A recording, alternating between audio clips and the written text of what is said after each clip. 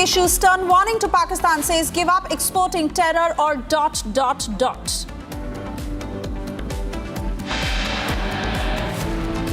Indian man from Kerala killed in the front lines of the Russia-Ukraine war. MEA yet to issue a statement. Republic asks, did the government fail Binil?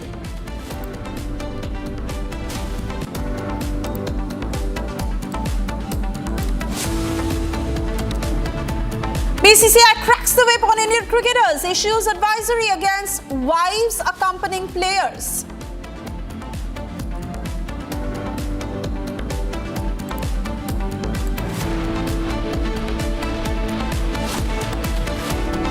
Usage of banned saline in state-run hospitals sparks controversy in West Bengal. Mamata government to probe into lapse in administration of expired saline.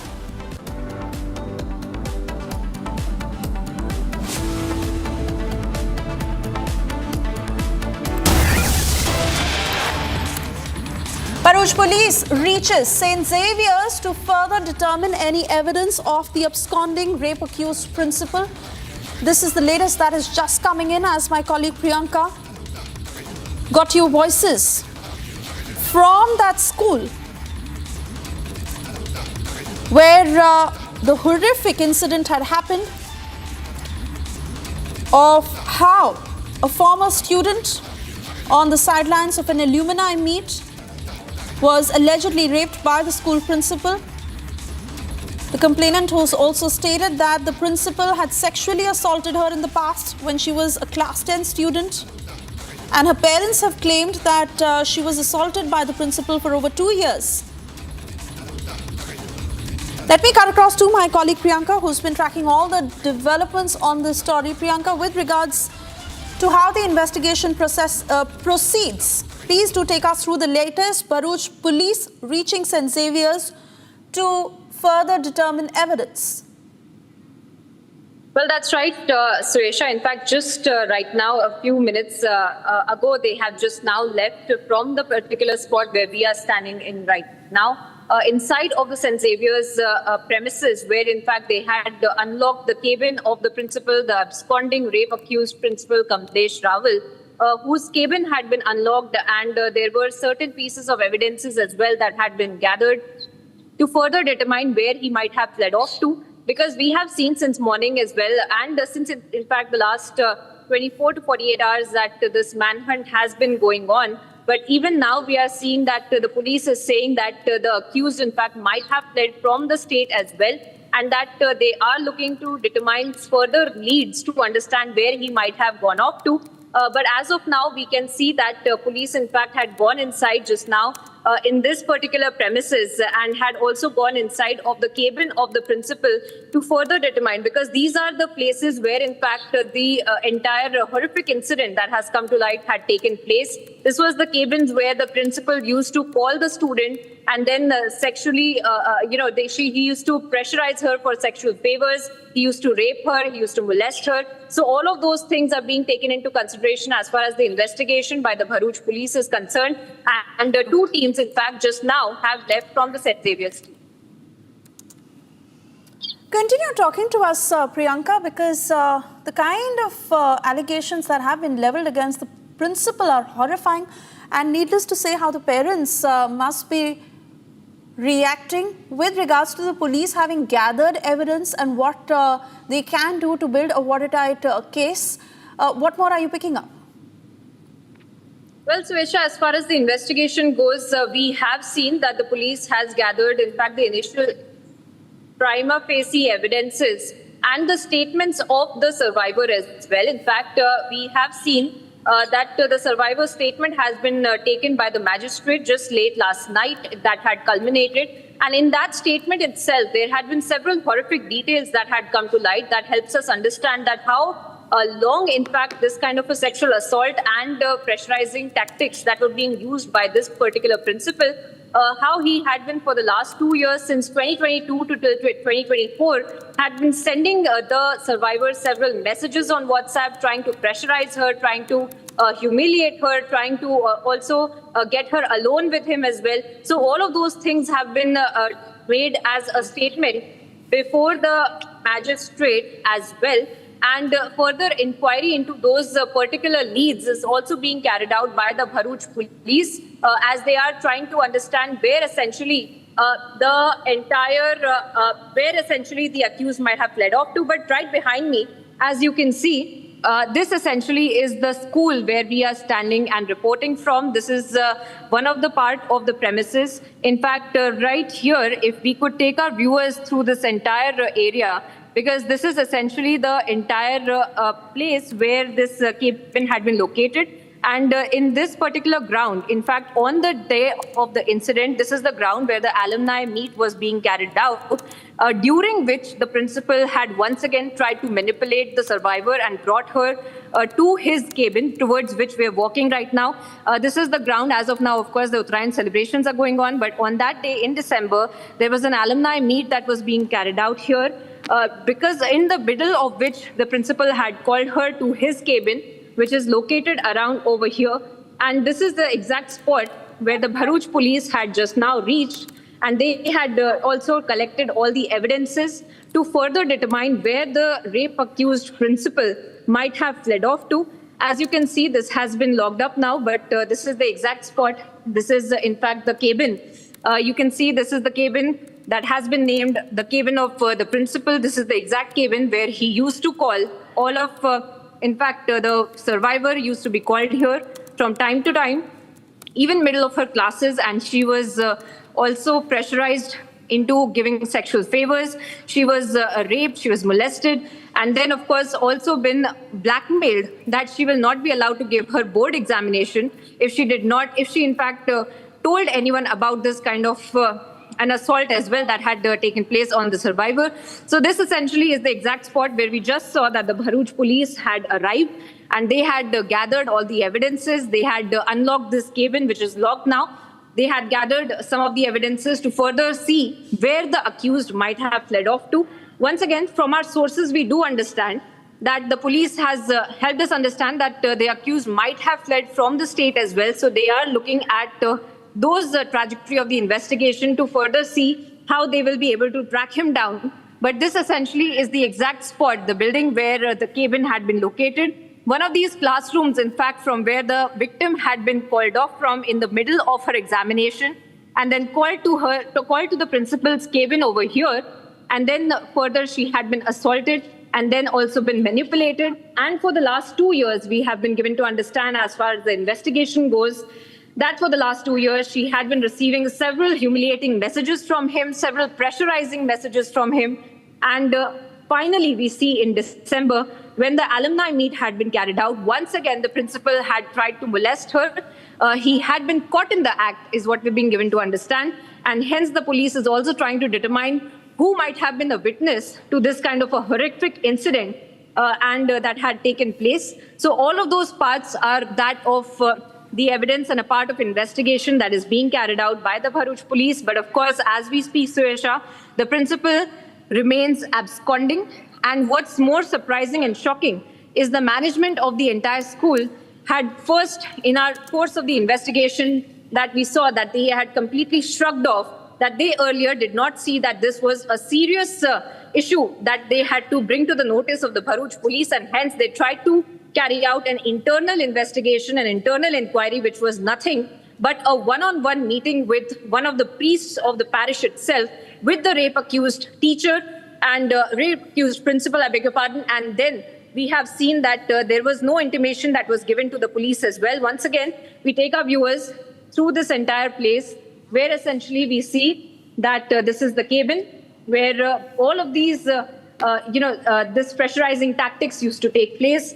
He was, in fact, also known that he would call the student out of the classroom and try to interrupt her studies, try to interrupt her examinations, and then try to pressurize her from telling anyone about this entire incident, and also from stopping her for appearing for her board examinations as well back in 2022.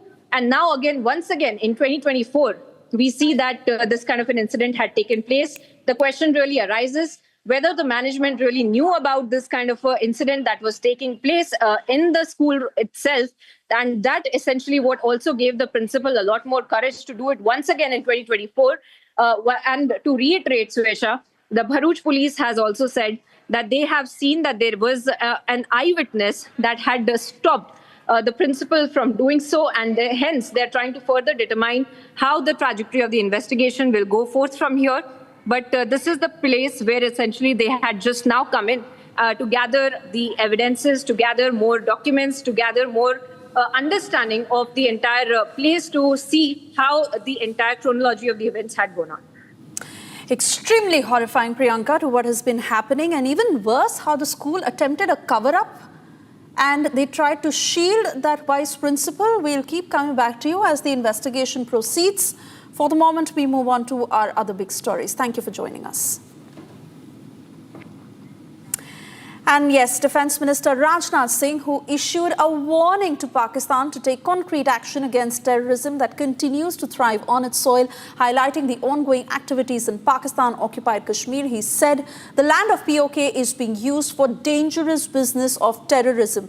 Training camps for terrorists are still operational there. Launch pads are active in areas close to the border. The Indian government is aware of everything. Pakistan must dismantle these operations. Otherwise, ... Listen in. Jammu Kashmir बिना PoK के अधूरा है, भारत के माथे का मुकुट मणि है। वैसे भी पीओके पाकिस्तान के लिए एक फॉरेन टेरिटरी से अधिक कुछ नहीं है। पीओके में रह रही अवाम को एक डिग्निफाइड लाइफ से महरूम रखा जा रहा है। उन्हें मजहब के नाम पर हिंदुस्तान के खिलाफ बरगलाने और उकसाने की कोशिश पाकिस्तान के हुक्मरानों द्वारा यह बराबर की जा रही है। हाल ही में पीओके के इल्लीगल वजीर आजम अनवारुल हक ने हिंदुस्तान के खिलाफ जो जहर उगला है, वह पाकिस्तान की ही साजिश का हिस्सा है।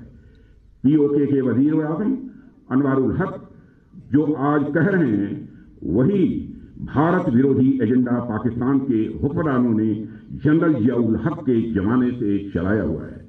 पीओके की जमीन का इस्तेमाल आतंकवाद का खतरनाक कारोबार चलाने में किया जा रहा है। यह बात आज मैं खुलकर कहना चाहता हूं। वहां आज भी आतंकवादियों के लिए ट्रेनिंग कैंप चलाए जा रहे हैं। सीमा से सटे हुए इलाकों में लॉन्च पैड बने हुए हैं, इसकी पक्की जानकारी है। भारत सरकार को सब पता चल रहा है। पाकिस्तान को इनको खत्म करना ही होगा, नहीं तो ...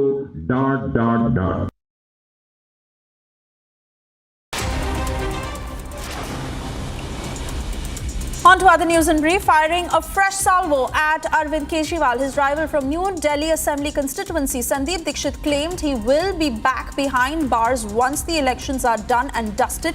Dixit said Aam Aadmi Party Supremo failed to come up with answers to any of the questions asked of him, adding that the Congress was fighting the polls to win. Picking up from where Rahul Gandhi left off during his rally in the national capital on Monday, Congress MP Pramod Tiwari took a swipe at both the ruling AAP and the BJP. Tiwari said both the BJP and Congress have been in power in the national capital for over 10 years but have failed to lift the city from messy state that it currently finds itself in. Tearing into Congress leader Rahul Gandhi, BJP's Delhi chief Virendra Sachdeva reminded him of his own failed schemes in Congress-ruled states. Sachdeva said Rahul is in the habit of lying and making false promises while campaigning for elections. He said people of Delhi would reject both the Congress and the BJP as they are two sides of the same coin. Odisha Chief Minister Mohan Charan Majhi announced the implementation of the centre's flagship Ayushman Bharat healthcare scheme in the state. Speaking to media persons, the scheme, which promises free healthcare of up to 5 lakh rupees annually, was deliberately not implemented by the previous BJD government for its selfish political reasons.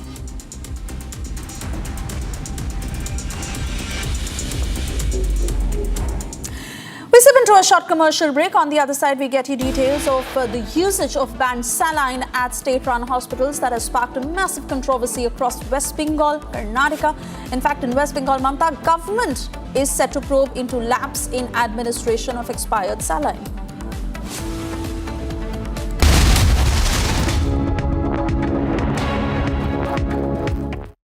Ice बोला था लाने को, लद्दाख चला गया।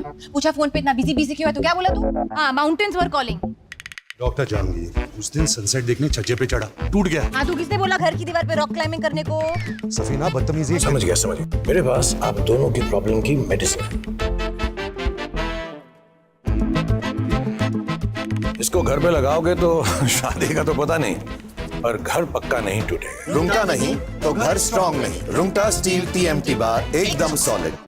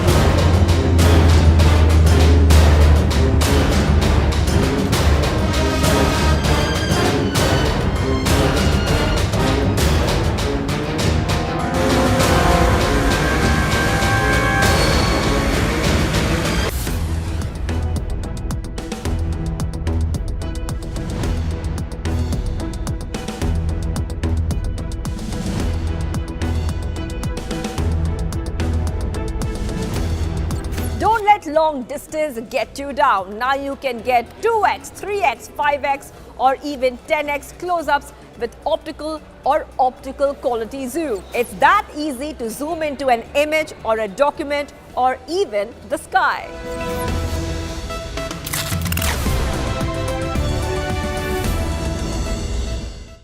Virat Kohli has been at the centre of multiple controversies lately, as the Indian cricket team comes off a forgettable run in the Border Gavaskar Trophy series against Australia.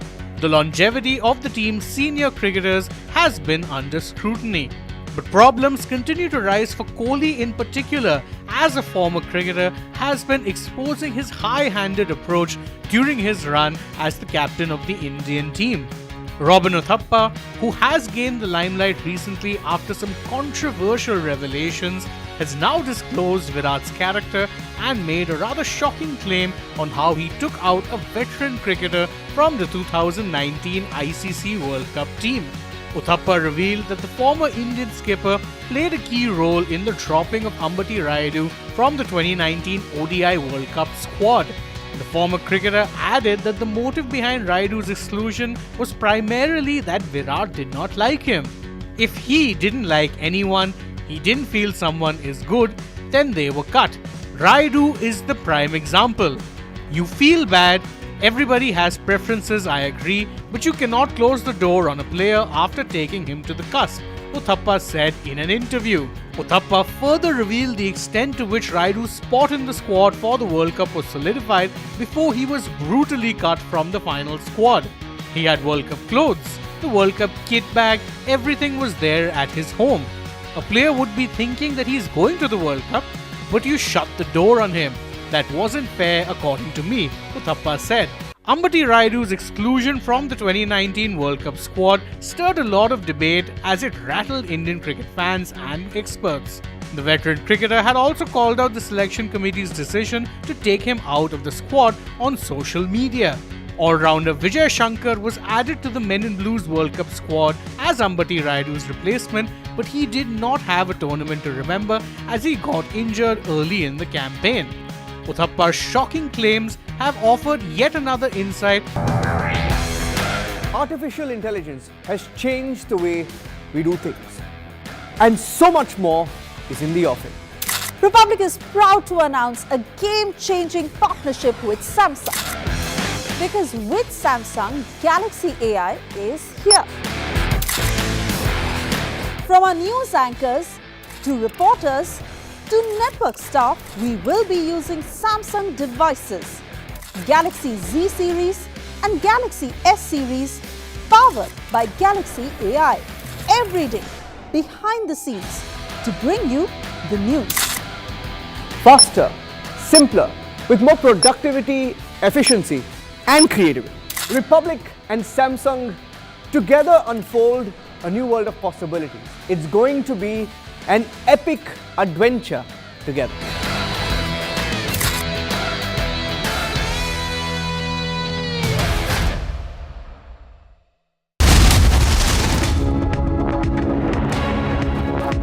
And while compounding the woes of the ruling Aam Aadmi Party going into the Delhi Assembly elections, an FIR that was registered against Chief Minister Atishi for an alleged violation of Model Code of Conduct. Getting you all the details in this report. Trouble mounts for the Aam Aadmi Party going into the Delhi Assembly elections.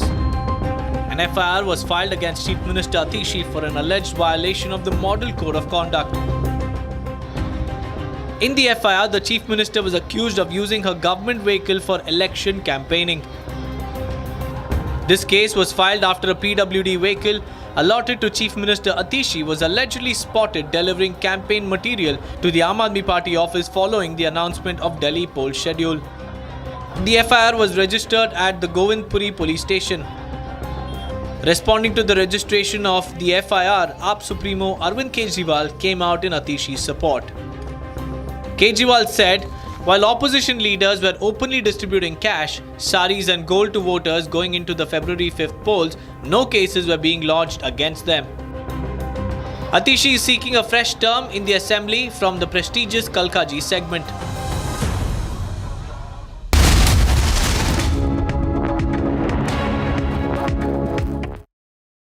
भाई साहब एक pump देना।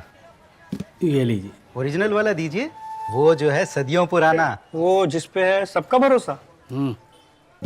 ये लीजिए Kirloskar brothers India का original pump, क्योंकि यही है सदियों से भारत का भरोसा। सदियों से भारत का भरोसा, किर्लोस्कर ब्रदर्स लिमिटेड।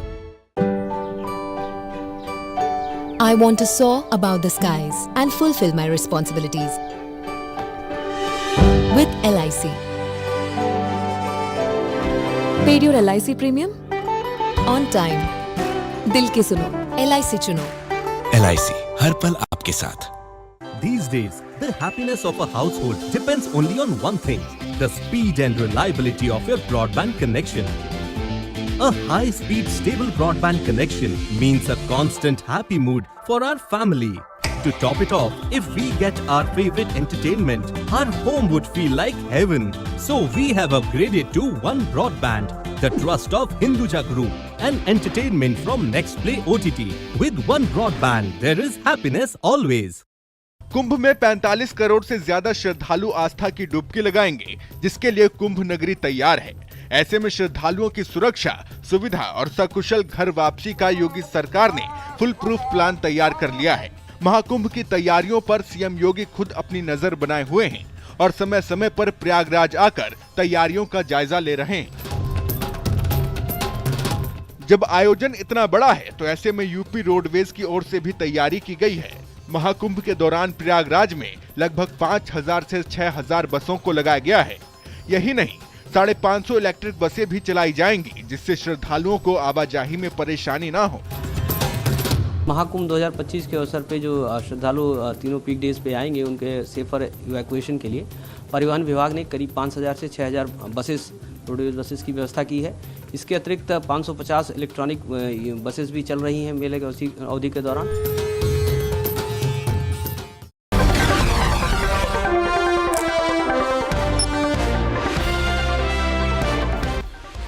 अब तक जितनी भी खबरें चलाई गईं, वो भारतीय जनता पार्टी के दफ्तर में तैयार की गईं, फ्रॉड थी, फर्जी थी, मनगढ़ंत तरीके से बनाई गई थी। इसका मतलब सीएजी की कोई रिपोर्ट आई नहीं और उसके बावजूद चुनाव आचार संहिता दिल्ली में लगी हुई है और उस चुनाव आचार संहिता की धज्जियां उड़ाते हुए फर्जी सीएजी रिपोर्ट मीडिया के सामने भारतीय जनता पार्टी के वरिष्ठ नेताओं ने दिखाई।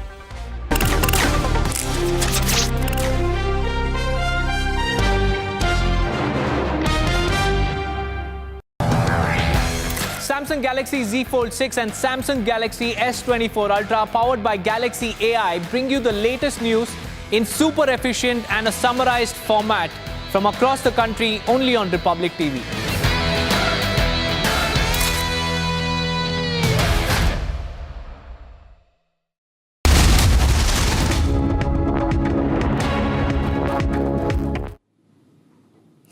And well, if you're wondering what the weather in your city is today, here is the weather update brought to you by Samsung Galaxy S24 Ultra, powered by Galaxy AI.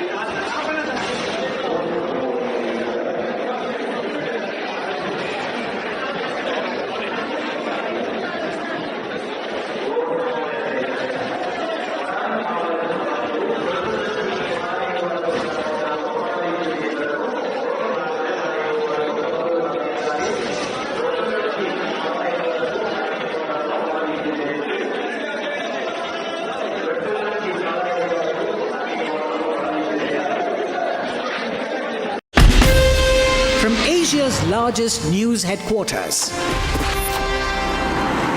setting the agenda for Bharat.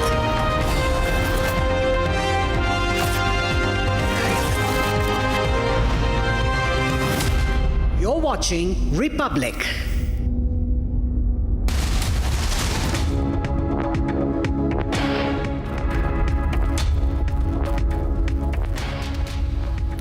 Very good evening, viewers. You're watching Republic TV and I'm Raktha Mishra with you. Let's get started with all the top stories of the day that we are tracking.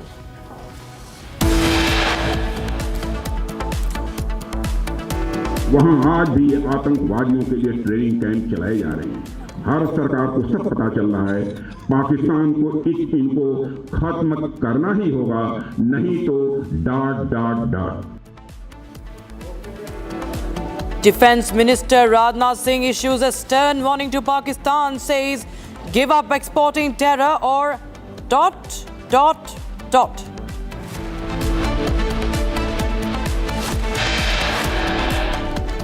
Politics over fake voter row escalates. The BJP launches fresh attack on the Aam Aadmi Party, says Kejriwal misleading people.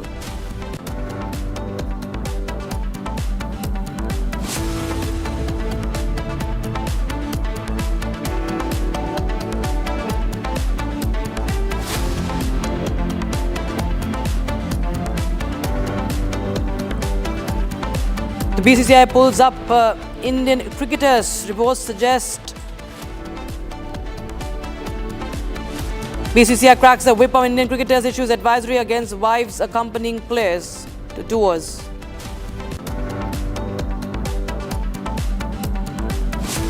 And,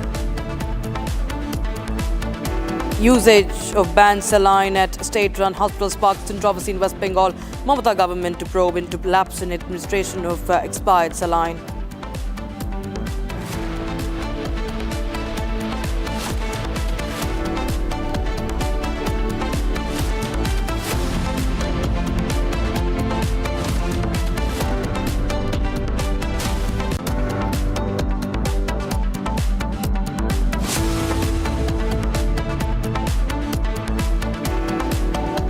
Right, viewers, now Binil TB, a 32-year-old native of Kerala's Thrissur district, was killed in a drone attack during the Russia-Ukraine war. He was on the front lines, active war zone.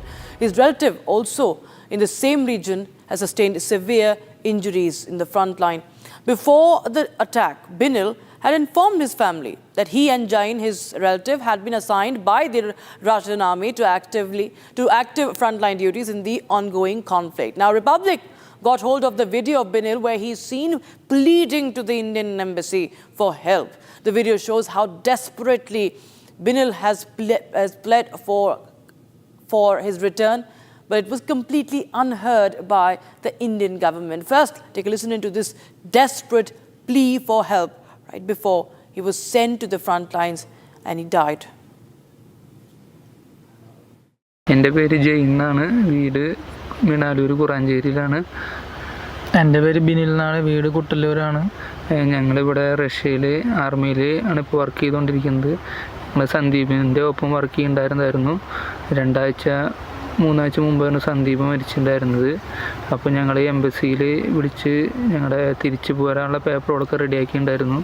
അപ്പോൾ ഞങ്ങളുടെ ഒപ്പം ഉണ്ടായിരുന്ന എല്ലാവരെയും back പൊസിഷനിലേക്ക് ഇപ്പം മാറ്റിയെന്ന് അറിഞ്ഞായിരുന്നു embassy ഇടപെട്ടിട്ട്. ഞങ്ങളിപ്പോഴും front ലൈനിൽ തന്നെയായിരുന്നു നിൽക്കുന്നുണ്ടായിരുന്നത്. ഞങ്ങളതിനെ എങ്ങനെയെങ്കിലും ഒന്ന് സഹായിക്കാൻ വേണ്ടിയിട്ടൊന്ന് അഭ്യർത്ഥിക്കുകയായിരുന്നു.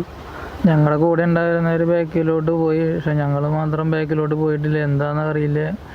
അതിൻ്റെ കാരണം എന്തിനാണ് എത്രയും പെട്ടെന്ന് പരിഹരിക്കണം എന്ന് അപേക്ഷിക്കുന്നു. എൻ്റെ പേര് ജെയിൻ, വീട് തൃശ്ശൂരാണ്. ഞാനിപ്പോൾ ഉള്ളത് റഷ്യ-ഉക്രൈൻ യുദ്ധം നടക്കുന്നതിൻ്റെ ഫസ്റ്റ് സോണിലാണ്. എൻ്റെ കൂടെ ബിനിലേട്ടനുണ്ട്. ഞങ്ങളിവിടെ ചെയ്തുകൊണ്ടിരുന്ന ജോലി ഇവിടേക്ക് ഫുഡ്, വാട്ടർ, വെള്ളം തുടങ്ങിയ സാധനങ്ങൾ എത്തിക്കുന്ന ജോലിയായിരുന്നു ഞങ്ങൾക്കിവിടെ ഉണ്ടായിരുന്നത്. പക്ഷേ അവരിപ്പോൾ ഞങ്ങളുടെ അടുത്ത് പറയുന്നത് അവരുടെ കൂടെ യുദ്ധത്തിന് ചെല്ലണം എന്നാണ് പറയുന്നത്. അപ്പോൾ അതിന് വേണ്ടിയിട്ട് അവർ ഞങ്ങൾക്ക് മാഗസീനും ഗ്രനേഡും ഒക്കെ ഞങ്ങൾക്ക് എടുത്തു തന്നിരുന്നു. ഞങ്ങൾ ഏകദേശം ഒരു 8 പേരോട് കൂടെ വർക്ക് ചെയ്യുന്നുണ്ടായിരുന്നു ഇങ്ങനത്തെ ജോലിയായിട്ട്. അതിൽ 4 പേരിന് അവർ ഇപ്പോൾ തന്നെ പറഞ്ഞയച്ചു കഴിഞ്ഞു. അടുത്ത ലിസ്റ്റിൽ ഞങ്ങളുടെ 2 പേരുടെയും പേര് വന്നിട്ടുണ്ട്. അപ്പോൾ ഞങ്ങൾ ഈ കാര്യം പറഞ്ഞ് എംബസിയിൽ രാംകുമാർ സാറിനെ കോൺടാക്ട് ചെയ്തിട്ടുണ്ടായിരുന്നു. പുള്ളി ഞങ്ങളുടെ അടുത്ത് പറഞ്ഞത് ഞങ്ങളുടെ കോൺട്രാക്റ്റൊക്കെ 3 മാസം മുമ്പ് തന്നെ ക്യാൻസൽ ചെയ്ത് കഴിഞ്ഞു എന്നാണ്. പക്ഷെ അത് ഞങ്ങൾ ഇവിടുത്തെ കമാൻഡറുടെ അടുത്ത് പറയുമ്പോൾ കമാൻഡർ ഞങ്ങളുടെ അടുത്ത് പറയുന്നത് ഞങ്ങളുടെ കോൺട്രാക്റ്റ് ഇതുവരെ ക്യാൻസലാക്കിയിട്ടില്ല, ഞങ്ങൾക്ക് അവരെ ഇവിടുന്ന് ഡിസ്മിസ് ചെയ്തുകൊണ്ടുള്ള ഓർഡർ അവർക്ക് ഡിഫൻസ് മിനിസ്റ്ററിൽ നിന്ന് ലഭിക്കണം, അല്ലാതെ ഞങ്ങളെ പറഞ്ഞയക്കാൻ സാധിക്കില്ല എന്നാണ് അവർ പറയണത്. ഇപ്പം എന്ത് ചെയ്യണമെന്നറിയാത്തൊരവസ്ഥയിലായിരുന്നു ഞങ്ങൾ നിൽക്കുന്നുണ്ടായിരുന്നത്. എങ്ങനെയെങ്കിലും ഞങ്ങളെ ഒന്ന് ഇവിടുന്ന് സഹായിക്കണമായിരുന്നു. And now let's take a listen to the desperate plea for help by the family members. Republic TV spoke to the family of Binil. Listen in. എൻ്റെ അമ്മയാണ്, ഞാൻ ജെസ്സിന്നാണ് പേര്. മക്കളവിടെ ഓപ്പറേഷൻ കഴിഞ്ഞിട്ട് അവിടെ കിടക്കണം. ഇങ്ങനെ വിളിച്ചിരുന്നു. അവൻ സംസാരിക്കാൻ പറ്റുന്നില്ല എന്നാണ് പറഞ്ഞതാണ്. കുറച്ച് സംസാരിക്കാനേ അവന് പറ്റുന്നുള്ളൂ. പിന്നെ പിന്നിൽ അവിടെ ജെയിൻ പറഞ്ഞു ബിനിൽ മരിച്ചു എന്ന് അവൻ തന്നെ പറഞ്ഞു. ഞങ്ങൾ MP ക്കും മന്ത്രിമാർക്കും സുരേഷ് ഗോപി സാറിനും എല്ലാവർക്കും ഞങ്ങൾ അപേക്ഷ കൊടുത്തു. മുമ്പുള്ള 3 ആൾക്കാർ വന്നിരുന്നു. അപ്പൊ തൊട്ട് ഞങ്ങൾ അപേക്ഷ കൊടുത്തിരുന്നു. മന്ത്രിമാർക്കും എംപിക്കും എല്ലാവർക്കും ഞങ്ങൾ അപേക്ഷ കൊടുത്തു. പക്ഷെ ആരും ഞങ്ങളുടെ മക്കളെ തിരിച്ചു കൊണ്ടുവരാൻ വേണ്ടി ആരും ഒന്നും ചെയ്തില്ല. ചെയ്തെങ്കിൽ എന്റെ മക്കള് വരായിരുന്നു. ബിനിലിന് ഗതി വരില്ലായിരുന്നു. പക്ഷെ പിന്നെ ബോഡി ജെയിൻ കണ്ടായിരുന്നു. ബിനിലിന്റെ ബോഡി കണ്ടു എന്നാണ് അവൻ പറഞ്ഞ. ഹോസ്പിറ്റലിൽ നിന്ന് അവൻ വിളിച്ചായിരുന്നു. അപ്പൊ ബിനിലിന്റെ ബോഡി കണ്ടായിരുന്നു എന്ന് പറഞ്ഞു. പിന്നെ എത്രയും പെട്ടെന്ന് ഞങ്ങള് ബിനിലിന്റെ ബോഡി തിരിച്ചു കൊണ്ടുവരണം. അനിയന്റെ മകളുടെ ഭർത്താവാണ് ബിനില്. അപ്പൊ എത്രയും പെട്ടെന്ന് ബോഡി തിരിച്ചു കൊണ്ടുവരണം.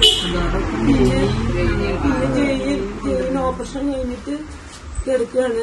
അവന് എത്രയും പെട്ടെന്ന് അവനെ ഇനി ഇവരെ മിലിറ്ററിക്ക് കൊണ്ടുപോകാതെ തിരിച്ച് എത്രയും പെട്ടെന്ന് നാട്ടിലെത്തിക്കണം എന്നാണ് അപേക്ഷ. നിങ്ങൾ അതിനു വേണ്ടി എന്ത് വേണമെങ്കിലും ആർക്കു വേണമെങ്കിലും കൊടുക്കാൻ നിങ്ങൾ തയ്യാറാണ്. അപേക്ഷ ഇനിയും കൊടുക്കാൻ തയ്യാറാണ്. ദൈവം കേന്ദ്ര സർക്കാർ അതിനു വേണ്ടിയിട്ട് ഞങ്ങളെ സഹായിക്കണം. എത്രയും പെട്ടെന്ന് അവരെ നാട്ടിലെത്തിച്ചു തരണം. വിനീതമായി അപേക്ഷിക്കുക. വെടിവെപ്പ് ഉണ്ടാവാൻ സാധ്യതയുണ്ടെന്നൊക്കെ പറയുന്നുണ്ട്. ഞങ്ങൾക്കിപ്പോ എല്ലാം പറയാൻ പറ്റില്ലല്ലോ. പിന്നെ ഇവര് എല്ലാം ഞങ്ങളുടെ അടുത്ത് പറയില്ലല്ലോ. ഇവര് റെഡിയാകാൻ പറഞ്ഞു. തോക്കും ഗ്രനേഡും എല്ലാ സാധനങ്ങളും തന്നിട്ടുണ്ട് ഇവിടെ.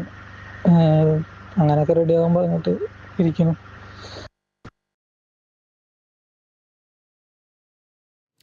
And viewers, another case like Binil has also come to light. A similar case has come to light. And we're talking about Ravi Mohan here. 22-year-old from Haryana was traveled to Russia in January after being contacted by an agent who promised a job in the transport sector. Now, once he was there, he was forced to fight in the war. He was duped into this. He was offered a job, but he was duped and he was sent to fight the war. Ravi Mohan. And it's a similar case like that of Binil. And now Binil has lost his life, his family, of course, crying for help, and questions being raised on did the Indian embassy, did New Delhi not do anything? The Ravi Mohan was killed, viewers, how he was duped for a job and then sent to the war zone in Russia, like Binil TB of Kerala. Ravi Mohan was from Haryana, was a 22-year-old. He was hired for a transportation job, but he was inducted into the military. And this was a very important issue, remember, viewers, even when the talks were happening with Moscow and the Prime Minister was meeting Vladimir Putin. This was a very important case. And there have been concerns raised on the matter. The families continue to wait for justice. All right, we're going to cut across live to the press conference, BJP press conference, viewers. की सुरक्षा के लिए घातक मानी जाती हैं उन गतिविधियों के समर्थन की बात आई है। अब इससे गहराई इसलिए बढ़ रही है कि क्या कोई अल्पवयस्क बालक अपने मन से कर रहा है, इसका मतलब उसे शिक्षा कैसी दी जा रही है। दूसरा, या वो सिर्फ मोहरा है और उसके पेरेंट्स और जो पीछे के एनजीओज हैं उनकी इसमें कोई भूमिका है ताकि दिल्ली की कानून व्यवस्था को बिगाड़कर दिल्ली के वातावरण को खराब करके दिल्ली में भय का वातावरण उत्पन्न करके कोई राजनीतिक लाभ या अपनी राजनीतिक विचारधारा की पुष्टि की जा सके। अब जो समाचार उपलब्ध हैं, जो जानकारियां उपलब्ध हैं, उससे बहुत गहरा संदेह हो रहा है, क्योंकि हम सभी जानते हैं कि दिल्ली में आम आदमी पार्टी का बहुत गहरा संबंध न सिर्फ तमाम ऐसे अवांछित एनजीओ से रहा है और तमाम ऐसी गतिविधियों से रहा है जो अफजल गुरु की हैंगिंग और देश विरोधी तमाम गतिविधियों में लिप्त रहे हैं। आप सभी को ध्यान होगा कि फरवरी 2015 में जो टुकड़े टुकड़े होंगे का नारा लगा था वो अफजल गुरु की बरसी के ऊपर था और जिसकी फाइल को महीनों तक आम आदमी पार्टी ने बचा के रखा था। इसलिए अब यह रहस्य गहरा रहा है कि वो एनजीओ कौन है, वो एनजीओ के लोग कौन हैं, उनका आम आदमी पार्टी से कोई संबंध है क्या। क्योंकि यह बात हम ऐसे हवा में नहीं कह रहे हैं। आम आदमी पार्टी की मुख्यमंत्री आतिशी मरलेना जी के दोनों पेरेंट्स ने अफजल गुरु की क्लीमेंसी के पिटीशन का समर्थन किया था, तो यह बात सीधे संबंध जुड़ता हुआ दिखाई पड़ रहा है। यानी वहां के सर्वोच्च नेतृत्व के साथ, और उस जमाने में याद करिए वो सब लोग, प्रशांत भूषण, शांति भूषण, अन्य बहुत सारे लोग थे, आप बड़ी लंबी लिस्ट है, वो सब उस समय आम आदमी पार्टी के सदस्य थे। यानी आम आदमी पार्टी का एक संगठन के रूप में उनके साथ संबंध बहुत साफ दिखाई पड़ रहा था। तो अब ऐसी जानकारी लगती है और यह ऐसा ही गहरा संदेह आता है जो पुष्ट होता हुआ नजर आता है कि क्या इस चीज में आम आदमी पार्टी का या उनसे जुड़े एनजीओ का कोई संबंध है। केजरीवाल जी आकर तमाम बार अनाप शनाप बातें, अनर्गल मिथ्या बातें कर जाते हैं। आज उनसे मैं साफ साफ शब्दों में पूछना चाहता हूं कि आम आदमी पार्टी आकर स्पष्ट करे कि ये जो भयानक और खतरनाक तथ्य उभर के सामने आया है, इसके पीछे जो मैकेनिज्म नजर आ रहा है, चूंकि उन लोगों का सीधे वैचारिक सामने आपसे नजर आ रहा है, तो आपसे उनका क्या संबंध है, आपको सीधे आकर स्पष्ट करना चाहिए दो टूक शब्दों में। और उसके साथ साथ यह भी सवाल है कि अगर अल्पवयस्क बच्चे ये कर रहे हैं, तो ये जो भी सो कॉल्ड एनजीओज हैं, जो मेरे विचार से देश के लिए खतरनाक काम कर रहे हैं, और इनका जो आम आदमी पार्टी के साथ पुराना स्थापित संबंध रहा है, वो देश के नौनिहालों के मन में किस प्रकार का जहर भर रहे हैं और उस जहर के कितने घातक प्रभाव आने वाले समय में पड़ सकते हैं। इसलिए हमें इन सारी चीजों का सीधा, स्पष्ट और सपाट जवाब आम आदमी पार्टी से चाहिए कि इस प्रकार की जो घटना हुई उसमें जो लोग संलिप्त हैं उनसे आपका क्या संबंध है, और उस प्रकार के लोगों के साथ आपके पूर्व में स्थापित संबंध रहे हैं, आपकी मुख्यमंत्री के परिवार तक से वो लोग संबंधित रहे हैं जिन्होंने इस प्रकार की गतिविधियों का समर्थन किया था। आपने टुकड़े टुकड़े का नारा लगाने वालों की, चूंकि दिल्ली में सरकार थी, तो महीनों तक आपने अदालती कार्रवाई को रोक के रखा था। इसलिए आज सीधा सवाल है, आम आदमी पार्टी का उनसे संबंध प्रतीत होता है और यह जानकारी लगती है कि उनके बीच में ऐसा संबंध है, तो उन्हें आकर इस बारे में स्पष्ट जवाब देना चाहिए। और अगर वो स्पष्ट जवाब नहीं दे रहे हैं तो फिर हमें मानना चाहिए कि संदेह उतना और गहराता है, और जिसे कहा जाता है कि मौनम स्वीकृति लक्षणम। आगे मैं अनुरोध करूंगा कि हमारे दिल्ली के प्रदेश अध्यक्ष आदरणीय सचदेवा जी आपको संबोधित करें। धन्यवाद सुधांशु जी। मित्रों, ये संयोग नहीं है। दिल्ली में जब जब विधानसभा चुनाव होने लगते हैं, उससे पहले दंगे का माहौल बनाना और दिल्ली को डराने और दहलाने की कोशिश करना। उत्तर पूर्वी का दंगा हम भूले नहीं हैं, शाहीन बाग हम भूले नहीं हैं, और अब जब ज़मीन खिसक रही है, आज जो जांच दिल्ली पुलिस की वक्तव्य से पता चलता है,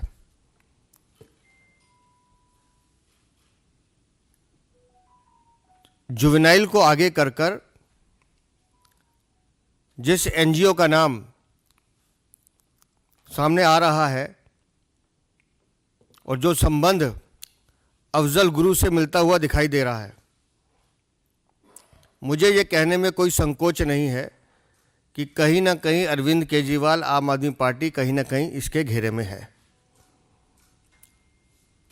और इसके पीछे के कारण हैं। मैं बार बार कहता हूं कि दिल्ली में अवैध रोहिंग्या बांग्लादेशी बसाने का काम अरविंद केजरीवाल खुद करते हैं। अभी जो बांग्लादेशी एजेंट पकड़े गए, उनके पास जो कागज़ पकड़े गए, इनके दो विधायक महेंद्र गोयल और जय भगवान उपकार, उन दोनों के हस्ताक्षर हैं, वो सर्टिफाई कर रहे हैं, नकली आधार कार्ड बनवाए जा रहे हैं। हर वो व्यक्ति जो देश का दुश्मन है, देश को तोड़ने की साजिश रखता है, वो कहीं ना कहीं अरविंद केजरीवाल और आम आदमी पार्टी का भागीदार मिलता है। विदेशी फंडिंग से ये पैसा लेते हैं वो एजेंसी जो देश के दुश्मन हैं, जो देश का भला बुरा चाहते हैं। गुंडों को पालने का काम ये करते हैं। एक विधायक नहीं है, लंबी चौड़ी 20-21 लोगों की फहरिस्त है। मकोका में बंद है इनका विधायक, उसकी पत्नी को टिकट देते हैं। मजबूरी देखिए अरविंद केजरीवाल की, घुटनों पर बैठा है, घुटनों पर बैठा है उसके। क्यों? क्योंकि वो नरेश बाल्यान इसका नाम ना ले ले। मकोका में बंद है, और मकोका में बंद होना मतलब आप समझो वो आदमी जो बिल्कुल देश का दुश्मन हो। रंगदारी, वसूली, हत्या, क्या है जी? आपराधिक मुकदमे जिनके इतने विधायकों पे हैं, किसी पे नहीं है। और आईना दिखाओ तो इसको मिर्चें लगती हैं। जिस दिशा में जांच जा रही है, निस्संदेह वो एनजीओ, आतिशी मार लेना, अरविंद केजरीवाल, आम आदमी पार्टी कहीं ना कहीं एक सूत्र में बनते हुए नजर आएंगे। दिल्ली को दहलाने की कोशिश, 400 स्कूलों में फर्जी मेल करवाना, और वो भी एक जुवेनाइल से, एक सोची समझी साजिश है। कितने लाखों लोगों को परेशान किया गया, पूरी एजेंसीज को इस काम पे लगाया गया कि किसी तरह से दिल्ली में भय का माहौल हो जाए, एक ऐसा माहौल बन जाए लोग डरें। क्यों? क्योंकि इन्हें चुनाव जीतना है। अरविंद केजरीवाल दिल्ली के नहीं, देश के भी दुश्मन हैं। और जब बांग्लादेशी एजेंट पकड़े जा रहे हैं, वो बता रहे हैं कि इनके विधायक हमसे ये काम कराते हैं, एक शब्द इनके मुंह से नहीं निकल रहा है उस विधायकों के लिए, ना बाल्यान के लिए निकलता है। तो मुझे तो लगता है कि एक बहुत बड़ा खुलासा जल्द कुछ दिनों में होगा, जिसमें इन भ्रष्टाचारियों का, इन आततियों का, और ये जो दिल्ली को पूरी तरह से बर्बाद करने की कोशिश कर रहे हैं, ऐसी आपदा पार्टी जो दिल्ली में सचमुच आपदा बन के टूट पड़ी है, वो जब जांच सामने आएगी तो वो सत्य भी सामने आएंगे, और इस आपदा से मुक्ति दिल्ली को मिले, ये बहुत ज़रूरी है, क्योंकि इन्होंने दिल्ली को बर्बाद करने का काम किया है। प्रश्न साधारण मंत्री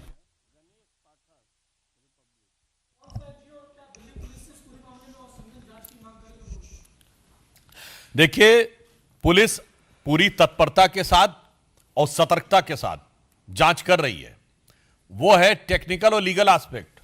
आज सवाल मॉरल और पॉलिटिकल है।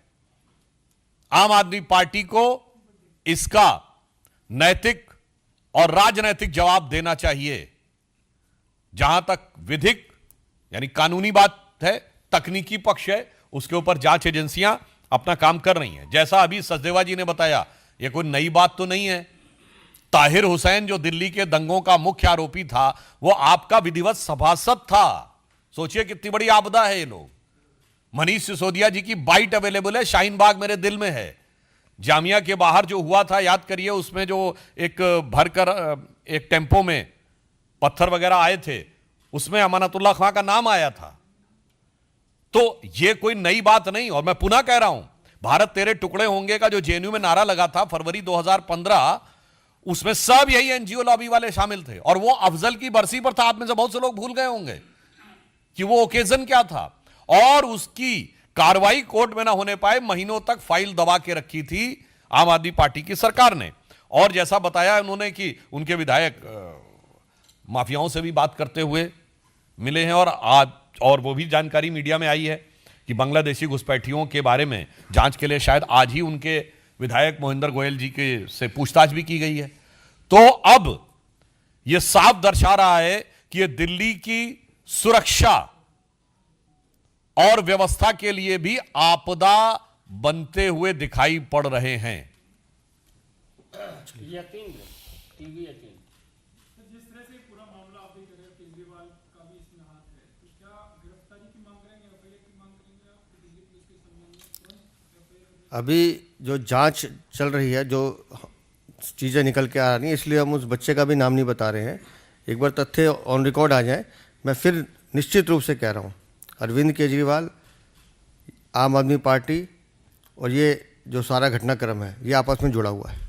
बस ये एक लाइन और ऐड करना चाहूंगा। वो पार्टी जो कहती थी आरोप लगते ही इस्तीफा देना चाहिए, ये उस जमाने का वाक्य है ना, जब टोपी पहनी हुई थी। और जब टोपी पहना दी है जनता को, तो उसके बाद आरोप लगने के बाद सफाई तक नहीं देते हैं, आके उल्टा सवाल करते हैं।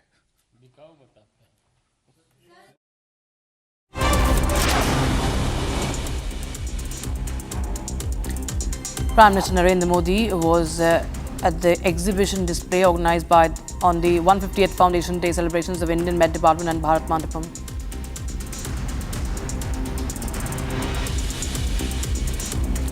An FIR has been registered against Delhi Chief Minister over the use of a government vehicle for political purposes. The case has been registered under BNS 223A for violation of the Model Code of Conduct.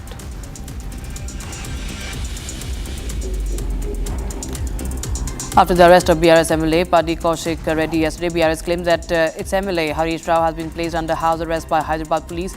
Heavy police deployment at his house in Kokapet. The party also claimed that its working president KT Rama Rao is also under house arrest. Karnataka Congress Minister Lakshmi Hebalkar was brought to a private hospital after she met with an accident near Belagavi. According to her son, Hebalkar has sustained minor injuries on her back and face. The driver of a car lost control while they were en route from Bengaluru to Belagavi.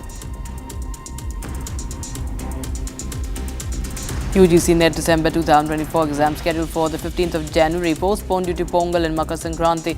The decision to reschedule the examination was made after the NTA received multiple requests to defer the examination due to festivals on that date.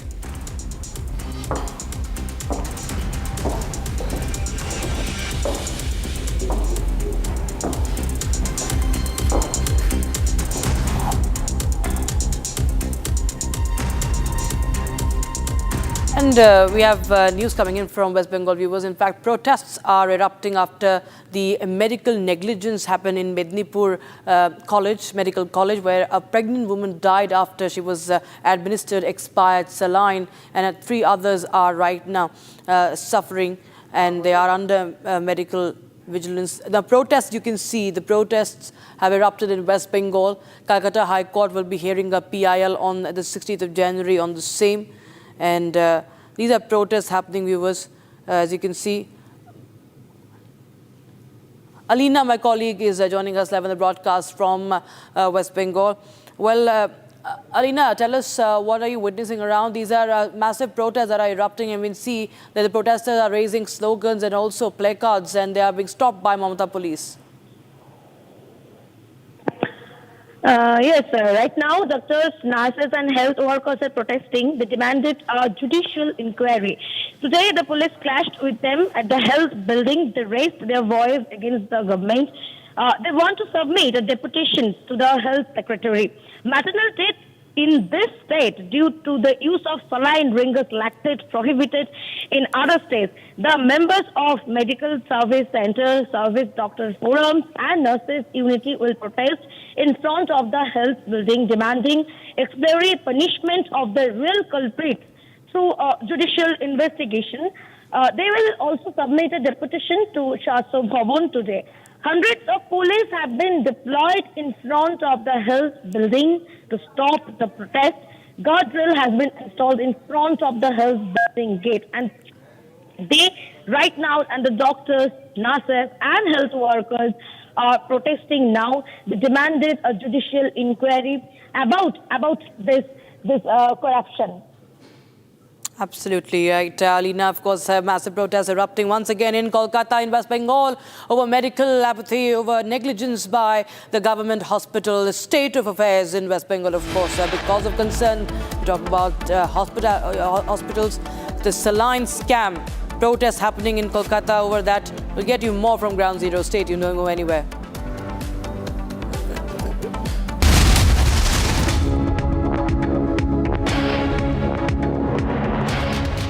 उस दिन sunset देखने छज्जे पे चढ़ा, टूट गया। हाँ, तो किसने बोला घर की दीवार पे रॉक क्लाइंबिंग करने को? सफीना बदतमीजी। समझ गया। मेरे पास आप दोनों की प्रॉब्लम की मेडिसिन है। इसको घर पे लगाओगे तो शादी का तो पता नहीं, पर घर पक्का नहीं टूटेगा। रुंगटा नहीं तो घर स्ट्रॉन्ग नहीं। रुंगटा स्टील TMT बार एकदम solid. You know, staying with your nuts and bolts negotiation for the leaders' declaration. I believe you mentioned somewhere on page 140 that once your draft 0 was ready, Russians came back with the change of word somewhere that they wanted to include sanctions in the draft, and then you had to threaten them with an appearance of Zelensky. What was that?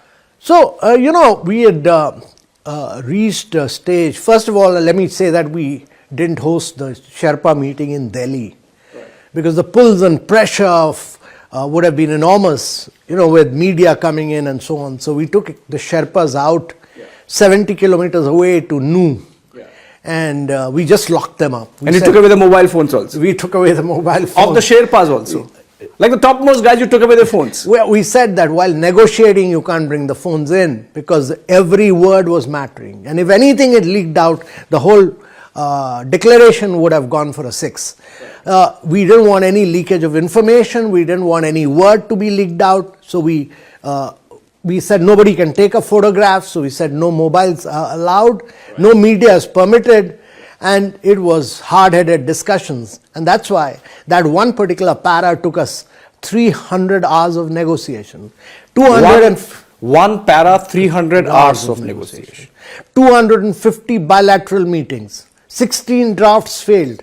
The 17th draft succeeded.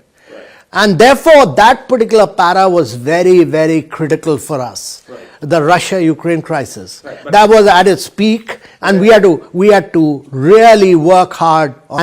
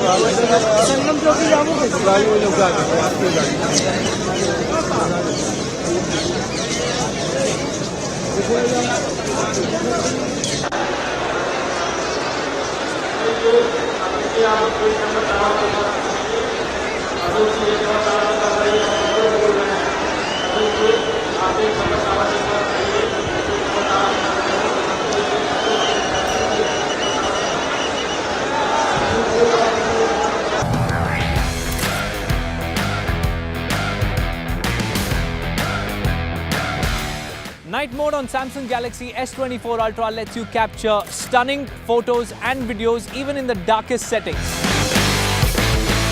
By reducing noise and enhancing details, it ensures that every shot is sharp, vibrant, and beautifully balanced. Say goodbye to blurry, washed out night shots and hello to vivid, optimized imagery that truly brings your nighttime moments to life. Ready to experience the magic of nightography? Let's go.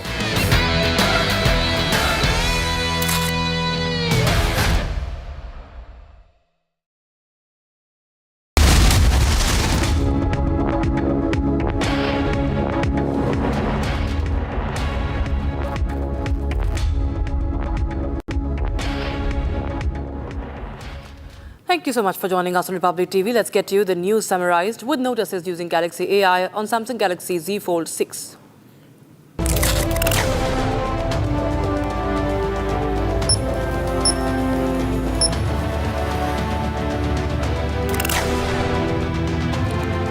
Defense Minister Arnab Singh issues a stern warning to Pakistan, says give up exporting terror or ... The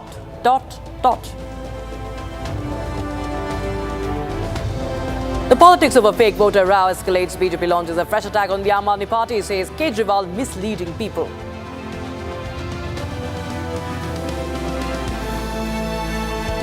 The usage of beyond expiry date saline at state-run hospitals in Bengal sparks massive controversy and protests.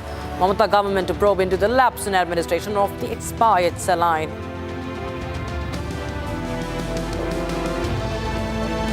BCCI cracks the whip on Indian cricketers, issues advisory against wives accompanying players to the tournaments.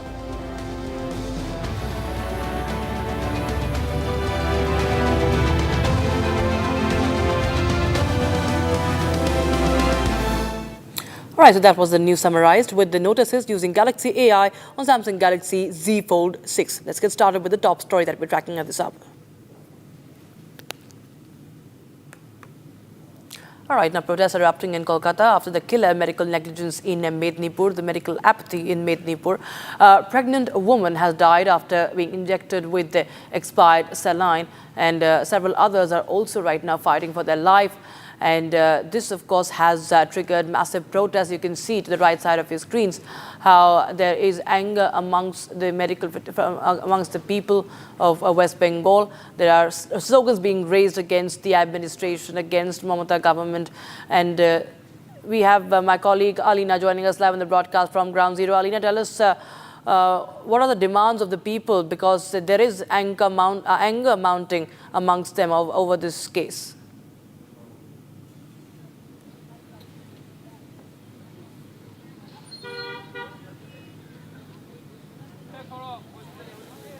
See, maternal death in this state due to use of saline syringal lactate and prohibited in other states. Karnataka government, the members of Medical Service Center, Service Doctors Forum and the Nurses Unity protest in front of the Swasthya Bhavan in West Bengal, demanding exemplary punishment of the real culprits through judicial investigation. They will also submit a deputation to Swasthya Bhavan today.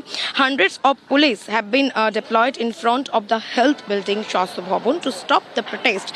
Guardrail has been installed in front of the health building gate. Even right now, doctors, nurses and health workers are protesting. They demanded a judicial inquiry. Today, the police clashed with them and the Swasthya Bhavan. They raised their voice against the government. They want to submit deputation to the health secretary.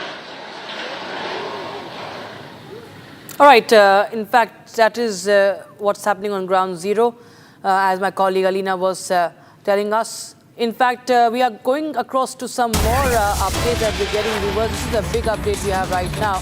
The Ministry of External Affairs has reacted finally to Binil's death case. The Ministry of External Affairs says that India is in touch with the Russian authorities, that the matter is strongly taken up. Matter has been strongly taken up with Russian authorities. And India demands early discharge of the remaining Indians in Russia-Ukraine war. So the matter has been taken up by New Delhi to Moscow. That's what the response by the official spokesperson of MEA, Ranadhir Jaiswal, has come in. And I quote him here: "We have learned of the unfortunate death of an Indian national from Kerala who had apparently been recruited to serve in the Russian army. We offer our deepest condolences to the family of the deceased. Our embassy in Moscow is in touch with the families and all possible assistance is being rendered. We are working with the Russian authorities for early transportation of mortal remains to India. We have also sought the early discharge and repatriation to India of the injured person. The matter has been strongly taken up with the Russian authorities in Moscow as well as the Russian embassy in New Delhi today. We have also reiterated our demand for the early discharge of the remaining Indian nationals." So this is the response, the official statement coming in by from the Ministry of External Affairs. The first response after 8 months of appeal, viewers. This case has been going on for a long time. Even there was another case of Ravi Mohan, and there were many others, viewers. There are many others who have lost their lives. There are Indians who have lost their lives in the war zone between Russia and Ukraine, the conflict, the war between Russia and Ukraine. Many of them have been duped and they were offered jobs, but they were being duped into and recruited into the army, the Russian army, as mercenaries. And MEA has now reacted. Abhishek Kapoor, senior executive editor, joins us live on the broadcast from the newsroom. Abhishek, after 8 months, we see a statement coming in from the Ministry of External Affairs. Well, you see, this response where the MEA expresses condolences and then says that they have strongly taken it up with the Russian authorities. This should have happened earlier. It's only because perhaps our mission did not take it up with Russian authorities as strongly as they should have, that Binil and his cousin Jain were not discharged or relieved, and then they had to face bullets in the front lines, and ultimately it led to Binil's death, and Jain is in a hospital with serious injuries. The statement, of course, says that they have taken it up with the embassy here in New Delhi also, but again, this seems like a post facto attempt at they're trying to be seen to be doing something, because when, as per the video of Jain, n number of times they approach our mission staff in Moscow. The fact that they have named one Ram Kumar, who's identified as a counselor in the embassy on the economic side, and he gave a very bureaucratic response saying that, the embassy cannot do anything about them till the time that they are discharged by the Russian authorities. Obviously, then there should have been a proactive stance and initiative to impress upon the Ministry of Foreign Affairs of Russia to carry out the assurances that they had given at the highest levels, be it with the External Affairs Minister S. Jaishankar or Prime Minister Modi when he had met President Putin in the month of July, and the issue was taken up. Though, of course, the Russians claim that they have repatriated about 69 of Indian citizens, but the fact that still 20 remained, and till now we have a count of 9 or 10 who have actually died in action, got killed in action, fighting with the Russian forces, clearly suggests that there has been a very bureaucratic response, both from the Russian side and our mission there in Moscow, in failing to make sure that every Indian citizen who was waylaid and by unscrupulous contractors and taken to Russia while being promised jobs in Poland and other parts of Europe, then the action should have come. Now, of course, the statement says that they have taken it up strongly with the Russian authorities, that the embassy in Moscow is in touch with the families, and that the attempts are being made to make sure that the mortal remains are brought back to India at the earliest. It's a clear case of the bureaucracy really, not responding with the kind of alacrity that those desperate pleas of Jain and Binil demanded. And had that happened, perhaps we might have had a different outcome, and Binil and Jain could have come back unharmed, but unfortunately he has died in action, and the Russians equally to blame, of course, for having allowed a situation where Indian citizen, despite wanting to come back, despite the contract having gotten over almost 3 months back, was not discharged, and his services continued to be taken by the Russian forces. Remember, what we are seeing panning out in the Russia-Ukraine war theater is essentially a meat grinder war, and obviously when the Russians are falling short of people, they are perhaps using these kind of facade, maybe, where you are seeing unscrupulous contractors sending in this kind of manpower, which ultimately ends up harming themselves, in the case of Binil losing life. Abhishek, it's not the first time that the MEA has issued a statement if you talk about the issue of how many of the Indians are stuck out there. In March also, the Ministry of External Affairs had assured that strong action has been initiated against those agents and those unscrupulous elements. In fact, senior editor Shravan Sen also joins us live from the newsroom. Shravan, I would bring in you here. And this is not the first time that the MEA has spoken over the matter, responding to the media queries. Back in March also, we had the Indian government assuring that we will take action against the unscrupulous agents. We had such such assurances made earlier as well. And this is just a repeat of that. We do not see, and we do not have an answer on the inaction by the Indian embassy either. There's some breaking news also. Rakshita, in fact, there is some breaking news development coming in, and Shawan is joining me in the newsroom. Let's listen to that. The family has said for 8 months they've made multiple appeals to the Ministry of External Affairs. Petitions have been sent. There was no response from the Ministry of External Affairs. Today, what is coming in is a feeble response from the Ministry of External Affairs, where they say that they've taken up this entire matter strongly with Russia. The question here is, one, why is it that they did not respond earlier? Second, if you take a look at the video that was made by Binil, this was on 16th of December, which shows that appeals were made to the Ministry of External Affairs back in the month of December. Thereafter, there has been no response. Let me just tell you, we spoke to the family members a short while back. They're completely shocked. Number one, because there was no response from the embassy in Moscow. Question here is, what exactly has the Ministry of External Affairs really done with regards to action against the erring officers in Moscow? That's the big question. Family has now also been demanding that there has been no communication whatsoever from the Ministry of External Affairs. So that's the response that hasn't really come in from the MEA as yet. So Shawan, what you're suggesting is that while the Ministry of External Affairs in its statement is maintaining that they are in touch with the family say nobody from the MEA has spoken to them. They are saying, they have come on record, we are going to put out the interview in a short while from now, where the family says 8 months on, multiple petitions being sent, there has been no response. Let me also tell you, they have taken the name of the officer in Moscow. In fact, they were in touch. They were told that there is a contract that was in place, and that contract was supposed to get over. Only after that they could return to India. In fact, it turns out that there has been no communication thereafter. So that's the big question here, that despite those appeals that have been made by the family members, not once, not twice, but 8 times, why is it that there was no response?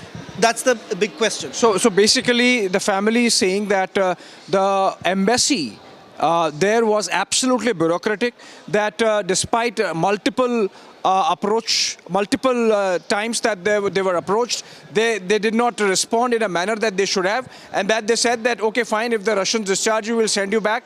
And despite the fact that they knew that the contract is over, they did nothing to impress upon the Russians that they should be sent back soon. One simple question here.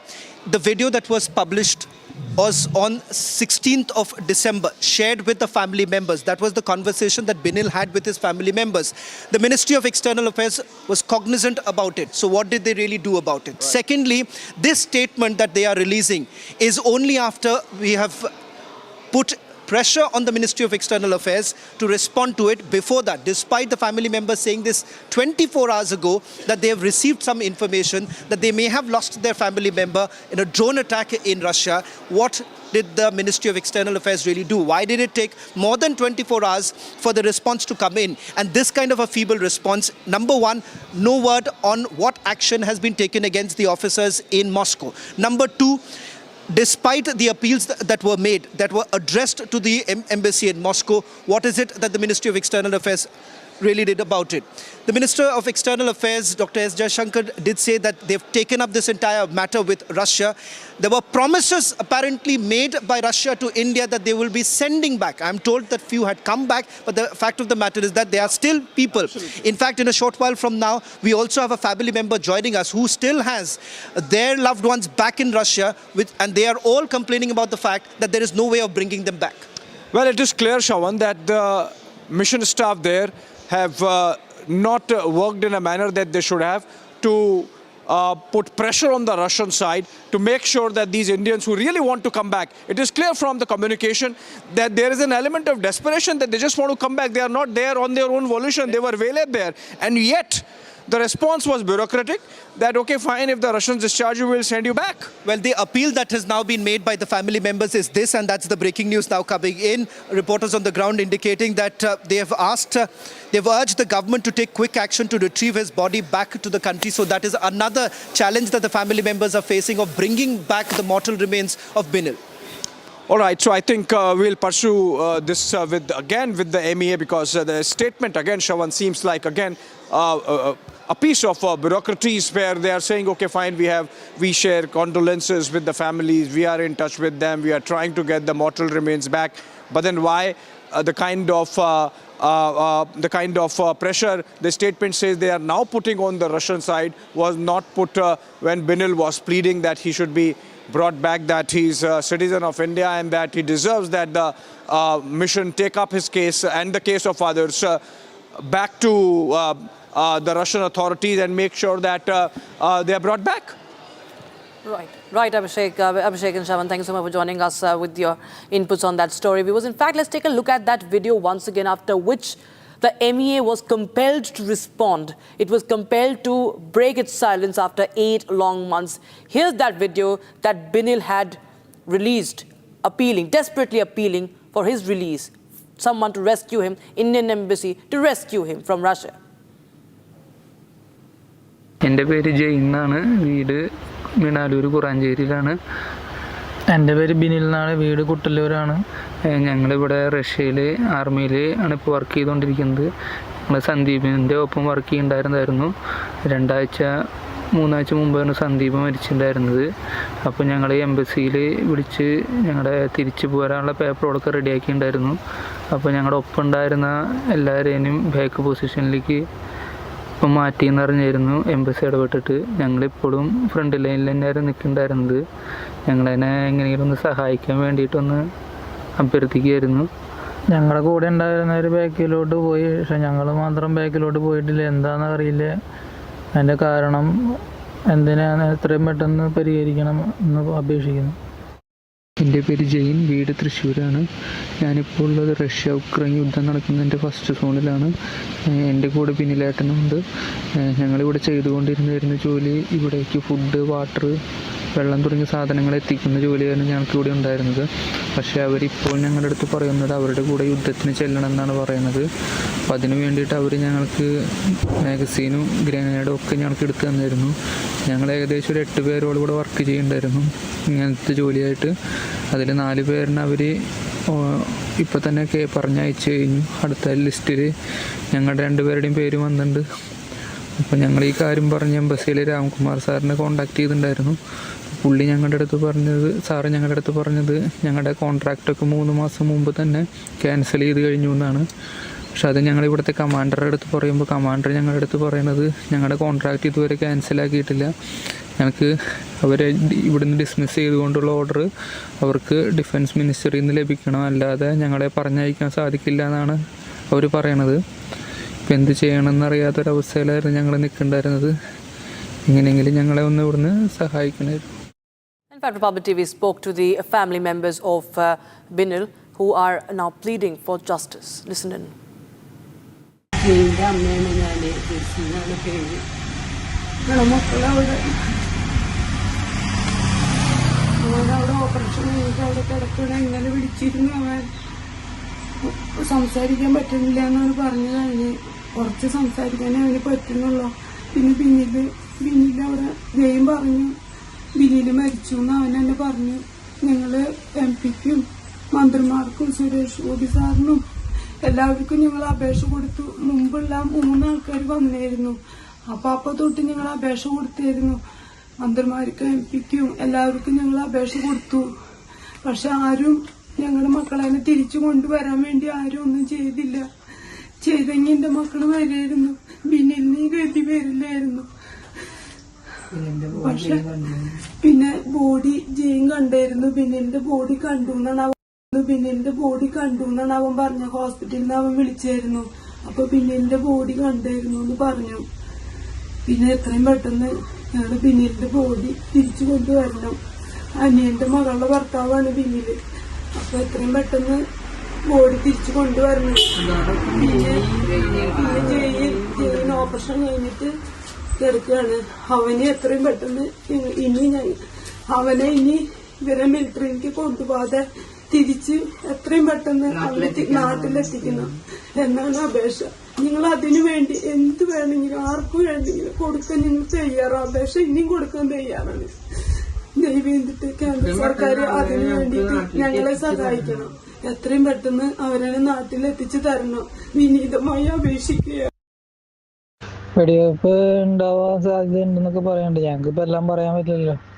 പിന്നെ ഇവര് എല്ലാം ഞങ്ങളുടെ അടുത്ത് പറയില്ലല്ലോ. ഇവര് റെഡിയാകാൻ പറഞ്ഞു.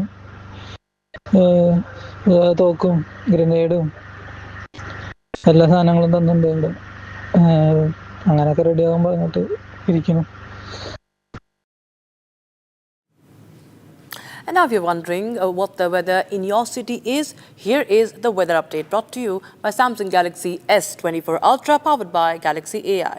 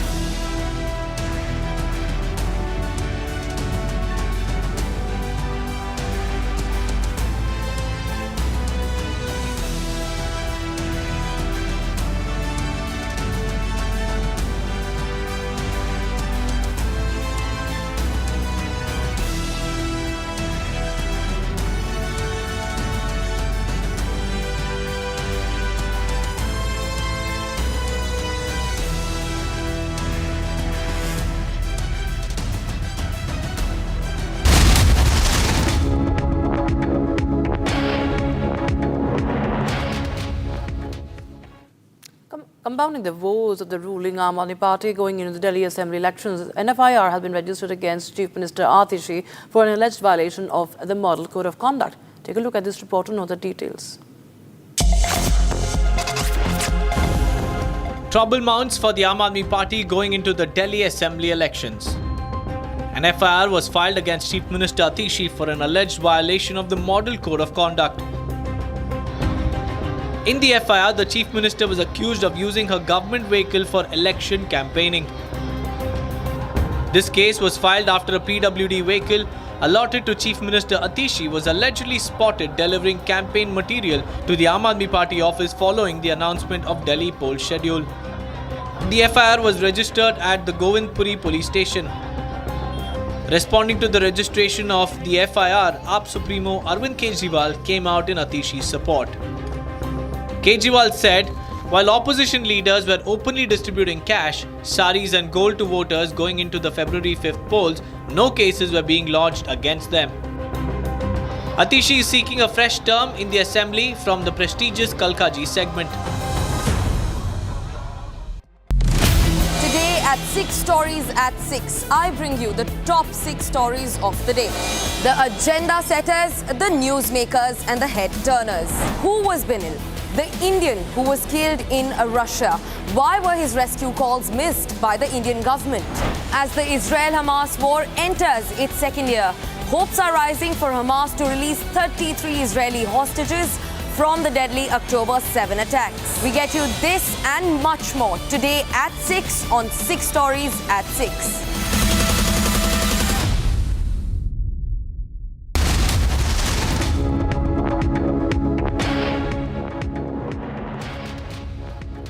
I would want to cover each aspect of what you have mentioned, sir. And I can assure you that I have gone through each and every page of your book overnight. And it reads like a thriller, geopolitical, geo-economic thriller on the world of the day. Let's begin with the deep end of the pool. Yeah. The New Delhi Leaders' Declaration. Yeah. You know, can I begin by asking, did we reach a stage where perhaps you sort of, just to cajole everyone, threatened that India would walk out of G20 and perhaps give more importance to BRICS or IPSA? Because on page 138 you say, I emphasize that if this draft was rejected, India was ready to explore other avenues instead of a divided G20. So, you know, the Prime Minister was very clear and he directed me that we must achieve consensus at all cost. And he was absolutely convinced that if G20, which is the premier body and which we had put so much weight, imagine we had conducted 230 meetings in almost every state and union territory of India. If this body is not able to arrive at consensus, then it's better not to work with G20, but rather to work with other forums like BRIC and IPSA. And that is a point which I made to all the members present there, that G20 has to be responsible. G20 represented almost 80% of the global population. And then we got African Union included. So today it represents almost 88% of the global population. Now we had to be responsible. And that I had to tell them that India would force a consensus. So this threat that India would give more importance, if not walk out of G20, but would give more importance to other platforms, worked? You had intended? Well, many things worked. At the end of it, let me tell you that we had to plead, we had to cajole, we had to threaten, but that is a part of the negotiating strategy. And as I said, you know, every country had a different negotiating strategy, and they had teams of people who were very tough at times, there were people who were soft at times, but we had to manage all of them, and that requires constant modification in your strategy. While you have to be tough at times and threaten, you have to plead at times, you have to build up partnerships, you have to collaborate, you have to build coalitions. All that is a part of negotiating. Indian dies in Russia-Ukraine war. ഞങ്ങളുടെ കൂടെ ഉണ്ടായിരുന്നവർ ബാക്കിലോട്ട് പോയി, പക്ഷെ ഞങ്ങൾ മാത്രം ബാക്കിലോട്ട് പോയിട്ടില്ല. എന്താണെന്ന് അറിയില്ല. അതിൻ്റെ കാരണം എന്തിനാണ് എത്രയും പെട്ടെന്ന് പരിഹരിക്കണം എന്ന് അഭ്യർത്ഥിക്കുന്നു. Did MEA and Russia government fail to help Binil? Debating tonight at 8 p.m. Today at 6 Stories at 6, I bring you the top 6 stories of the day. The agenda setters, the newsmakers and the head turners. Who was Binil? The Indian who was killed in Russia. Why were his rescue calls missed by the Indian government? As the Israel-Hamas war enters its second year, hopes are rising for Hamas to release 33 Israeli hostages from the deadly October 7 attacks. We get you this and much more today at 6 on 6 Stories at 6.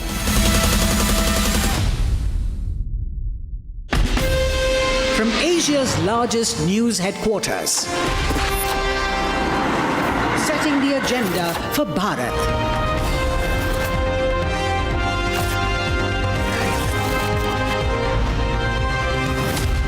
You're watching Republic.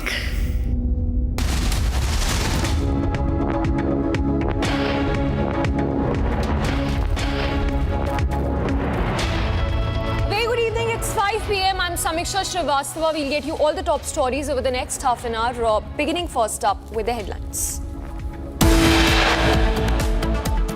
चाहता हूं वहां आज भी आतंकवादियों के लिए training camp चलाए जा रहे हैं।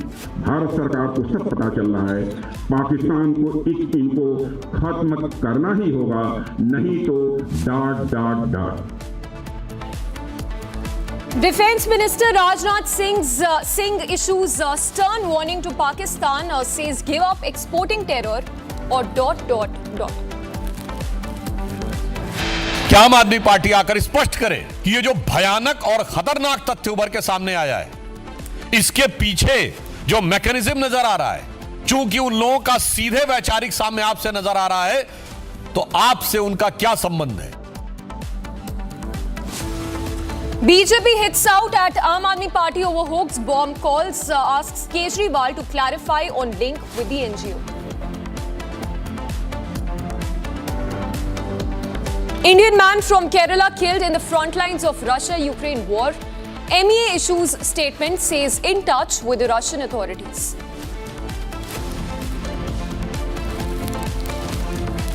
Usage of beyond expiry date saline at state-run hospital sparks controversy in West Bengal.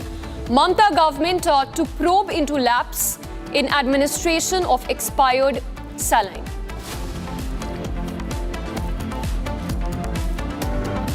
BCCI cracks a whip on Indian cricketers, issues advisory against wives accompanying players to tournaments.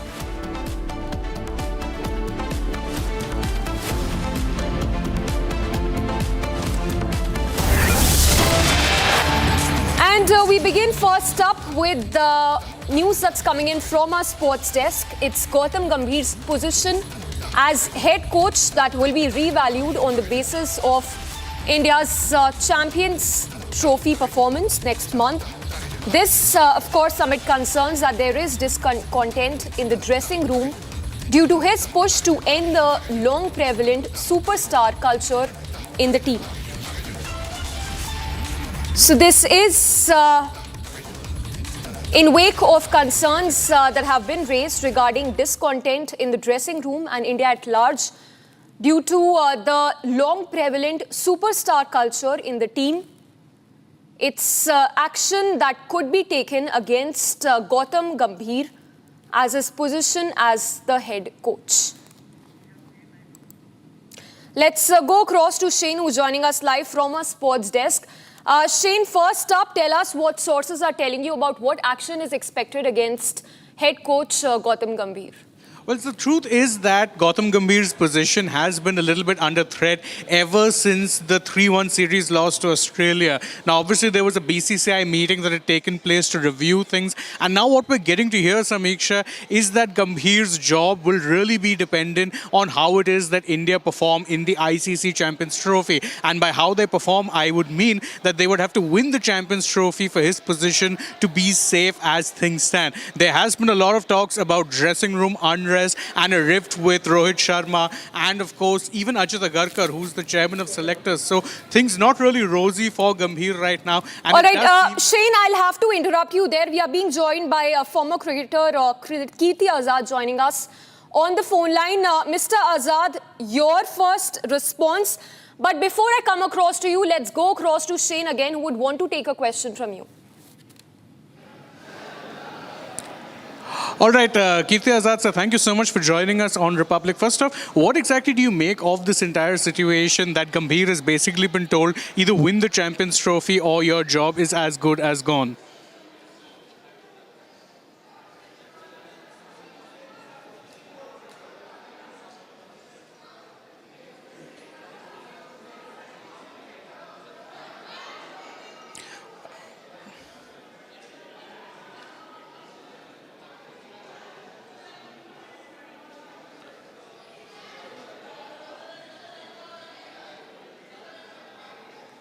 Spawns? We are trying to get a hold of Kirti Azad as things stand. We'll try and get back to him as and when we can. But now getting back to the controversy at hand, Samiksha, Gambhir has basically been told that you need to win the Champions Trophy in order to save your job. And the key reason for that, of course, is that he has been having a bit of a falling out with the dressing room, or so we're told, over his push to end what is essentially known as the superstar culture that has dominated the Indian cricket team. Now, obviously, Indian cricketers are larger-than-life characters and adored by the public at home. But the fact of the matter is they are still sports people. But what has happened a lot in recent times is that a lot of these players have been used to getting more perks and superstar treatment even within the team. That is something that Gambhir has been trying to cut down on, but truth be told, it hasn't been going very well. It hasn't won him a lot of friends in the dressing room, and there is plenty of talk about potentially something, going down when it comes to this matter. Now, obviously, this is a very not ideal situation for the Indian team. There's about a month to go for the next major tournament, that is the ICC Champions Trophy, and you'd want that the team are focused on. And we are getting across to Kirti Azad again. Sir, I hope you can hear us. I just wanted to ask, what exactly do you think of this, ultimatum that has been issued to Gautam Gambhir, where he's been told, win the Champions Trophy or lose your job?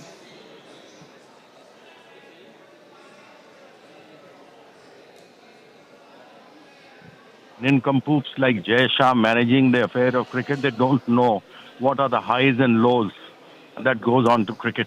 You won the Champions Trophy, everything was fine. Nobody bothered about the families that are traveling with the team. Now that you have lost, you started finding excuses to just nail somebody, X, Y, Z. So it's a game of cricket. It's technicality. It's not nincompoops. It's a game where you need a lot of skill. And here who are managing are skillless, mindless, and don't know what cricket is all about. All right, so are you saying that the way the BCCI are going about dealing with this is something that is questionable or wrong? Is there something else that they should be doing? There should be one set of rules. Why do they keep changing after series after series? When we won the World Cup last year, not very recently actually. What about when the families, mothers and fathers and parents and children and wives, everybody was there? Then nothing happened. Now they're finding that the family cannot be together. Why don't they just have one set of rules? And that's about it, the way Australia has it, England has it, regarding family traveling with you or not. And you can't be judgmental on every single series. And it's just because you have nincompoops like Jai Shah. Now he's managing BCCI. How do you think cricket is going to run in India? Ridiculous. Are you implying, sir, that this entire issue has been mismanaged and this seems to be more of a knee-jerk reaction than actually something concrete? It is knee-jerk. What else it is? You think you're going to win every game? You think this is a game of cricket? This is not managing EVMs. When you play a game of cricket, the ball that should be hit for a six gets your wicket. The ball that should take your wicket gets hit for a six. Cricket is a game of glorious uncertainties. You should enjoy the game. And now with the T20 that has come in, I don't have anything against it. Okay. You want a result, you want to win every day. What the hell is this? Absolutely, sir. But just one more question, really. Do you think that the senior cricketers have been given too long a rope in this particular instance? Well, it's very easy for all of us to speak. When you go through the grills, when you're playing the same balls which are being hit into the covers for boundary by Virat Kohli and Rohit Sharma, nobody questioned, nobody said that why are they hitting it from outside the off stump. Now that they have a bad patch, everybody's asking them questions. Go on to the field yourself and see. I've been through that grilling. I know that. In 1983, we were given no chance that we won't win the World Cup. We also didn't have the confidence in us. But then after the first victory, it developed, and we won. I mean, these idiots, nincompoops, they're managing BCCI, don't know see a shit about cricket. And they're telling that we're going to give ultimatum to Gautam Gambhir. What rubbish. So do you also think that there's far too much, let's say, dressing room politics that is now spilling out into the open, and that's not good really for the team? It's all rubbish, dressing room politics. People are there to play cricket, not to do politics in the dressing room. Tell me which instance. Tell me a single player who's come out and talked about it. Yes. Rubbish, all rubbish that comes out. These BCCI guys leak these things because they don't know anything about cricket. So they want to just simply shift the blame onto the players and hence talk about the problems in the dressing room. Has any player talked about it? Well, as I for just wanted nothing, to fellas. ask, furthermore, do you think that we're focusing on the wrong things here? All this talks, all the negativity, do you think that the focus should be elsewhere? The focus should be on cricket. I mean, the kind of cricket that we play, the kind of money that everybody earns in cricket, we never earned it. We played for the pride. People now earn money. That is very good. At least their families are secure. And you find these board members going with their families, traveling in first class and business class, staying in 5-star hotels and questioning the players. Okay. Yeah. Okay. All right, thank you very much, Mr. Azad, for this. We'll stay with you in this, but right now we're cutting over to former Indian cricketer Atul Vasan, who's also joining us live on air at this very moment. Sir, thank you so much for joining us today on Republic TV. Just first off, what exactly do you think is leading to these ultimatums being issued, and do you think it'll actually help the team or hinder them?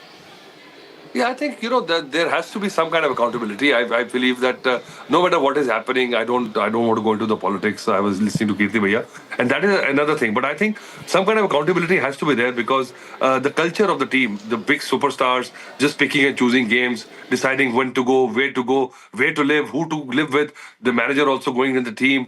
So that kind of thing cannot survive. And I think it is not the reason we lost. By the way, I'm just telling you, these are just kind of some kind of tweaking, which the board is hoping that this might just bring a culture of team back into the Indian cricket, because it is lacking, because there are two huge stars in the team. Everybody, even a guy who's just made the team, who has not even played much cricket, is a huge star because of the money he's made, because of the kind of popularity he's got because of IPL. So everybody is a star in their own right. But then when the big stars start to say, okay, I will not go to Zimbabwe, I've got personal problems, I will sit out of this match. I mean, this kind of thing you cannot stop. Once it starts going, everybody pushes the envelope. Then I'm and then if they say that your wives and girlfriends can only join you for a certain part of the team, so be it. What is the big deal? Why not? If on the exterior it can instill a kind of a culture in the team, why not? I mean, big superstars also, football teams also do it. Mega stars also have to number with the team's ethos and all that. And I think if they're saying that, of course, accountability has to be there with the coaching staff also. Because Gautam has got his own the team which he wanted. And look at this: 3 test matches against New Zealand at home. Nobody ever thought nobody's talking about that. We're just talking about Australia because everybody thought WTC पहुंच जाएंगे and we are the champions and we'll beat Australia. I mean, you lost 3-0 to New Zealand in India against their spinners. This is a bigger shock. So I think you have to analyze, and then how long this is going to go on. We lost to Sri Lanka first time bilateral series. So ever since this team management has come, if you see the results, either you put it on or blame the players. Of course, the players are part of it. Of course, the superstar culture is a problem also. But as a team management, when you have your team, then deliver. If you don't deliver, then you have to be accountable. You can't just say that you can't question me. If you have appointed me till 27, so be it. ऐसा नहीं हो सकता. Absolutely, sir. And we'll be handing over now to Samiksha. She'll take this conversation forward in the newsroom. Of course, Samiksha, you can carry on from here, and we'll keep tracking the story as things happen. That's right. Jain, stay with us. I'll request you to stay with us. But let's take another question from Mr. Vasan. Mr. Vasan, parallelly, if you were to also analyze India's performance lately, how would you put India vis-a-vis the performance of the cricket team in other series in the run-up to the Champions Trophy beginning 19th of February? I still believe that India is a hot favorite to Champions Trophy. No matter what has happened in Test cricket, we are comparing apple and oranges now. We've got a solid team. We've got too much depth in our cricket to just be bothered about this. But the problem is that once the big players decide to pick and choose, okay, I will play this, I will just walk in the team, and the system allows it, and that is where the problem is. If you do that, just have to deliver it. Walk the talk. If you do that and don't deliver, then at least you have to listen to this, what we're talking about. ऐसे नहीं हो सकता. You can't have your cake and eat it too.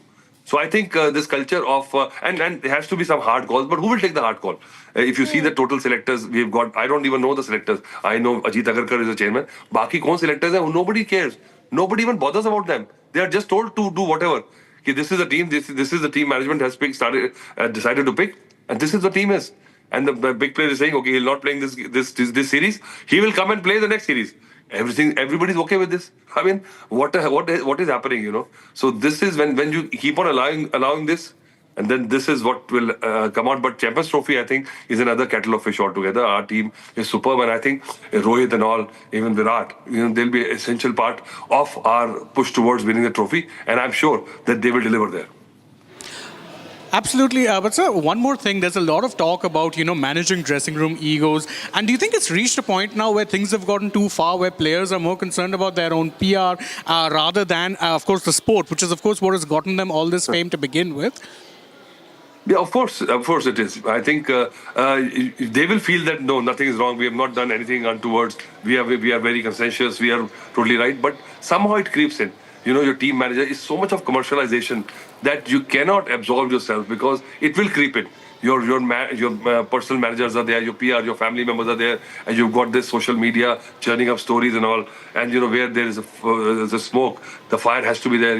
And all this kind of culture, and that spoils somehow the team ethos and the whole ecosystem of the team. So I think somehow you have to actually become like Monk-like if you have to put our cricket back on track. And now what's happening is we'll be discussing across formats, which is not right. I'm talking about Test cricket. Test cricket, we need specialized players. And the problem lies in that nobody is interested to play the dirty, ugly cricket, which Test cricket needs. And those kind of players, Cheteshwar Pujara, Ajinkya Rahane, have you ever seen Cheteshwar Pujara in any commercial, ever? In a TV commercial? I can show you 20 IPL players who are like not even 1/7, 1/5 of his talent, get all the accolades. So why does a young player who you cultivate as a Test player will start to play these flamboyant shots? Because he needs to survive, he needs to make money, he needs to get contracts. So how do you compensate the players who you want to invest for Test cricket? So now the big stars who are straddling formats, 140 crores we are, and 8 players play across the 3 formats. What the hell is going on?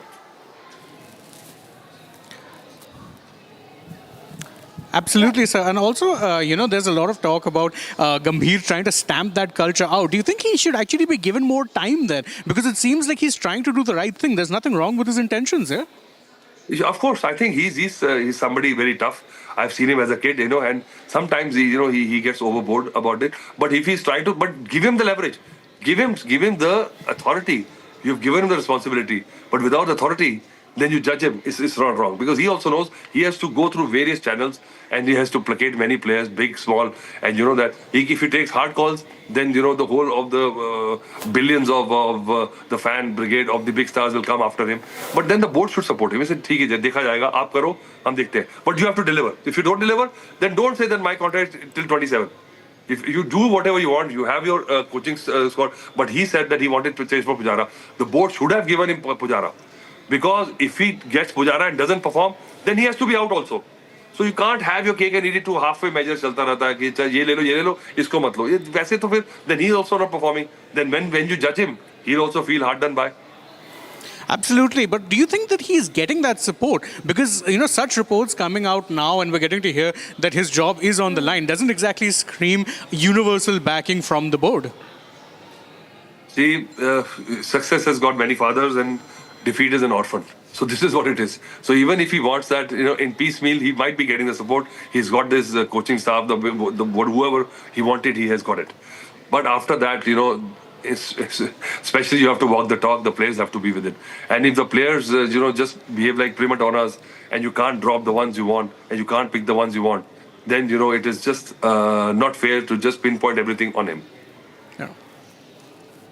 And also, sir, continuing on in the same, vein, do you then think that, let's say, if he doesn't win it, then it's going to be curtains? Because as you mentioned, till 2027, he does have a contract, but it doesn't seem like that contract will hold much water if he doesn't start getting good results soon. Again, as I said before, that if you compare our results across the formats, merging T20s with Test cricket and one-day cricket, somehow he will always have points to prove that, okay, I did well here, I did well. And you will always say that, okay, ये नहीं हम जीते, ये नहीं जीते. ऐसे नहीं होता. मुझे लगता है कि Champions Trophy is a one-day cricket. Our system is very good. We are there. And in spite of what has happened in Australia, I feel that we are a very, very strong contenders for the Champions Trophy. And I feel that, you can judge Virat Kohli and Rohit Sharma and, these are the two main names coming up. But I think these will be the crucial guys if you have to win the Champions Trophy. And we should just back them. We should not talk about all these things and we should back Gautam Gambhir and all these players right now. This is too myopic topic and a narrative just to get after them and all that. And if the board is trying to do certain things and implement certain things, let's take it as a positive. Don't just pick flaws into it and put a reason to it. It is not because of the wives going on the tour that we have lost. We've lost for many other reasons, it's a culmination of anything that was going wrong over the past 2-3 seasons. And now, if we have woken up to it, just back these players and wait for it to happen. Thank you so much, sir, for joining us and sharing your insights. We'll go back to the studio now with my colleague Samiksha, who will continue to take things forward. Thank you so much. Yes, Atul Vatsar, appreciate you speaking to us on the channel. We'll try and reconnect with you later in the day. For now, we'll have to head into a very short break.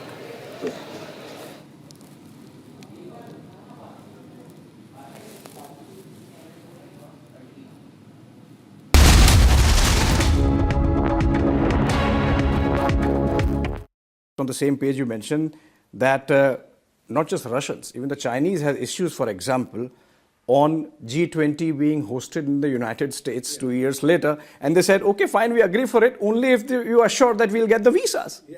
So that was another big challenge because finally, everybody agreed and, the G7 had agreed except United States. So in the morning, I called up the US Sherpa and he said he'll discuss with the president. Mr. Biden had come in by that time and he said he'll discuss and get back to me. And in 15 minutes time, he got back to me saying two things. One is they wanted to change in one word. Imagine in multilateral discussion, every word, every letter matters. So they wanted to change in one word. And this is a declaration of 6,500 words. Yeah, one word on the in the document. And they said that before we agree, we want Russia and China to agree. Now, Russia had agreed the previous night after we had said that Zelensky will speak. They had agreed.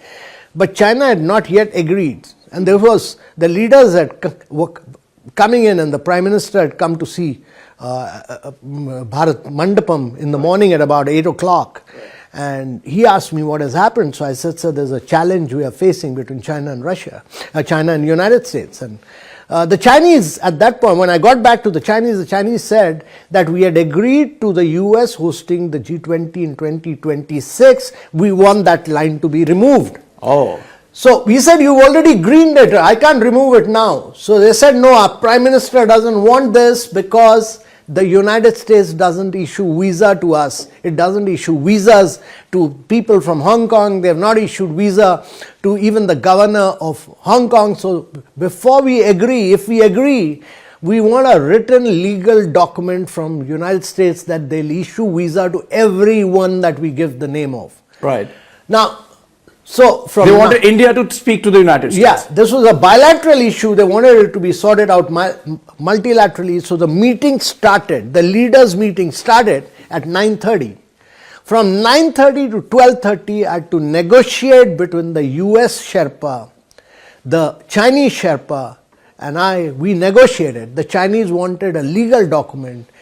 I finally told them that I'm a native English speaker. Instead of getting a written guarantee, it's better to get a letter saying that we will ensure that you will get visas. Right. And that's how we finally managed it. We used the word ensure. Right. And the Americans gave a letter saying that we'll ensure that visas are issued. And that's how we managed it finally. And then the New Delhi Leaders Declaration. So we finished at about 12:30. The lunch happened, and the first thing after the lunch, at about 1:30, the Prime Minister announced that the New Delhi Leaders Declaration is through, and all the leaders then clapped, and that's how we managed it finally.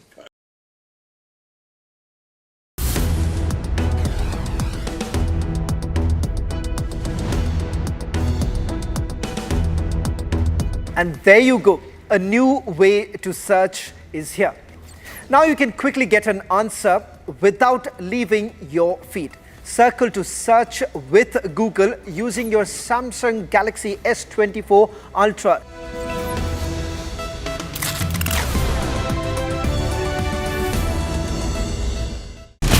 Today at 6 Stories at 6, I bring you the top 6 stories of the day. The agenda setters, the newsmakers and the head turners. Who was Binil? The Indian who was killed in Russia. Why were his rescue calls missed by the Indian government? As the Israel-Hamas war enters its second year, hopes are rising for Hamas to release 33 Israeli hostages from the deadly October 7 attacks. We get you this and much more today at 6 on 6 Stories at 6.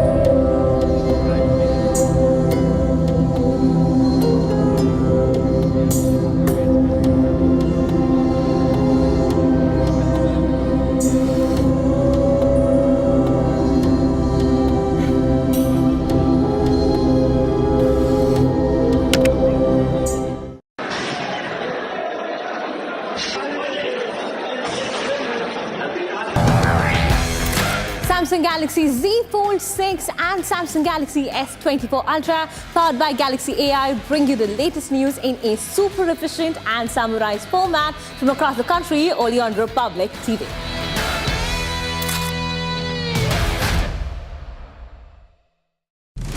Today at 6 Stories at 6, I bring you the top 6 stories of the day. The agenda setters, the newsmakers and the head turners. Who was Binil? The Indian who was killed in Russia. Why were his rescue calls missed by the Indian government? As the Israel-Hamas war enters its second year, hopes are rising for Hamas to release 33 Israeli hostages from the deadly October 7 attacks. We get you this and much more today at 6 on 6 Stories at 6.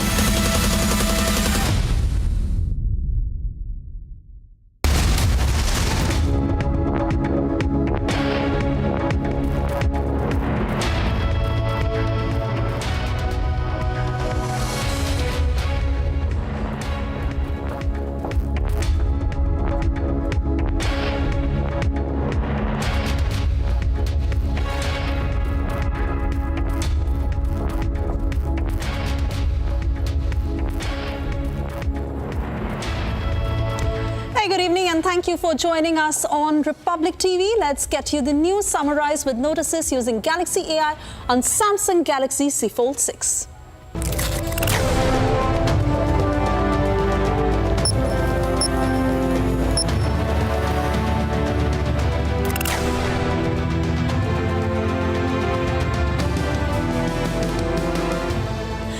Defence Minister Rajnath Singh issues stern warning to Pakistan, says give up exporting terror or ...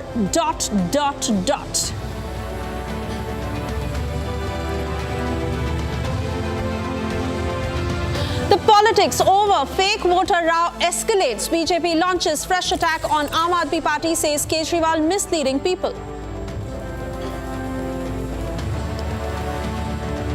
Usage of beyond expiry date saline at state-run hospitals sparks controversy in West Bengal. Mamata government to probe into lapse in administration of expired saline.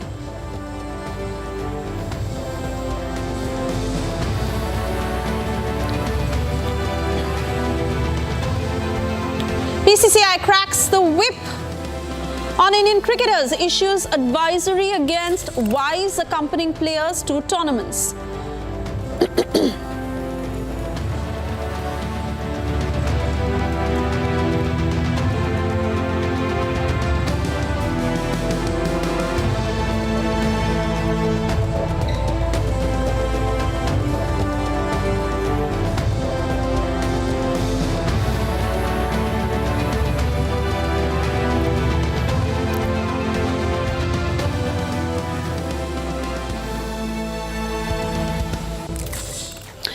And that was the news summarized with note assist using Galaxy AI on Samsung Galaxy Z Fold 6.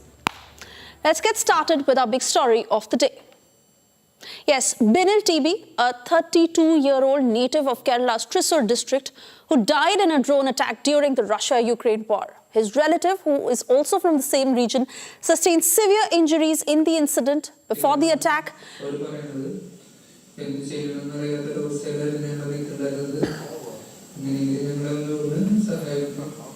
എൻ്റെ പേര് ജെയിൻ, വീട് തൃശ്ശൂരാണ്. ഞാനിപ്പോൾ Russia Ukraine യുദ്ധം നടക്കുന്നതിൻ്റെ first സോണിലാണ്. എൻ്റെ കൂടെ ബിനിലേട്ടനുണ്ട്. ഞങ്ങളിവിടെ ചെയ്തുകൊണ്ടിരുന്ന ജോലി ഇവിടേക്ക് ഫുഡ്, വാട്ടർ, വെള്ളം തുടങ്ങിയ സാധനങ്ങൾ എത്തിക്കുന്ന ജോലിയാണ് ഞങ്ങൾക്ക് ഇവിടെ ഉണ്ടായിരുന്നത്.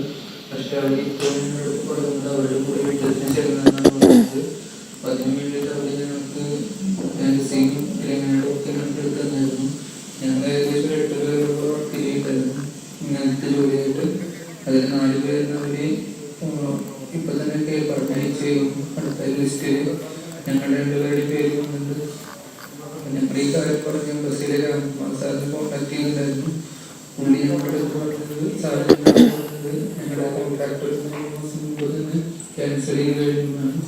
പക്ഷെ അത് ഞങ്ങൾക്ക് കമാൻഡറുടെ അടുത്ത് പറയുമ്പോൾ കമാൻഡർ ഞങ്ങളുടെ അടുത്ത് പറയുന്നത് ഞങ്ങളുടെ കോൺട്രാക്ട് ഇതുവരെ ക്യാൻസൽ ആക്കിയിട്ടില്ല. ഞങ്ങൾക്ക് ഒരു Yes, we have an exclusive here. Binil's father is joining Republic. He has just heard the message that has been given by the MEA. So I'll go straight across to him. I'll be translating what he is saying. So his name is Babu. Babuji, kelkalo le?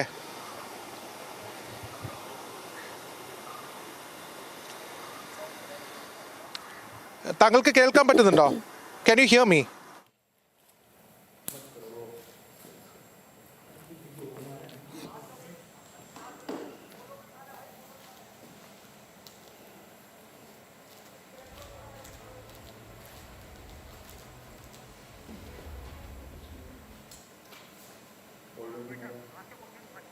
Speaking with the father of Binil, who has died unfortunately in the war in Ukraine. And joining us is the father of Binil, Mr. Babu. He's joining us. Let's hear from him what he has to respond. Babuji, can you hear me? കേൾക്കാൻ പറ്റുന്നുണ്ടോ താങ്കൾക്ക് ഞാൻ സംസാരിക്കുന്നത്?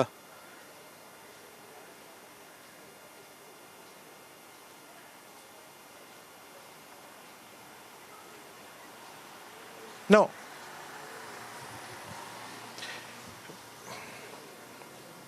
Can you hear me? Babuji കേൾക്കുന്നുണ്ടോ? ഞാൻ സംസാരിക്കുന്നത് കേൾക്കുന്നുണ്ടോ? Can you hear me? എന്റെ ഫാദർ അല്ല, ബിനിലിന്റെ, ഞാൻ ഒരു ജേർണലിസ്റ്റ് ആണ്. ബിനിലിന്റെ വാർത്തകൾ ആ തുടക്കം മുതൽ കൈകാര്യം ചെയ്ത ആളാണ്. ബിനിലിന്റെ ഫാദർ ഇവിടെ ഉണ്ട്. കൊടുക്കണോ? സംസാരിക്കുമോ? ആളോടൊന്ന് മലയാളത്തിൽ സംസാരിച്ചാൽ മതി കാര്യങ്ങൾ. ഒന്ന് കൊടുക്കൂ പ്ലീസ്. ഓക്കെ, ശരി. അതെ, മലയാളത്തിൽ മതി please. Right now, Binil's father is joining us. His neighbor has given.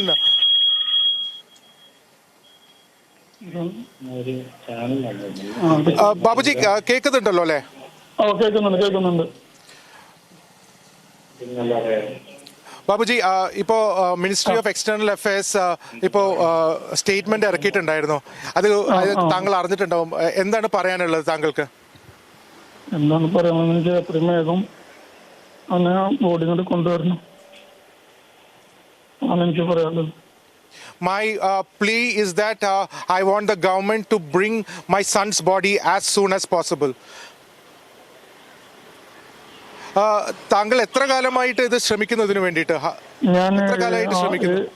7 മാസമായിട്ട് ഇതിനെ പിന്തുടർന്നുകൊണ്ടിരിക്കുന്നത്. I've been trying for the last 7 months to get my son back. താങ്കൾ MEAയുടെ ആൾക്കാരെ ആരെങ്കിലും contact ചെയ്തിട്ടുണ്ടായിരുന്നോ? Has anybody from the MEA contacted you after this incident came? NIAയുടെ ഒരു sub inspector വന്ന് സംസാരിച്ചിട്ടുണ്ടായിരുന്നു. എപ്പോഴാണ് സംസാരിച്ചത്? When did they come? അത് ഒരാഴ്ച മുന്നാണ്. So he's confirming that the MEA has in fact spoken to him only just 1 week ago. Just 1 week ago. So there has not been a continuous conversation with the MEA, with the family. The last conversation the family had with the MEA was just 1 week ago. ഒരാഴ്ച മുമ്പ് മാത്രം. അപ്പൊ ഇന്ന് MEAയുടെ ആൾക്കാർ ആരെങ്കിലും വിളിച്ചിട്ടുണ്ടായിരുന്നോ? കഴിഞ്ഞ കുറച്ച് ദിവസങ്ങളിൽ ഇന്നോ ഇന്നലെയോ ആരെങ്കിലും വിളിച്ചിട്ടുണ്ടായിരുന്നോ? ഇല്ല, ആരും വിളിച്ചിട്ടില്ല. NIA ആരും വിളിച്ചിട്ടില്ല. ഒരു വെച്ചവർക്ക് മുമ്പാണ് ഒരു അപ്പൊ MEAയുടെ ആരെങ്കിലും NIA so ministry of external affairs എന്ന് ആരെങ്കിലും വിളിച്ചിട്ടുണ്ടായിരുന്നോ? ഇല്ല, മിനിസ്ട്രിയിൽ നിന്ന് ആരും വിളിച്ചിട്ടില്ല സാറേ. So he's confirming that the MEA has not called him or his family member for over 1 week now. So this is the confirmation which the father is giving, and he has also come to say that for the last 7 months the family has been running from trying to get their son back safely. അപ്പോൾ താങ്കൾക്ക് ഒരു പ്രതീക്ഷ ഉണ്ടായിരുന്നു അല്ലേ? ഇത് മകനെ തിരിച്ചു കിട്ടുന്നുള്ള പ്രതീക്ഷ എങ്ങനെയായിരുന്നു താങ്കൾ? പ്രതീക്ഷ ഉണ്ടായിരുന്നു. കാരണം ഇതിന് മുന്നേ ഇവരുടെ കൂടെ പോയുള്ള സന്ദീപ് എന്നൊരു പയ്യൻ തൃശ്ശൂർ തന്നെ കല്ലൂര് നായരങ്ങാടിയിലും മരണപ്പെട്ടു. അവന്റെ ബോഡി 3 മന്തിന് ശേഷം ഇവിടെ വന്നിരുന്നു. അപ്പോൾ ഞാൻ ഇതിന്റെ ഗൗരവം മനസ്സിലാക്കി. അന്ന് തൊട്ട് ഈ മന്ത്രിമാര്, മിനിസ്റ്റർ, MP-മാര്, മറ്റുള്ള ആൾക്കാരൊക്കെ കണ്ട് മെയിലയക്കലും നോർക്ക എംബസി മുതലായ ഉദ്യോഗസ്ഥരുമായിട്ട് ബന്ധപ്പെടുകയും നിരന്തരം ബന്ധപ്പെടുകയും ഒക്കെ ചെയ്തിരുന്നു. ശശി തരൂര്,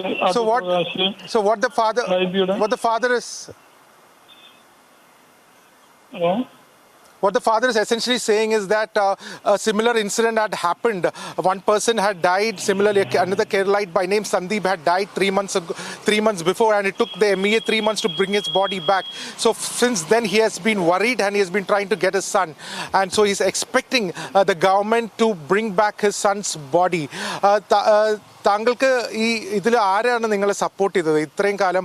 ഏതെങ്കിലും മിനിസ്റ്ററോ ഏതെങ്കിലും MLAയോ ആരെങ്കിലും നിങ്ങളെ സപ്പോർട്ട് ചെയ്യാനായിട്ട് വന്നോ ഈ കാലഘട്ടത്തിൽ? ഇല്ല സാർ, ആരും വന്നില്ല. എല്ലാവരും നമ്മൾ പോയി സുരേഷ് ഗോപി സാറിനെ 2 പ്രാവശ്യം കണ്ടു, ഹൈബീഡിനെ കണ്ടു, ശശി തരൂരിനെ കണ്ടു. ഇവരൊക്കെ മെയിലയക്കാൻ അവിടെ പാർലമെന്റിൽ സംസാരിക്കാന്നൊക്കെ പറഞ്ഞതല്ലാതെ വേറൊരു റിപ്ലൈ എനിക്ക് തന്നില്ല. അവര് അതിനുള്ള ഒരു നടപടി സ്വീകരിച്ചായിട്ട് എനിക്ക് അറിവില്ല.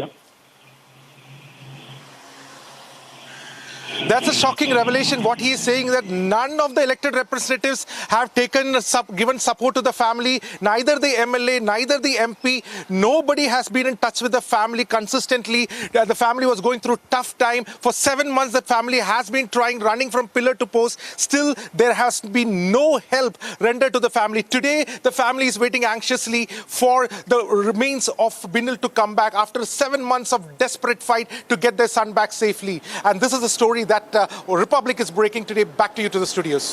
Oh yes, absolutely, Ashwin, and it is just so unfortunate to what has happened to Binil Babu, the pain that his family goes through, and fact does remain that the MEA has failed at getting Binil Babu back safely. But this is not the only story let me tell all our viewers, there is another story on similar lines that is coming in from Jalandhar. Jagdeep Kumar from Goraya in Jalandhar, he's urged the centre to intervene to find the whereabouts of his brother, Mandeep Kumar. Mandeep Kumar, who's been missing from the Russia-Ukraine battlefield since he was allegedly forced to join the Russian army by travel agents.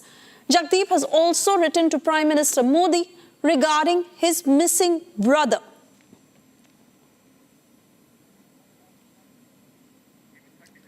We are hoping to talk to Jagdeep Kumar and expecting that he will join us shortly on the broadcast to give us details of how he has approached the PMO to get back his missing brother. Details that we know so far of how Mandeep has been missing from the Russia-Ukraine battlefield.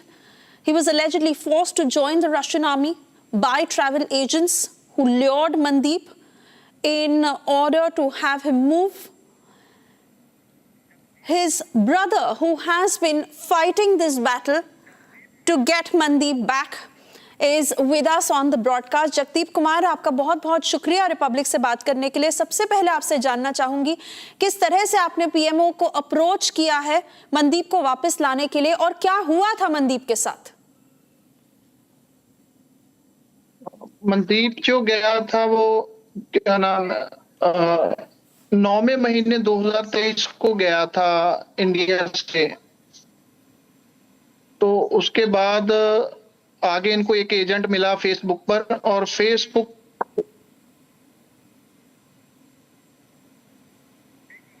जी बताइए फिर क्या हुआ था? Facebook पर भी इन्होंने add देखा था वहां पे जाने के लिए, तो काम करने के लिए वहां पे उन्होंने बोला था कि हम इनको इटली पहुंचा देंगे वहां पे यूरोप के लिए। मगर जब आर्मीनिया से बंदे जब इन्होंने उठाए हैं, 5 बंदे थे टोटल, जब ये रशिया पहुंचे हैं 2 दिन के लिए इन्होंने स्टे के लिए बोला था। उसके बाद जब इनके पास बंदे पहुंच गए तो इनको पता लग गया कि अभी बंदे हमारे पास हैं, तो इन्होंने पैसे की डिमांड मांगनी शुरू कर दी। पहले इन्होंने पैसा कोई नहीं मांगा था, पर बंदा 7 लाख रुपए इन्होंने पैसा मांगा था हमसे। पैसे इन्होंने पहले पैसा कोई नहीं मांगा था। जब इनके पास रशिया बंदे पहुंच गए तो इन्होंने पैसे की डिमांड बढ़ा दी अपनी, कि पैसा चाहिए हमको। अगर मैं नहीं देता था तो ये इनको मारते पीटते थे वहां पे। तो 4 बंदे जो हैं वापस आ गए थे इंडिया। और जो मेरा भाई था काम के लिए वहीं पे रुक गया था, क्योंकि पैसा परिवार का जो आर्थिक तौर पे जो पैसा हमारे पास है जो था सब कुछ लग गया था। घर भी गिर भी है इस टाइम। उसके बाद जब ज्वाइनिंग लास्ट जो कॉल मेरे को आई है 13 मार्च 2024 को आई है कि बस क्या इसको उसने बोला था मनदीप ने मेरे को कि इंडिया सॉरी जी बताइए। उसमें उसने बोला था कि मेरे को एजेंट ने रशिया आर्मी में भर्ती करवा दिया, मेरे को यहाँ से निकलवा लो वरना ये मेरे को मरवा देंगे यहाँ से। फिर उसके बाद ही हमने जो भागदौड़ शुरू की है, सब तक पहुंचना, मैंने पंजाब के सीएम तक पहुंच की, उनसे मिला और उनको फाइल दी अपनी। मगर अभी तक जो कार्रवाई है वो बहुत ही डिले चल रही है हमारी तरफ से और सरकार की तरफ से। हम भागदौड़ लगातार कर रहे हैं मगर उसका कोई रिजल्ट हमको दिखाई नहीं पड़ रहा है। मैं विदेश मंत्रालय भी जाके आया था पिछली बार। सरबजीत सिंह वहां जो उन्होंने मीटिंग की थी हमारे साथ, उन्होंने भी आश्वासन दिया था कि जल्द से जल्द जो बच्चे हैं भारत लाए जाएंगे। मगर अभी तक कॉल तक नहीं आई हमारे भाई की, ना ही कॉल तो छोड़िए उसका ठिकाना तक नहीं पता लगा पाई है इंडियन गवर्नमेंट कि बच्चे हैं कि नहीं है, किस कंडीशन में है कि नहीं है। हमको कुछ नहीं पता इस टाइम। हमारा ना हम इधर के हैं ना हम उधर के हैं, जब तक हमको कुछ मिलता ही नहीं है उनका। जगदीप जी, आपकी बातों से एक हमको बात अभी साफ तक हो कुछ- रही है कि ये शायद सिर्फ आपके परिवार के साथ या बिनिल के परिवार के साथ नहीं हुआ है। कई ऐसे लोग हैं जो जिन्हें झूठे आश्वासन दिए जा रहे हैं, उन्हें यूरोप बुलाया जा रहा है और फिर उन्हें बैटलफील्ड पे भेजा जा रहा है।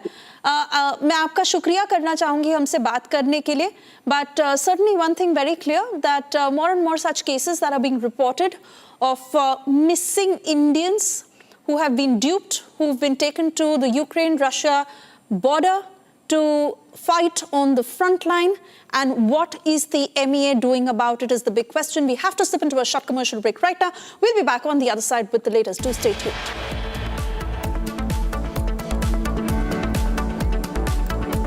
We'll also get you the detailed statement by Defence Minister Rajnath Singh, who's issued a stern warning to Pakistan. He said exporting terror is something that Pakistan will not give up, then Pakistan will have to face the consequences.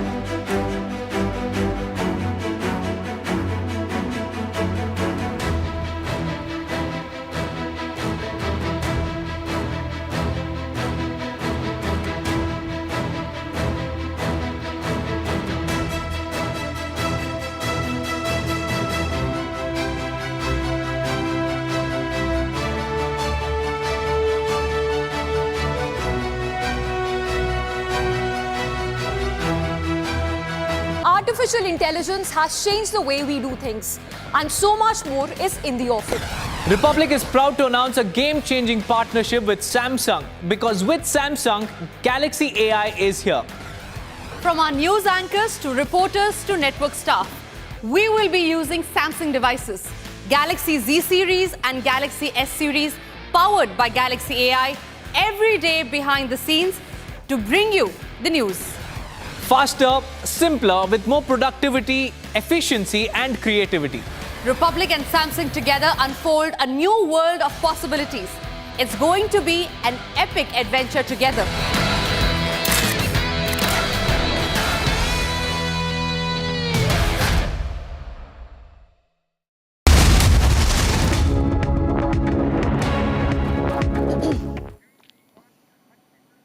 Thank you for staying with Republic. We are now getting you more breaking news that is coming in Parliamentary Committee that is all set to summon META.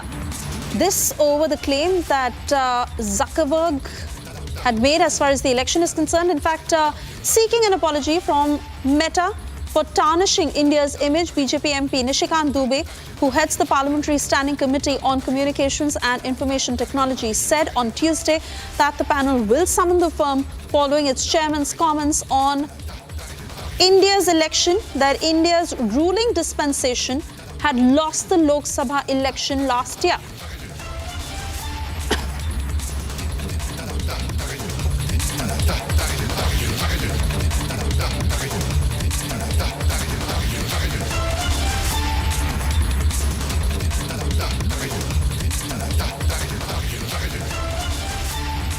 Meanwhile, we shift our focus to Defence Minister Rajnath Singh, who had issued a warning to Pakistan to take concrete action against terrorism that continues to thrive on its soil. Highlighting the ongoing activities in Pakistan-occupied Kashmir, he said, and I quote, "The land of POK is being used for dangerous business of terrorism.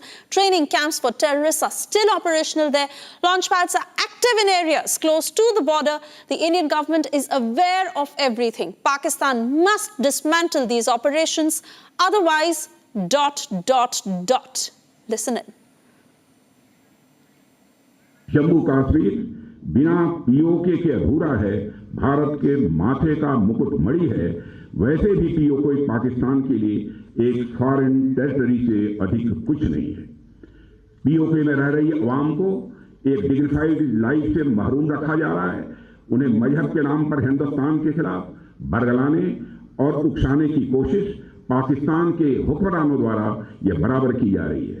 हाल ही में PoK के illegal वजीर आजम अनवारुल हक ने हिंदुस्तान के खिलाफ जो जहर उगला है वह पाकिस्तान की ही साजिश का हिस्सा है। पीओके के वजीर आजम अनवारुल हक जो आज कह रहे हैं वही भारत विरोधी एजेंडा पाकिस्तान के हुक्मरानों ने जनरल जियाउल हक के जमाने से चलाया हुआ है। पीओके की जमीन का इस्तेमाल आतंकवाद का खतरनाक कारोबार चलाने में किया जा रहा है।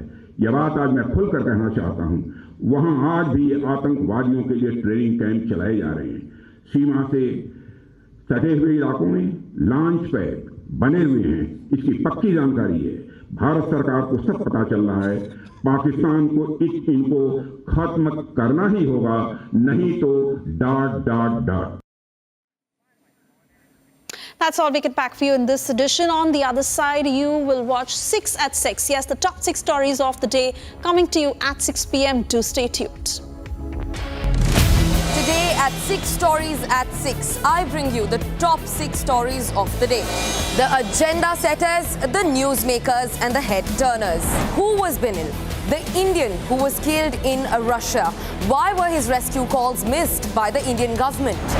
As the Israel-Hamas war enters its second year, hopes are rising for Hamas to release 33 Israeli hostages from the deadly October 7 attacks. We get you this and much more today at 6 on 6 Stories at 6.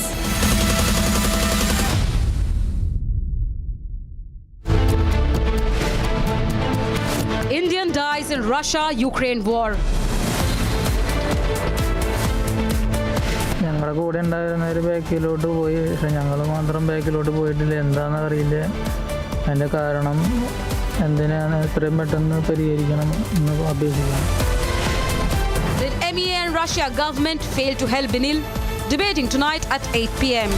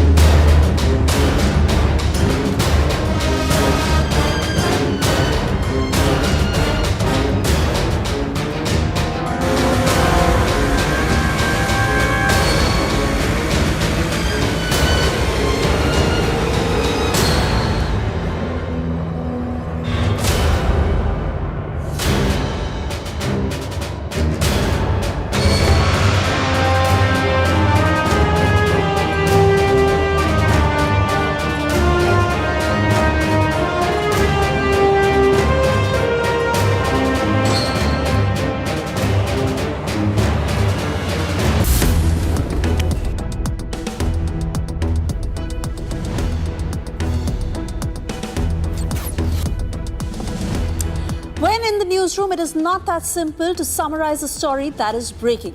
With the Notices feature powered by Galaxy AI on Samsung Galaxy Z Fold 6, you can make a long story short and format it into a clear, easy to review summary.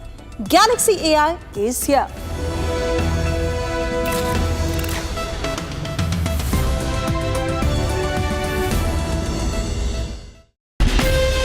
From Asia's largest news headquarters, setting the agenda for Bharat.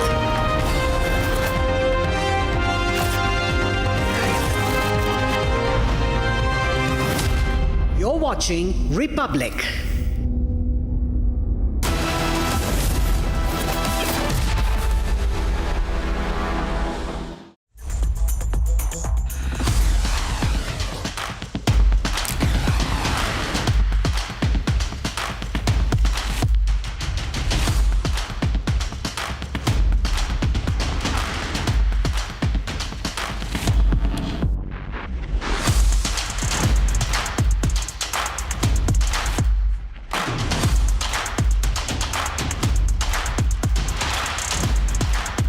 Today at 6 Stories at 6, we will track who is Binil and why were his desperate rescue calls ignored by the Indian government.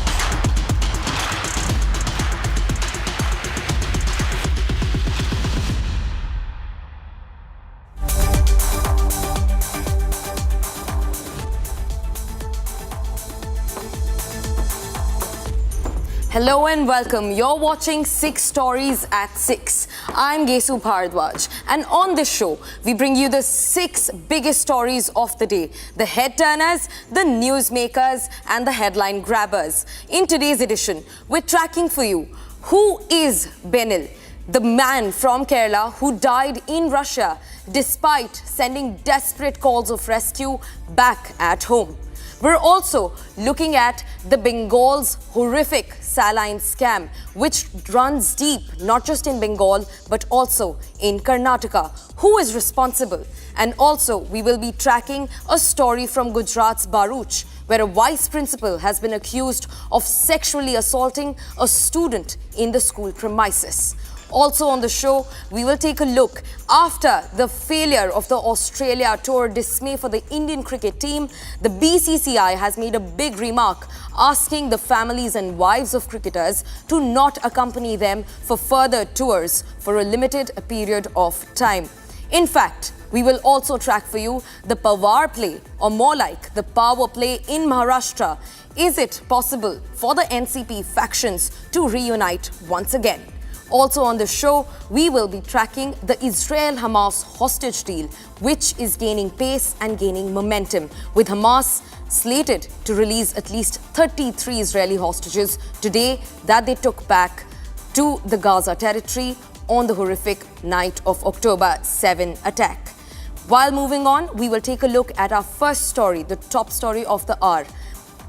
Binil Babu, who is a 32-year-old man from Kerala, was deceived and taken to Russia and was made to fight in the Russia-Ukraine war. In fact, also his close comrade, Jain, who is also from Kerala, was also taken to the war and has revered severe injuries as being part of the war. And now the big question, the big tragedy in fact, is that despite several calls by Binil, desperate calls for help from the Indian government, no help was advanced to Binil or Jain. Take a look at this report that gets you all the details into what this horrific war racket is.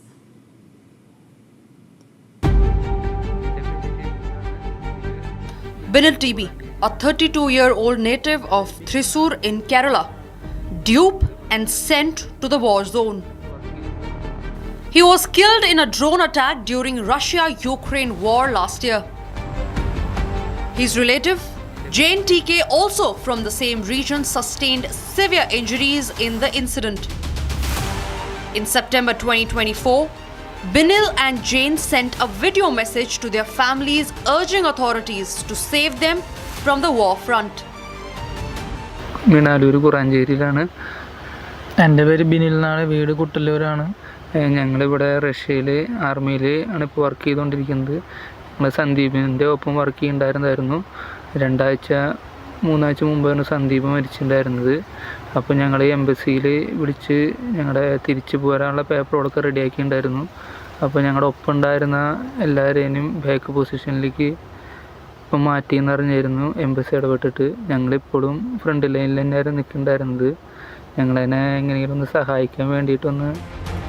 Watch this video of Jain TK dated 16 December where he is desperately appealing for help. എൻ്റെ പേര് ജെയിൻ, വീട് തൃശ്ശൂരാണ്. ഞാനിപ്പോൾ ഉള്ളത് റഷ്യ-ഉക്രൈൻ യുദ്ധം നടക്കുന്നതിൻ്റെ first സോണിലാണ്. എൻ്റെ കൂടെ ബിനിലേട്ടനുണ്ട്. ഞങ്ങളിവിടെ ചെയ്തുകൊണ്ടിരുന്ന ജോലി ഇവിടേക്ക് ഫുഡ്, വാട്ടർ, വെള്ളം തുടങ്ങിയ സാധനങ്ങൾ എത്തിക്കുന്ന ജോലിയായിരുന്നു ഞങ്ങൾക്കിവിടെ ഉണ്ടായിരുന്നത്. പക്ഷേ അവരിപ്പോൾ ഞങ്ങളുടെ അടുത്ത് പറയുന്നത് അവരുടെ കൂടെ യുദ്ധത്തിന് ചെല്ലണം എന്നാണ് പറയുന്നത്. അപ്പോൾ അതിന് വേണ്ടിയിട്ട് അവർ ഞങ്ങൾക്ക് മാഗസീനും ഗ്രനേഡും ഒക്കെ ഞങ്ങൾക്ക് എടുത്തു തന്നിരുന്നു. ഞങ്ങൾ ഏകദേശം ഒരു 8 പേരോളം ഇവിടെ വർക്ക് ചെയ്യുന്നുണ്ടായിരുന്നു ഇങ്ങനത്തെ ജോലിയായിട്ട്. അതിൽ 4 പേരിനെ അവർ ഇപ്പോൾ തന്നെ പറഞ്ഞയച്ചു കഴിഞ്ഞു. അടുത്ത ലിസ്റ്റിൽ ഞങ്ങളുടെ 2 പേരുടെയും പേര് വന്നിട്ടുണ്ട്. അപ്പോൾ ഞങ്ങൾ ഈ കാര്യം പറഞ്ഞ് എംബസിയിലെ രാംകുമാർ സാറിനെ കോൺടാക്ട് ചെയ്തിട്ടുണ്ടായിരുന്നു. പുള്ളി ഞങ്ങളുടെ അടുത്ത് പറഞ്ഞത് ഞങ്ങളുടെ കോൺട്രാക്റ്റൊക്കെ 3 മാസം മുമ്പ് തന്നെ ക്യാൻസൽ ചെയ്ത് കഴിഞ്ഞു എന്നാണ്. പക്ഷെ അത് ഞങ്ങൾ ഇവിടുത്തെ കമാൻഡറുടെ അടുത്ത് പറയുമ്പോൾ കമാൻഡർ ഞങ്ങളുടെ അടുത്ത് പറയുന്നത് ഞങ്ങളുടെ കോൺട്രാക്റ്റ് ഇതുവരെ ക്യാൻസലാക്കിയിട്ടില്ല. ഞങ്ങൾക്ക് അവരെ ഇവിടുന്ന് ഡിസ്മിസ് ചെയ്തുകൊണ്ടുള്ള ഓർഡർ അവർക്ക് ഡിഫൻസ് മിനിസ്റ്ററിൽ നിന്ന് ലഭിക്കണം, അല്ലാതെ ഞങ്ങളെ പറഞ്ഞയക്കാൻ സാധിക്കില്ല എന്നാണ് അവർ പറയണത്. ഇപ്പം എന്ത് ചെയ്യണമെന്നറിയാത്തൊരവസ്ഥയിലായിരുന്നു ഞങ്ങൾ നിൽക്കുന്നുണ്ടായിരുന്നത്. എങ്ങനെയെങ്കിലും ഞങ്ങളെ ഒന്ന് ഇവിടുന്ന് സഹായിക്കണമായിരുന്നു. The video proves that they contacted the Indian embassy. However, despite desperate appeals, their plea was unheard by the Indian government. The family is seeking answers from the government. ബിനിലിന്റെ ബോഡി കണ്ടു എന്നാണ് അവൻ പറഞ്ഞു. ഹോസ്പിറ്റലിൽ നിന്ന് അവൻ വിളിച്ചായിരുന്നു. അപ്പൊ ബിനിലിന്റെ ബോഡി കണ്ടായിരുന്നു എന്ന് പറഞ്ഞു. പിന്നെ എത്രയും പെട്ടെന്ന് ഞങ്ങൾ ബിനിലിന്റെ ബോഡി തിരിച്ചു കൊണ്ടുവരണം. അനിയന്റെ മകളുടെ ഭർത്താവാണ് ബിനില്. അപ്പൊ എത്രയും പെട്ടെന്ന് ബോഡി തിരിച്ചു കൊണ്ടുവരണം. പിന്നെ ജെയിൻ ഓപ്പറേഷൻ കഴിഞ്ഞിട്ട് കിടക്കുകയാണ്. അവനെ എത്രയും പെട്ടെന്ന് അവനെ ഇനി ഇവരെ മിലിറ്ററിയിലേക്ക് കൊണ്ടുപോകാതെ തിരിച്ച് എത്രയും പെട്ടെന്ന് നാട്ടിലെത്തിക്കണം എന്നാണ് അപേക്ഷ. നിങ്ങൾ അതിനു വേണ്ടി എന്ത് വേണമെങ്കിലും ആർക്ക് വേണമെങ്കിലും കൊടുക്കാൻ നിങ്ങൾ തയ്യാറാണ്. അപേക്ഷ ഇനിയും കൊടുക്കാൻ തയ്യാറാണ്. ദയവേണ്ടിട്ട് കേന്ദ്ര സർക്കാർ അതിനു വേണ്ടിയിട്ട് ഞങ്ങളെ സഹായിക്കണം. എത്രയും പെട്ടെന്ന് അവരെ നാട്ടിലെത്തിച്ചു തരണം. വിനീതമായി അപേക്ഷിക്കുക. After 8 months of appeal, the MEA has responded but is on the back foot. They said that they are in touch with the Russian authorities. However, there has been no explanation from MEA on Indian embassy inaction.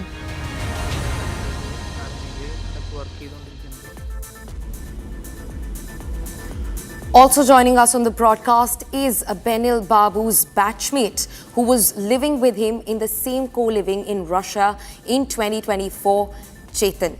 Renil Chetan is also joining us on the broadcast. Renil, first of all, I'm very sorry for your loss. And second, I want to understand, even though it is a very difficult time for you, I want to understand how incidents unfolded while you were in Russia with Binil. Renil, please tell us more about this.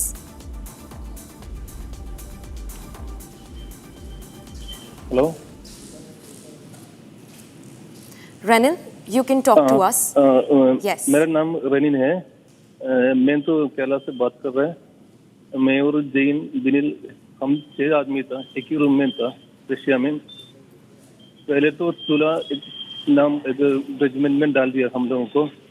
2 महीने के बाद में हम तीनों को एक regiment में डाल दिया और बिनिल और जैन संदीप उसको अलग रेजिमेंट में डाल दिया.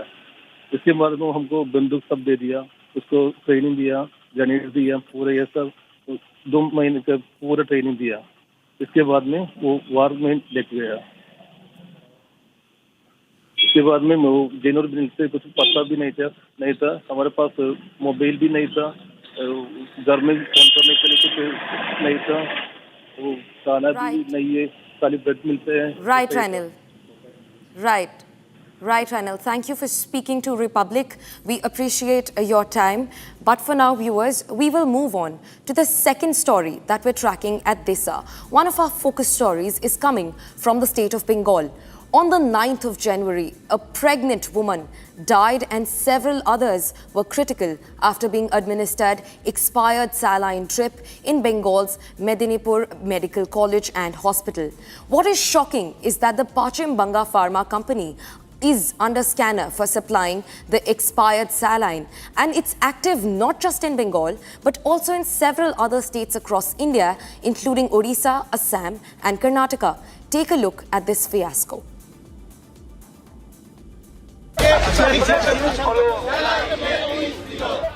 Protests on the streets of Kolkata. A reminder of the national movement post the RG car rape and murder. But the anger once again directed at the Mamata Banerjee government.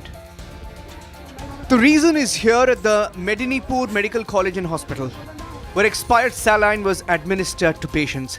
The result, the death of a young mother, while at least 5 others are critically ill.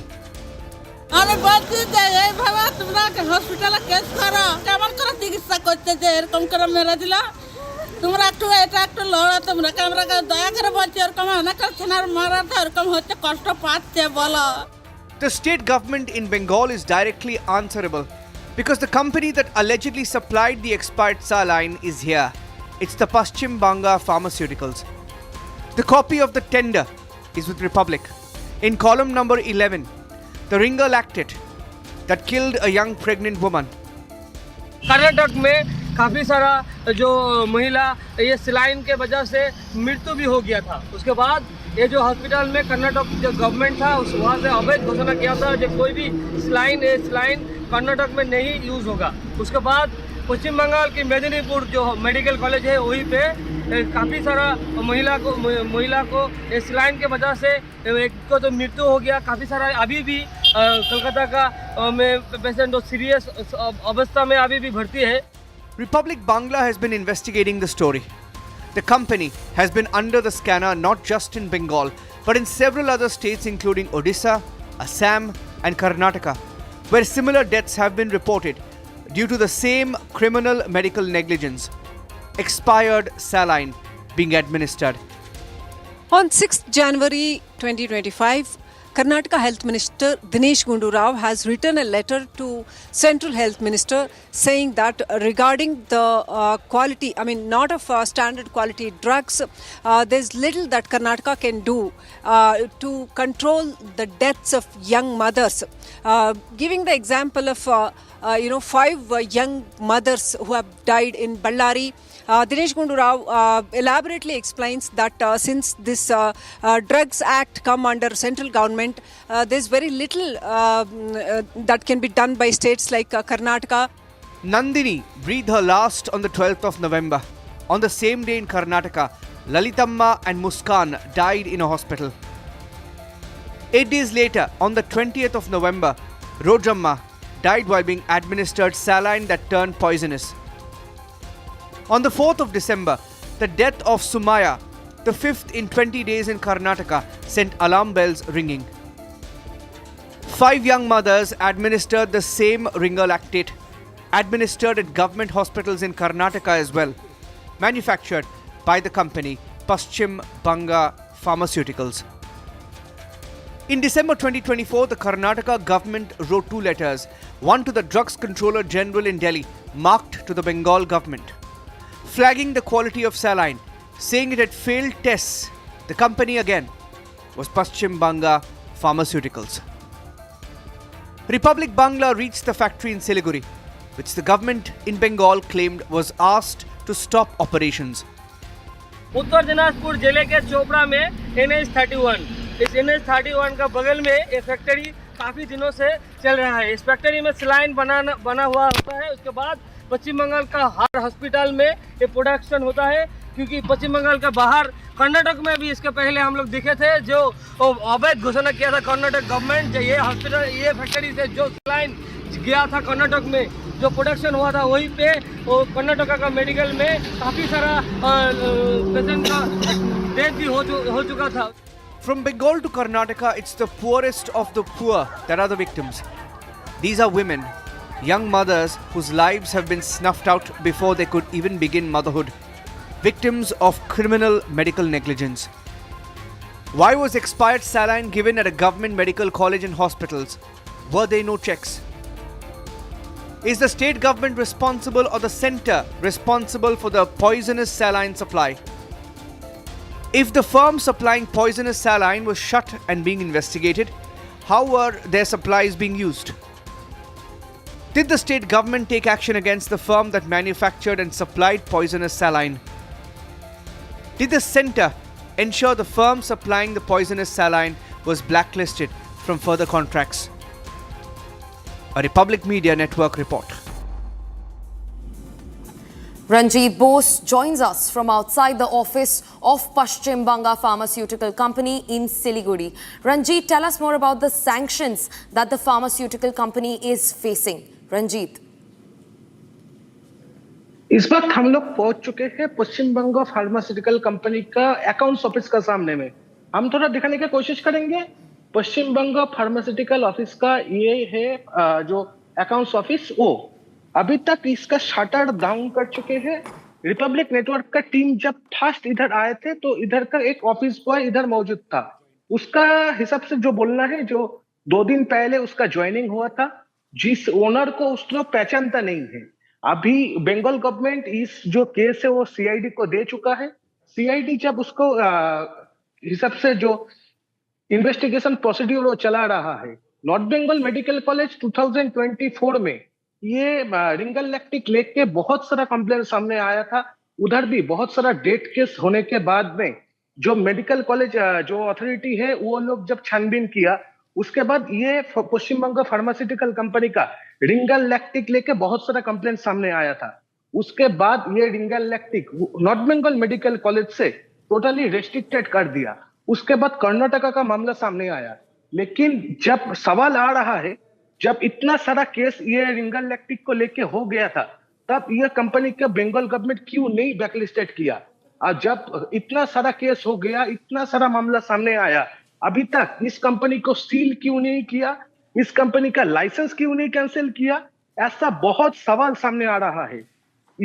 इस मामला लेके सिलीगुड़ी का MLA अभी Siliguri PS पे एक FIR कर चुके हैं। जो right Ranjit, thanks for joining us on the broadcast. Viewers, now we will shift focus to Gujarat.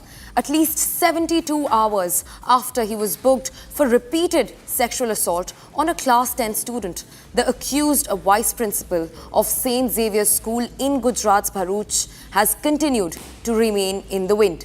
Here's a report on the latest on this story. Take a look.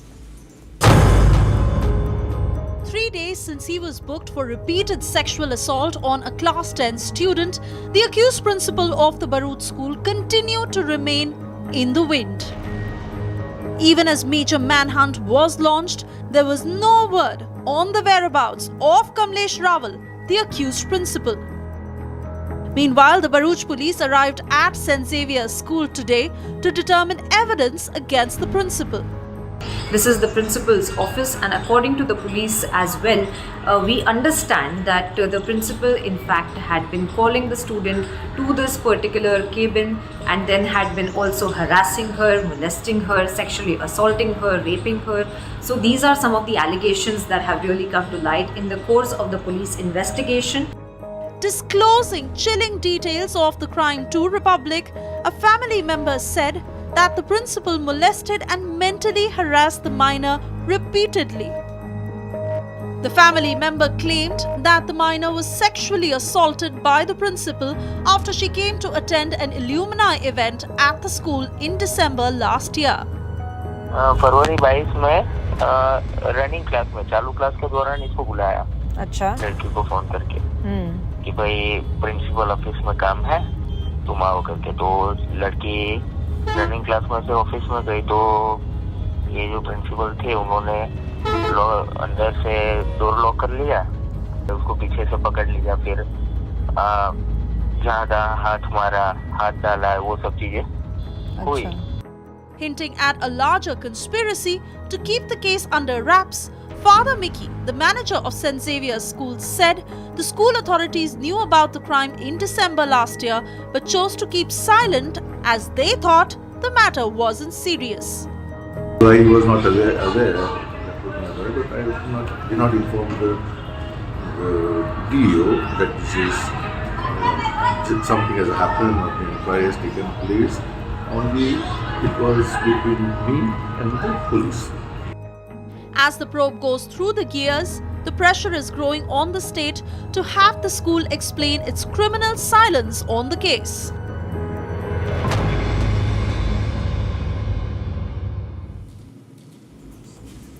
Also joining us live from Ground Zero is our reporter Priyanka to get us more on the story. Priyanka, the principal remains on the run. What is the take of the authorities? Tell us more. Well, 48 hours, Gesu, and now we're already looking at the rape-accused principal, Kamlesh Rawal, in fact, on the run, and we are still looking at the manhunt that is being carried out. In fact, we did see just a few hours ago, in fact 2 hours ago, we saw that the Bharuch police had arrived at the school, St. Xavier's itself, and then they had in fact carried out their sweeping of the evidence as well. They had opened the cabin of the principal. Now, this is the same cabin where in fact the principal had carried out those kind of heinous activities by pressurizing the minor into sexual favors as well. Not just that, he had interrupted her classes. He had also threatened that she will not be allowed to sit for her board examinations if she had opened her mouth and told anyone about this. And subsequently, we see that over the last 2 years that he was actually carrying out these kind of tactics. He was pressurizing her. He was manipulating her. In fact, just late last night, we saw that before the magistrate, the survivor's statement had also been filed, and she had in fact given her statement in which she has also spoken about the WhatsApp messages, the kind of mental torture, the incessant phone calls and messages that the principal had Priyanka. been Thanks for joining us on the broadcast. Viewers, let's move on and look at another story that we're tracking at this hour. After Team India's heavy 1-3 dismay to Australia in the Border Gavaskar Trophy and its failure to qualify for the ICC World Test Championship final has prompted the BCCI to take hard measures. The BCCI has decided to restrict the stay of players' families during overseas tours. Wives and families will now not be allowed to stay with the players beyond a maximum of 14 days on tour lasting 45 days or more. It's not just the players but even the head coach who is feeling the heat. Gautam Gambhir's position is all set to be reviewed by the BCCI. The upcoming Champions Trophy could be the last chance for the head coach to prove his mettle. Gambhir took over as head coach in July last year and Team India lost 6 of the 10 tests and a bilateral odd series in Sri Lanka. Not just the performances, but alleged leaks from the dressing room pointing towards rifts among players has also brought the role of Gambhir in focus. Republic spoke to the former BCCI Vice President, who said that this is not the first time that such decisions are being taken on WAGs. Take a look at this. See, those days the rule was there, but when the tour is long, say more than 1 month tour, then they used to generally allow players to take their families after half of the tour. It's ridiculous that you can, later half of the tour you can bring your families. It's not a new rule. However, there's a now extension that they cannot now take their families on the tour. Those days I remember that there used to be one away tour and one home tour. So the cricket was a little less. Now the cricket has gone so much that there are 3 to 4, 5 series in a year. And therefore, this kind of rule is, I don't know whether it justifies, but then in that case, the players should be allowed to take the rest. Shifting focus to Maharashtra, where adding further grist to rumours on a split in the India alliance, the NCP-SP patriarch Sharad Pawar said the Rainbow Coalition of the opposition was only an arrangement for the Lok Sabha elections. Take a look at this report for more details on what Sharad Pawar had to say. A key architect of the Maha Vikas Aghadi, Sharad Pawar played down rumours of a further split in the opposition bloc in Maharashtra. Speaking to Republic, the NCP-SP chief claimed that the Aghadi was safe. This after Shiv Sena chief Uddhav Thackeray threatened to go solo in the upcoming Zilla Panchayat and the Brihan Mumbai Municipal Corporation elections. उन्होंने त्याचा खुलासा त्यांनी केला काल त्याच्यामध्ये त्यांनी स्वच्छ सांगितलेले पण मी हे स्वच्छ सांगतो की कुठे वाराणसी नगरपालिकेची निवडणूक आहे. Pawar Senior said all the MEA partners will sit together in 10 days and thrash out a collective strategy and political roadmap going forward. Maharashtra की बात है और हमारे साथियों की ये भावना है कि एक होकर मिलकर चुनाव के लिए सामना कर सकते हैं तो सोचना चाहिए और वो कोशिश हम करने वाले हैं अगले 10 दिन में. Pawar said the MEA constituents will also discuss the strategy for the upcoming BMC elections. अगले 8-10 दिन में मैं खुद इनकी मीटिंग बुला रहा हूँ और वहाँ ये इसका हम डिस्कस करेंगे. मगर इसका मीनिंग ये नहीं कि लोकल सेल गवर्नमेंट हम डिस्कस नहीं करेंगे. However, deepening fears of a split in the Indy bloc, Pawar said the Rainbow Coalition of the opposition was put together only for the last Lok Sabha elections. As Pawar claims all's fine with the MEA, the big question is, could there be a future for the Aghadi if there is no Indy bloc?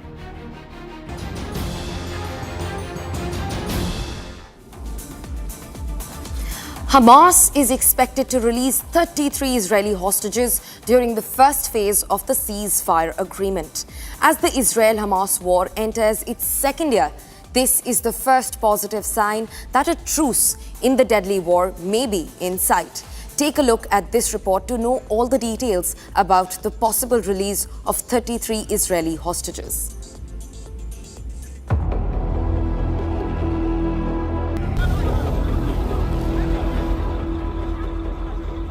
Nearly 2 years of war. 94 of the 251 Israeli hostages still remain under Hamas's captivity, and the calls for their return are echoing at home.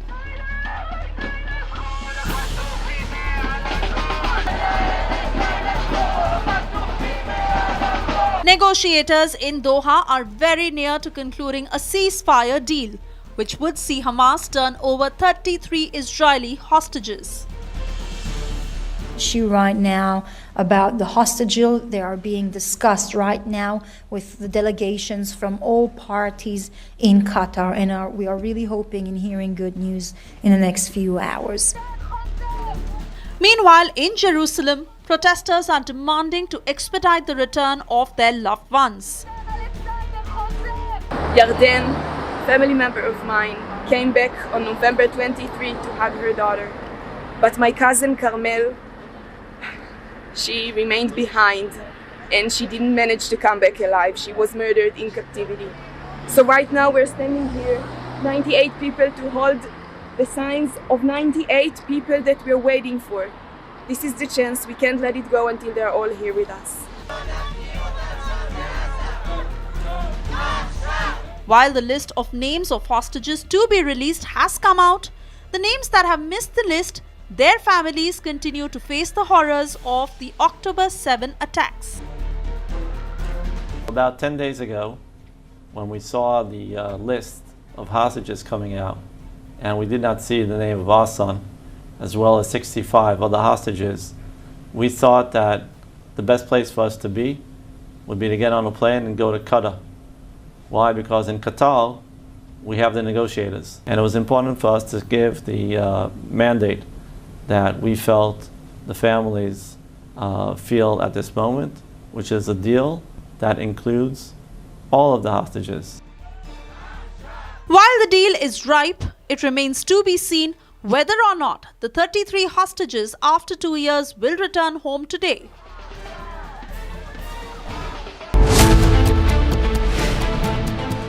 Indian dies in Russia-Ukraine war.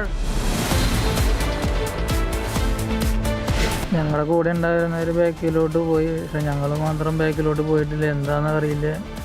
അതിൻ്റെ കാരണം എന്തിനാണ് എത്രയും പെട്ടെന്ന് പരിഹരിക്കണം എന്ന് അഭ്യർത്ഥിക്കണം. Did MEA and Russia government fail to help Binil? Debating tonight at 8 p.m. Ice बोला था लाने को, लद्दाख चला गया. पूछा फोन पे इतना बिजी क्यों है, तो क्या बोला तू? हाँ, माउंटेन्स वर कॉलिंग. डॉक्टर जहांगीर उस दिन सनसेट देखने छज्जे पे चढ़ा, टूट गया. हाँ, तू किसने बोला घर की दीवार पे रॉक क्लाइंबिंग करने को? सफीना बदतमीजी. समझ गया. मेरे पास आप दोनों की प्रॉब्लम की मेडिसिन. इसको घर पे लगाओगे तो शादी का तो पता नहीं, पर घर पक्का नहीं टूटेगा. रुंगटा नहीं तो घर स्ट्रॉन्ग नहीं. रुंगटा स्टील TMT बार एकदम solid.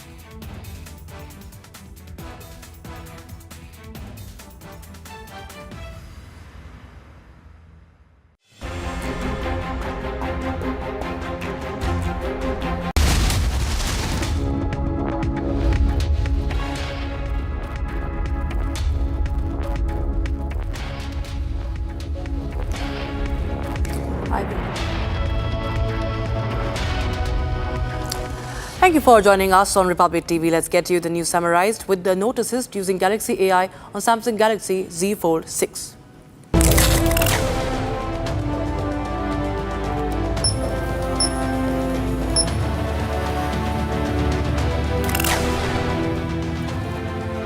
Defence Minister Arnab Singh issues stern warning to Pakistan, says give up exporting terror or ...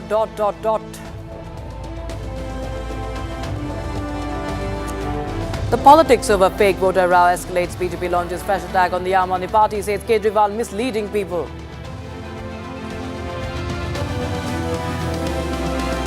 Usage of beyond expiry date saline at the state-run hospital sparks controversy in West Bengal. Mamata government to probe into the lapses in administration of the expired saline.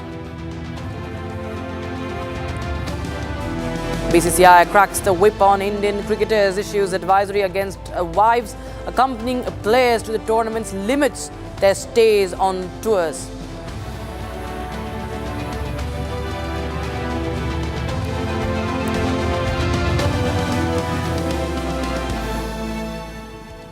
Alright, that was the news summarized with the Note Assist using Galaxy AI on Samsung Galaxy Z Fold 6. Let's get started with the top story that we're tracking this hour. Alright, now Binil TB, a native of Kerala's Thrissur district, died in a drone attack during the Russia-Ukraine war.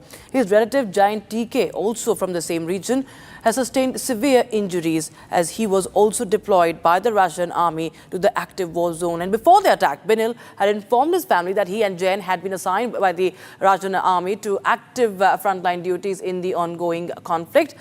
Now, Republic has got hold of the video of Binil where he is seen pleading to the Indian embassy for help. Video is showing how desperate pleas were made by Binil, but they were completely unheard by the Indian government. Now, in the latest, after this video is released, Republic has accessed this video. There's pressure mounting on the MEA, who has now reacted after 8 months. MEA has said that it is in touch with the Russian authorities. It has taken up this matter with Moscow. Listen in first to the desperate plea for help that was made by Binil. എൻ്റെ പേര് ജെയിൻ എന്നാണ്, വീട് മിണാലൂർ കുറാഞ്ചേരിയിലാണ്.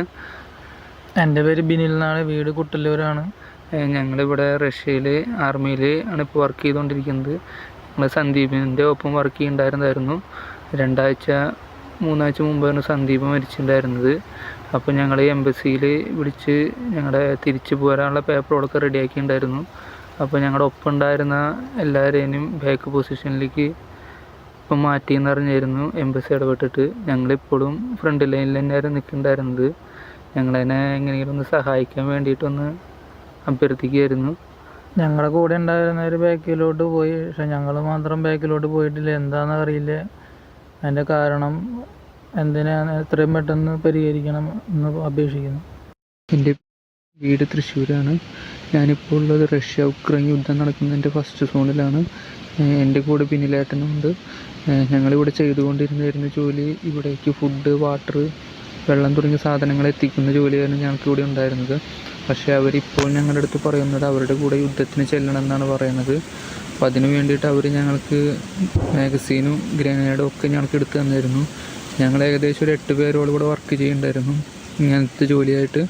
അതിൽ 4 പേരിനെ അവർ ഇപ്പോൾ തന്നെ പറഞ്ഞയച്ചു കഴിഞ്ഞു. അടുത്ത ലിസ്റ്റിൽ ഞങ്ങളുടെ 2 പേരുടെയും പേര് വന്നിട്ടുണ്ട്. അപ്പോൾ ഞങ്ങൾ ഈ കാര്യം പറഞ്ഞ് എംബസിയിൽ രാംകുമാർ സാറിനെ കോൺടാക്ട് ചെയ്തിട്ടുണ്ടായിരുന്നു. പുള്ളി ഞങ്ങളുടെ അടുത്ത് പറഞ്ഞത് ഞങ്ങളുടെ കോൺട്രാക്റ്റൊക്കെ 3 മാസം മുമ്പ് തന്നെ ക്യാൻസൽ ചെയ്ത് കഴിഞ്ഞു എന്നാണ്. പക്ഷെ അത് ഞങ്ങൾ ഇവിടുത്തെ കമാൻഡറുടെ അടുത്ത് പറയുമ്പോൾ കമാൻഡർ ഞങ്ങളുടെ അടുത്ത് പറയുന്നത് ഞങ്ങളുടെ കോൺട്രാക്റ്റ് ഇതുവരെ ക്യാൻസലാക്കിയിട്ടില്ല, ഞങ്ങൾക്ക് അവരെ ഇവിടുന്ന് ഡിസ്മിസ് ചെയ്തുകൊണ്ടുള്ള ഓർഡർ അവർക്ക് ഡിഫൻസ് മിനിസ്റ്ററിയിൽ നിന്ന് ലഭിക്കണം, അല്ലാതെ ഞങ്ങളെ പറഞ്ഞയക്കാൻ സാധിക്കില്ല എന്നാണ് അവർ പറയണത്. ഇപ്പം എന്ത് ചെയ്യണമെന്നറിയാത്തൊരവസ്ഥയിലായിരുന്നു ഞങ്ങൾ നിൽക്കുന്നുണ്ടായിരുന്നത്. എങ്ങനെയെങ്കിലും ഞങ്ങളെ ഒന്ന് ഇവിടുന്ന് സഹായിക്കണമായിരുന്നു. Defence Minister Arnab Singh issued a warning to Pakistan to take concrete action against terrorism that continues to thrive on its soil sponsored from Pakistan. Now, highlighting the ongoing activities in Pakistan and occupied Kashmir, he said that the land of POK is being used for the dangerous business of terrorism. Training camps for terrorists are still operational there. Launch pads are active in the areas closer to the border. Indian government, he says, is aware of everything. Pakistan must dismantle these operations, otherwise ... That's the warning Rajnath Singh has issued from Akhnur today. Jammu Kashmir बिना PoK के अधूरा है, भारत के माथे का मुकुट मणि है। वैसे भी पीओके पाकिस्तान के लिए एक फॉरेन टेरिटरी से अधिक कुछ नहीं है। पीओके में रह रही अवाम को एक डिग्निफाइड लाइफ से महरूम रखा जा रहा है। उन्हें मजहब के नाम पर हिंदुस्तान के खिलाफ बरगलाने और उकसाने की कोशिश पाकिस्तान के हुक्मरानों द्वारा यह बराबर की जा रही है। हाल ही में पीओके के इल्लीगल वजीर आजम अनवारुल हक ने हिंदुस्तान के खिलाफ जो जहर उगला है वह पाकिस्तान की ही साजिश का हिस्सा है। पीओके के वजीर आजम अनवारुल हक जो आज कह रहे हैं वही भारत विरोधी एजेंडा पाकिस्तान के हुक्मरानों ने जनरल जियाउल हक के जमाने से चलाया हुआ है। पीओके की जमीन का इस्तेमाल आतंकवाद का खतरनाक कारोबार चलाने में किया जा रहा है। यह बात आज मैं खुलकर कहना चाहता हूं। वहां आज भी आतंकवादियों के लिए ट्रेनिंग कैंप चलाए जा रहे हैं। सीमा से सटे हुए इलाकों में लॉन्च पैड बने हुए हैं, इसकी पक्की जानकारी है। भारत सरकार को सब पता चल रहा है। पाकिस्तान को इनको खत्म करना ही होगा, नहीं तो ...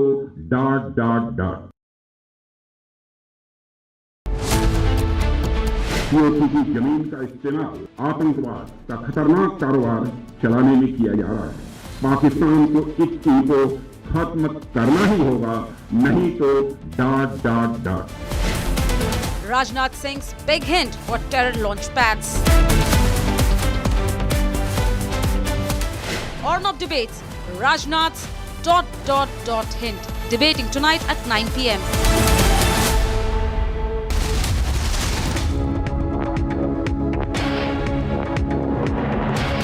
उस दिन सनसेट देखने छज्जे पे चढ़ा, टूट गया। हाँ, तू किसने बोला घर की दीवार पे रॉक क्लाइंबिंग करने को? सफीना बदतमीजी। समझ गया। मेरे पास आप दोनों की प्रॉब्लम की मेडिसिन है। इसको घर पे लगाओगे तो शादी का तो पता नहीं, पर घर पक्का नहीं टूटेगा। रुंगटा नहीं तो घर स्ट्रॉन्ग नहीं। रुंगटा स्टील TMT बार एकदम solid. Virat Kohli has been at the center of multiple controversies lately, as the Indian cricket team comes off a forgettable run in the Border Gavaskar Trophy series against Australia.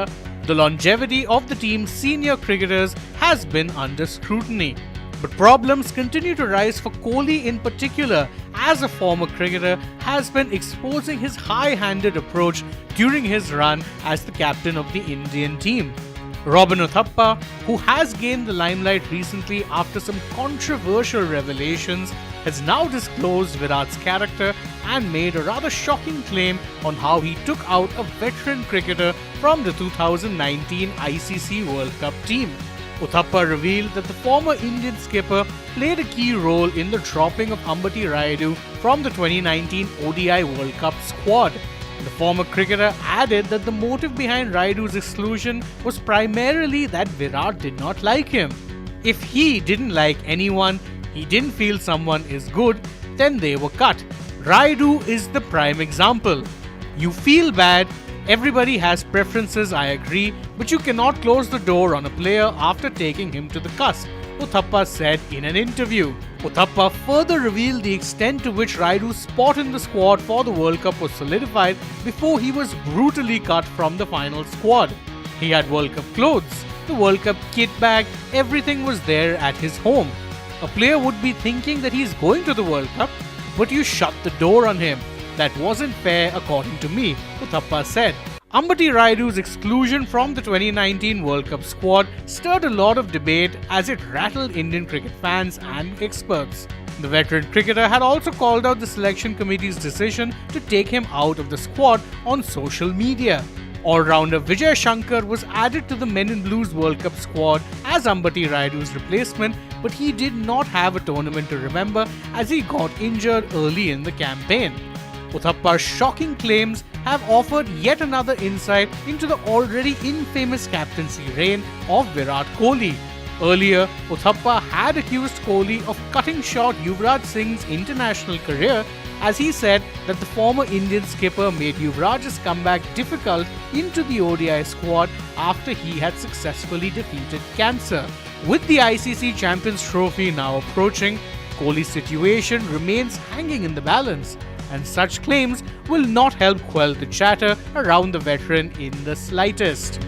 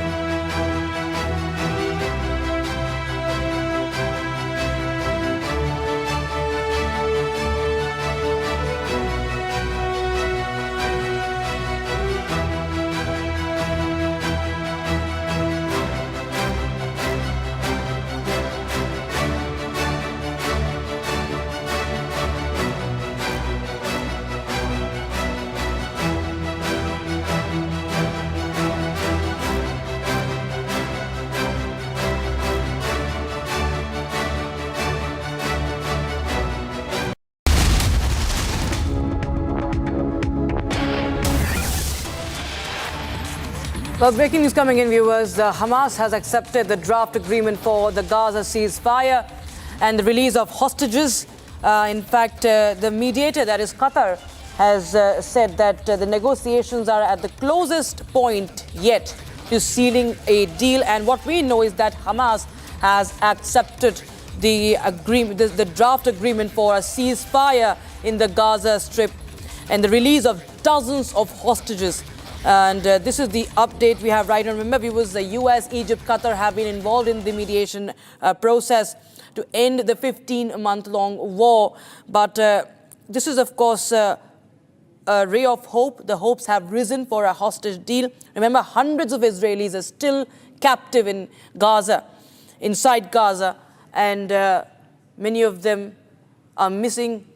And the latest we have is that the Hamas has claimed that it has accepted the draft deal. If you get onto the more of the details on that, as per the copy of the proposed agreement, Israeli officials say that progress has been made, details are being finalized. So there is a progress that has been, progress has been made, but the details of this entire deal are still being finalized, and the plan will be submitted to the Israeli cabinet for final approval. Remember, there's a lot of pressure also mounting on Israeli Prime Minister Benjamin Netanyahu when it comes to hostages. He's facing massive protests from his own people, from the people of Israel as well.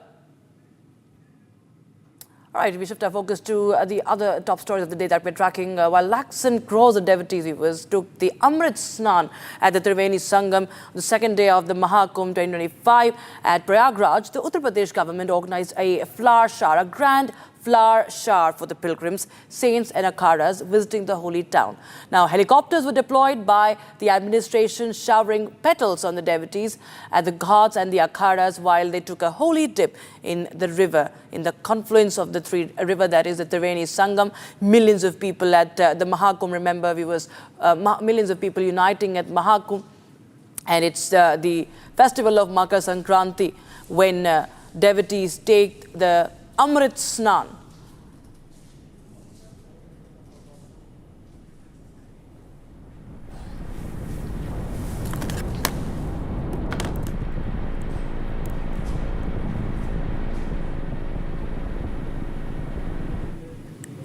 All right, viewers, so as we come to the end of this news wheel, let's record and summarize with the notices using Galaxy AI on Samsung Galaxy Z Fold 6.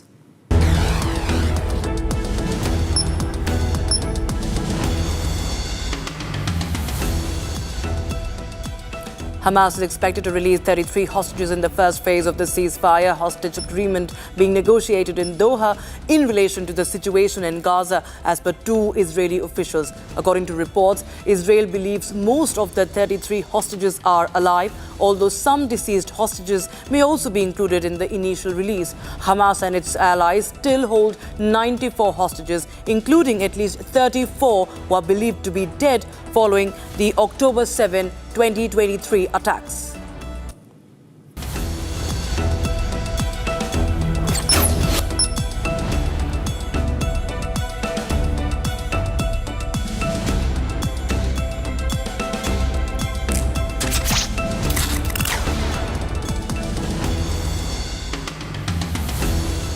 So that was the concise reading of the news in a simpler format using Galaxy AI on Samsung Galaxy Z Fold 6. We'll be right back with the headlines in just a few moments from now.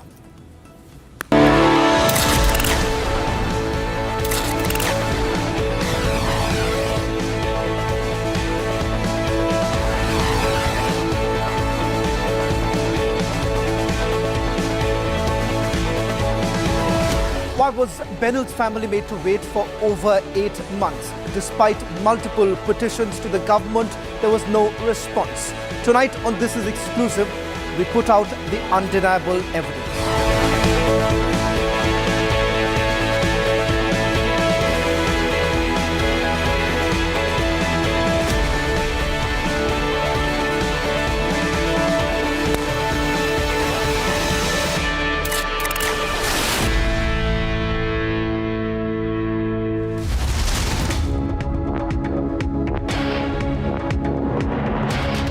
Amity has been ranked amongst the top 3% universities globally, a testimony to Amity's globally benchmarked quality. उस दिन sunset देखने छज्जे पे चढ़ा, टूट गया। हाँ, तो किसने बोला घर की दीवार पे रॉक क्लाइंबिंग करने को? सफीना बदतमीजी। समझ गया। मेरे पास आप दोनों की प्रॉब्लम की मेडिसिन है। इसको घर पे लगाओगे तो शादी का तो पता नहीं, पर घर पक्का नहीं टूटेगा। रुंगटा नहीं तो घर स्ट्रॉन्ग नहीं। रुंगटा स्टील TMT बार एकदम solid.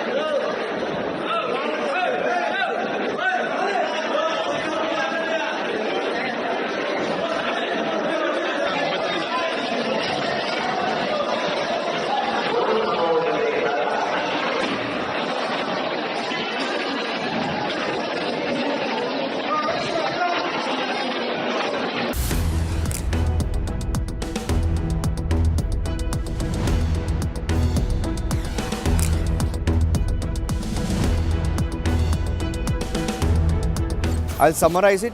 We'll use 3 or 4 points of the article on Republic World.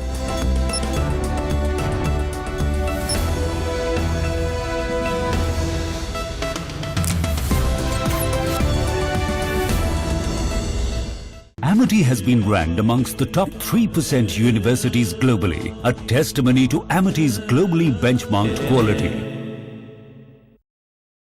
Ice बोला था लाने को, लद्दाख चला गया। पूछा फोन पे इतना बिजी क्यों है, तो क्या बोला तू? हाँ, माउंटेन्स वर कॉलिंग। डॉक्टर जहांगीर उस दिन सनसेट देखने छज्जे पे चढ़ा, टूट गया। हाँ, तू किसने बोला घर की दीवार पे रॉक क्लाइंबिंग करने को? सफीना बदतमीजी। समझ गया। मेरे पास आप दोनों की प्रॉब्लम की मेडिसिन है।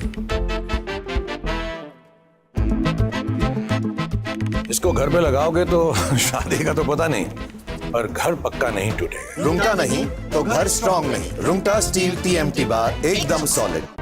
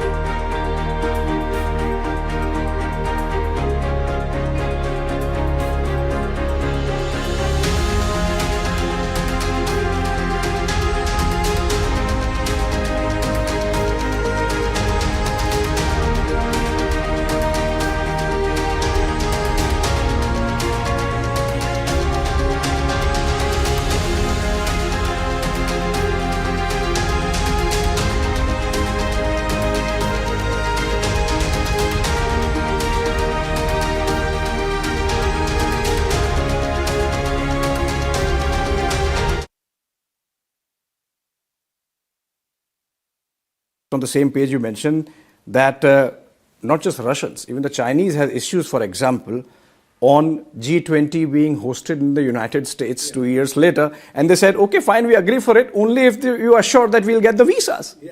So that was another big challenge because finally, everybody agreed and, the G7 had agreed except United States. So in the morning, I called up the US Sherpa and he said he'll discuss with the President. Mr. Biden had come in by that time and he said he'll discuss and get back to me.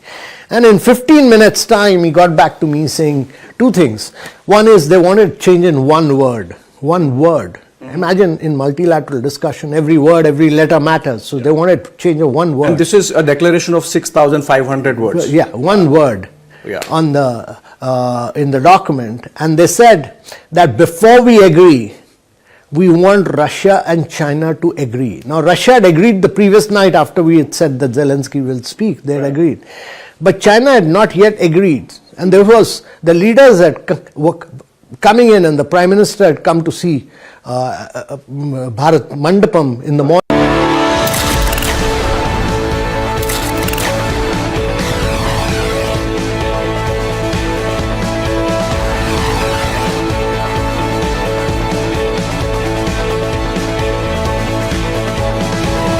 Why was Binil's family made to wait for over 8 months? Despite multiple petitions to the government, there was no response.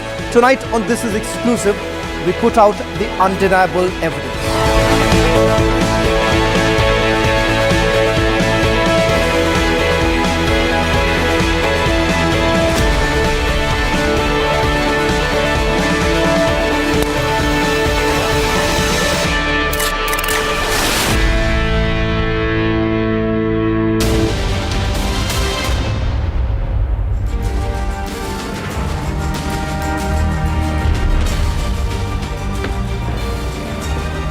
Hello and welcome. You're watching the Tuesday edition of This Is Exclusive with me, Shavin Sen. Ladies and gentlemen, a 32-year-old resident of Thrissur lost his life fighting a war which was never meant for him. He made desperate pleas from the front lines in Russia. All of them fell on deaf ears. Ladies and gentlemen, despite multiple petitions made by the family members, there was no one really to help Binil and his family members. No one paid any heed. An Indian life has been lost. The government of India perhaps got completely napping on this entire issue. Tonight on This Is Exclusive, I put out the evidence of the alleged malpractices and also the reasons why the family are saying that they got no help whatsoever. But up first, let's take a look at the headlines we're tracking at this hour.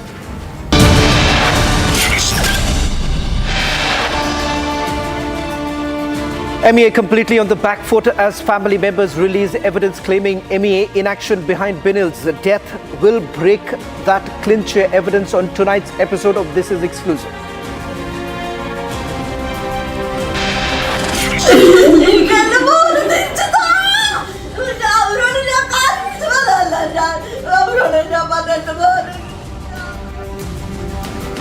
Republic speaks to Binil's family members. They say have written countless letters to the Ministry of External Affairs and government over the last 8 months, but was met with disappointment. Principal of a Bharuch school booked by the police for allegedly molesting, raping and threatening and sexually harassing a girl from the school. Republic gets hold of incriminating evidence suggesting lapses on the part of the school authorities. Hamas accepts draft agreement for Gaza ceasefire and release of hostages. Mediator Qatar says negotiations at the closest point.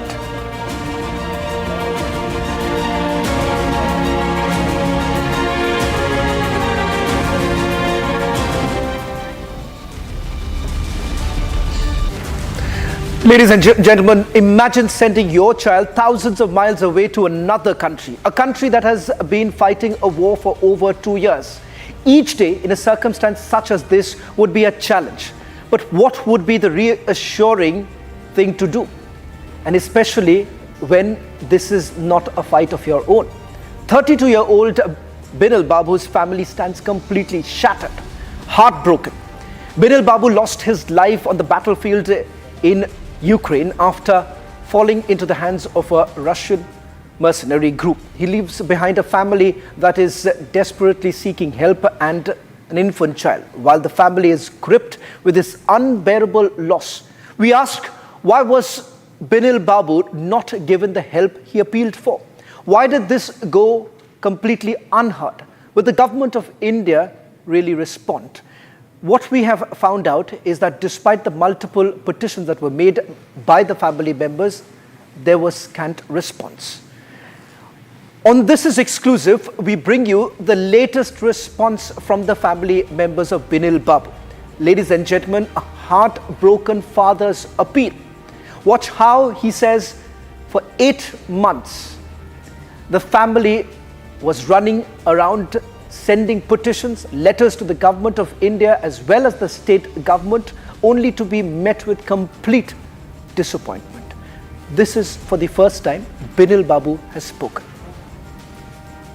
Binil Babu എൻ്റെ മകൻ ബിനിൽ റഷ്യയിൽ Kuwait പട്ടാളത്തിൽ ചേർന്ന് മരണമടഞ്ഞ വിവരം പറഞ്ഞു. India ഗവൺമെൻറ്റിനോടും Kerala ഗവൺമെൻറ്റിനോടൊക്കെ വളരെയധികം നിവേദനങ്ങളും നേരിട്ട് കണ്ടു, എം പിമാരെ കാണുകയും എല്ലാം ചെയ്തു. 8 മാസമായിട്ട് ഇതിൻ്റെ പിന്നാലെ നടക്കുകയായിരുന്നു. മരണ വാർത്ത അറിഞ്ഞു. ഞാൻ എൻ്റെ ബോഡിയെങ്കിലും എത്രയും വേഗം സ്വദേശത്തേക്ക് എത്തിക്കാനുള്ള നടപടികളുണ്ടാവണമെന്നാണ്. But in fact, the mother's been completely left distraught. A lady grieving the tragic death of her son, saying that she is ready to fall at anybody's feet if that means she gets to see him one last time before he is put to rest.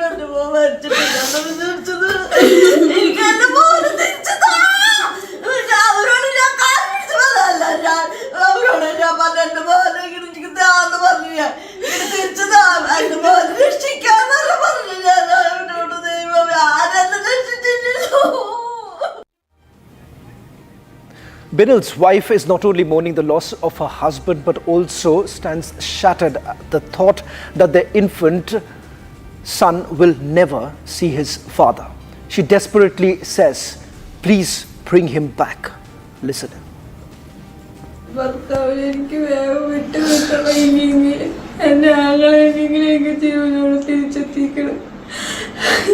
നിങ്ങൾക്ക് എന്തെങ്കിലും ചെയ്തതായോ?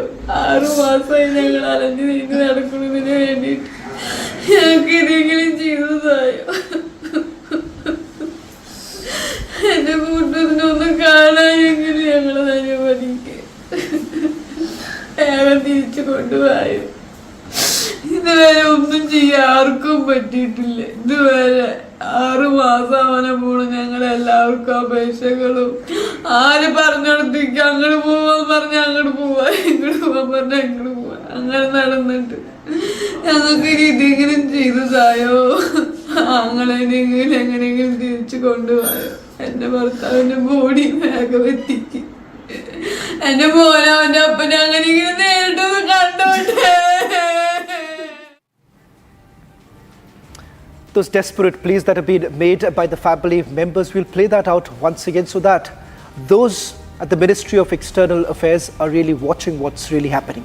In a short while from now, ladies and gentlemen, we're going to put out a clincher evidence. But before that, we take you through the story of 32-year-old and a native of Kerala's Thrissur district who died in a drone attack during the Russia-Ukraine war.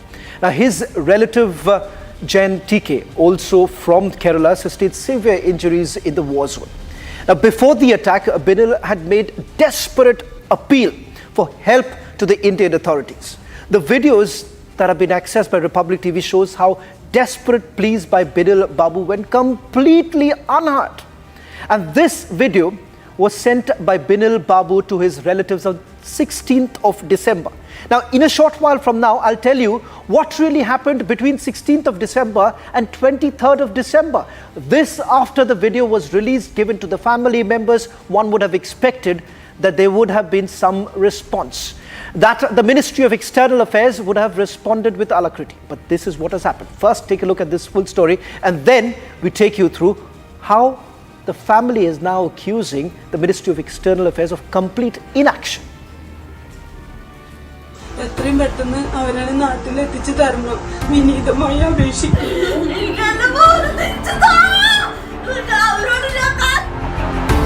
This is Binil's story, a 32-year-old from Kerala who was forcibly sent to a war zone in which his life was claimed in a drone attack during the Russia-Ukraine war.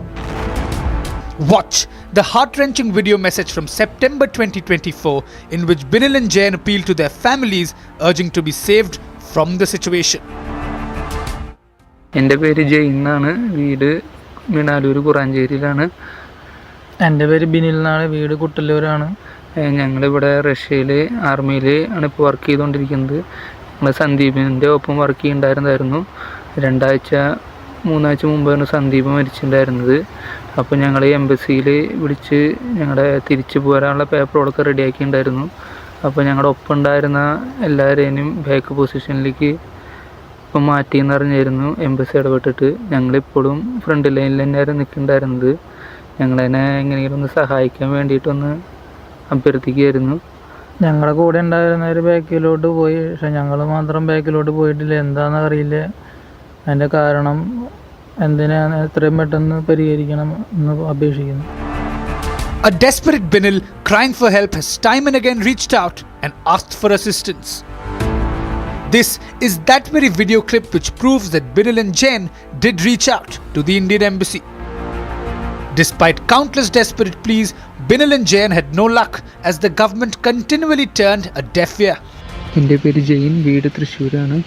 ഞാനിപ്പോൾ ഉള്ളത് റഷ്യ-ഉക്രൈൻ യുദ്ധം നടക്കുന്നതിൻ്റെ first സോണിലാണ്. എൻ്റെ കൂടെ ബിനിലേട്ടനുണ്ട്. ഞങ്ങളിവിടെ ചെയ്തുകൊണ്ടിരുന്ന ജോലി ഇവിടേക്ക് food, water, വെള്ളം തുടങ്ങിയ സാധനങ്ങൾ എത്തിക്കുന്ന ജോലിയായിരുന്നു ഞങ്ങൾക്കിവിടെ ഉണ്ടായിരുന്നത്. പക്ഷേ അവരിപ്പോൾ ഞങ്ങളുടെ അടുത്ത് പറയുന്നത് അവരുടെ കൂടെ യുദ്ധത്തിന് ചെല്ലണം എന്നാണ് പറയുന്നത്. അപ്പോൾ അതിന് വേണ്ടിയിട്ട് അവർ ഞങ്ങൾക്ക് മാഗസീനും ഗ്രനേഡും ഒക്കെ ഞങ്ങൾക്ക് എടുത്തു തന്നിരുന്നു. ഞങ്ങൾ ഏകദേശം ഒരു 8 പേരോട് കൂടെ വർക്ക് ചെയ്യുന്നുണ്ടായിരുന്നു ഇങ്ങനത്തെ ജോലിയായിട്ട്. അതിൽ 4 പേരിന് അവർ ഇപ്പോൾ തന്നെ പറഞ്ഞയച്ചു കഴിഞ്ഞു. അടുത്ത ലിസ്റ്റിൽ ഞങ്ങളുടെ 2 പേരുടെയും പേര് വന്നിട്ടുണ്ട്. അപ്പോൾ ഞങ്ങൾ ഈ കാര്യം പറഞ്ഞ് എംബസിയിൽ രാംകുമാർ സാറിനെ കോൺടാക്ട് ചെയ്തിട്ടുണ്ടായിരുന്നു. പുള്ളി ഞങ്ങളുടെ അടുത്ത് പറഞ്ഞത് ഞങ്ങളുടെ കോൺട്രാക്റ്റൊക്കെ 3 മാസം മുമ്പ് തന്നെ ക്യാൻസൽ ചെയ്ത് കഴിഞ്ഞു എന്നാണ്. പക്ഷെ അത് ഞങ്ങൾ ഇവിടുത്തെ കമാൻഡറുടെ അടുത്ത് പറയുമ്പോൾ കമാൻഡർ ഞങ്ങളുടെ അടുത്ത് പറയുന്നത് ഞങ്ങളുടെ കോൺട്രാക്റ്റ് ഇതുവരെ ക്യാൻസലാക്കിയിട്ടില്ല, ഞങ്ങൾക്ക് അവരെ ഇവിടുന്ന് ഡിസ്മിസ് ചെയ്തുകൊണ്ടുള്ള ഓർഡർ അവർക്ക് ഡിഫൻസ് മിനിസ്റ്ററിയിൽ നിന്ന് ലഭിക്കണം, അല്ലാതെ ഞങ്ങളെ പറഞ്ഞയക്കാൻ സാധിക്കില്ല എന്നാണ് അവർ പറയണത്.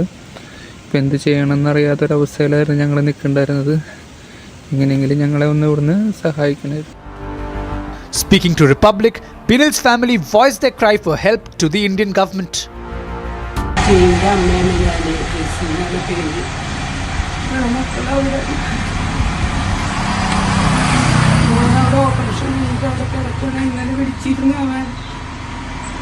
സംസാരിക്കാൻ പറ്റുന്നില്ല എന്നാണ് പറഞ്ഞതാണ്. കുറച്ച് സംസാരിക്കാനേ അവന് പറ്റുന്നുള്ളൂ. പിന്നെ ബിന്നിൽ അവിടെ ജയം പറഞ്ഞു ബിന്നിൽ മരിച്ചു എന്ന് അവൻ തന്നെ പറഞ്ഞു. ഞങ്ങൾ MP-ക്കും മന്ത്രിമാർക്കും സുരേഷ് ഗോപി സാറിനും എല്ലാവർക്കും ഞങ്ങൾ അപേക്ഷ കൊടുത്തു. മുമ്പുള്ള 3 ആൾക്കാർ വന്നിരുന്നു. അപ്പോൾ തൊട്ട് ഞങ്ങൾ അപേക്ഷ കൊടുത്തായിരുന്നു. മന്ത്രിമാർക്കും MP-ക്കും എല്ലാവർക്കും ഞങ്ങൾ അപേക്ഷ കൊടുത്തു. പക്ഷെ ആരും ഞങ്ങളുടെ മക്കളെ തിരിച്ചു കൊണ്ടുവരാൻ വേണ്ടി ആരും ഒന്നും ചെയ്തില്ല. ചെയ്തെങ്കിൽ എൻ്റെ മക്കൾ വരായിരുന്നു, ബിന്നിലിനെ ഗതി വരില്ലായിരുന്നു. പക്ഷെ പിന്നെ ബോഡി ജെയിൻ കണ്ടായിരുന്നു, ബിന്നിലിന്റെ ബോഡി കണ്ടു. Multiple conversations with Binil's family show what the family is going through at the moment, and it indeed cannot be put to words. Meanwhile, the Ministry of External Affairs has released an official statement after being on the back foot because of its inaction. The MEA said that they are working with Russia to ensure the safe return of the mortal remains. The question, however, remains: who failed Binil and Jain?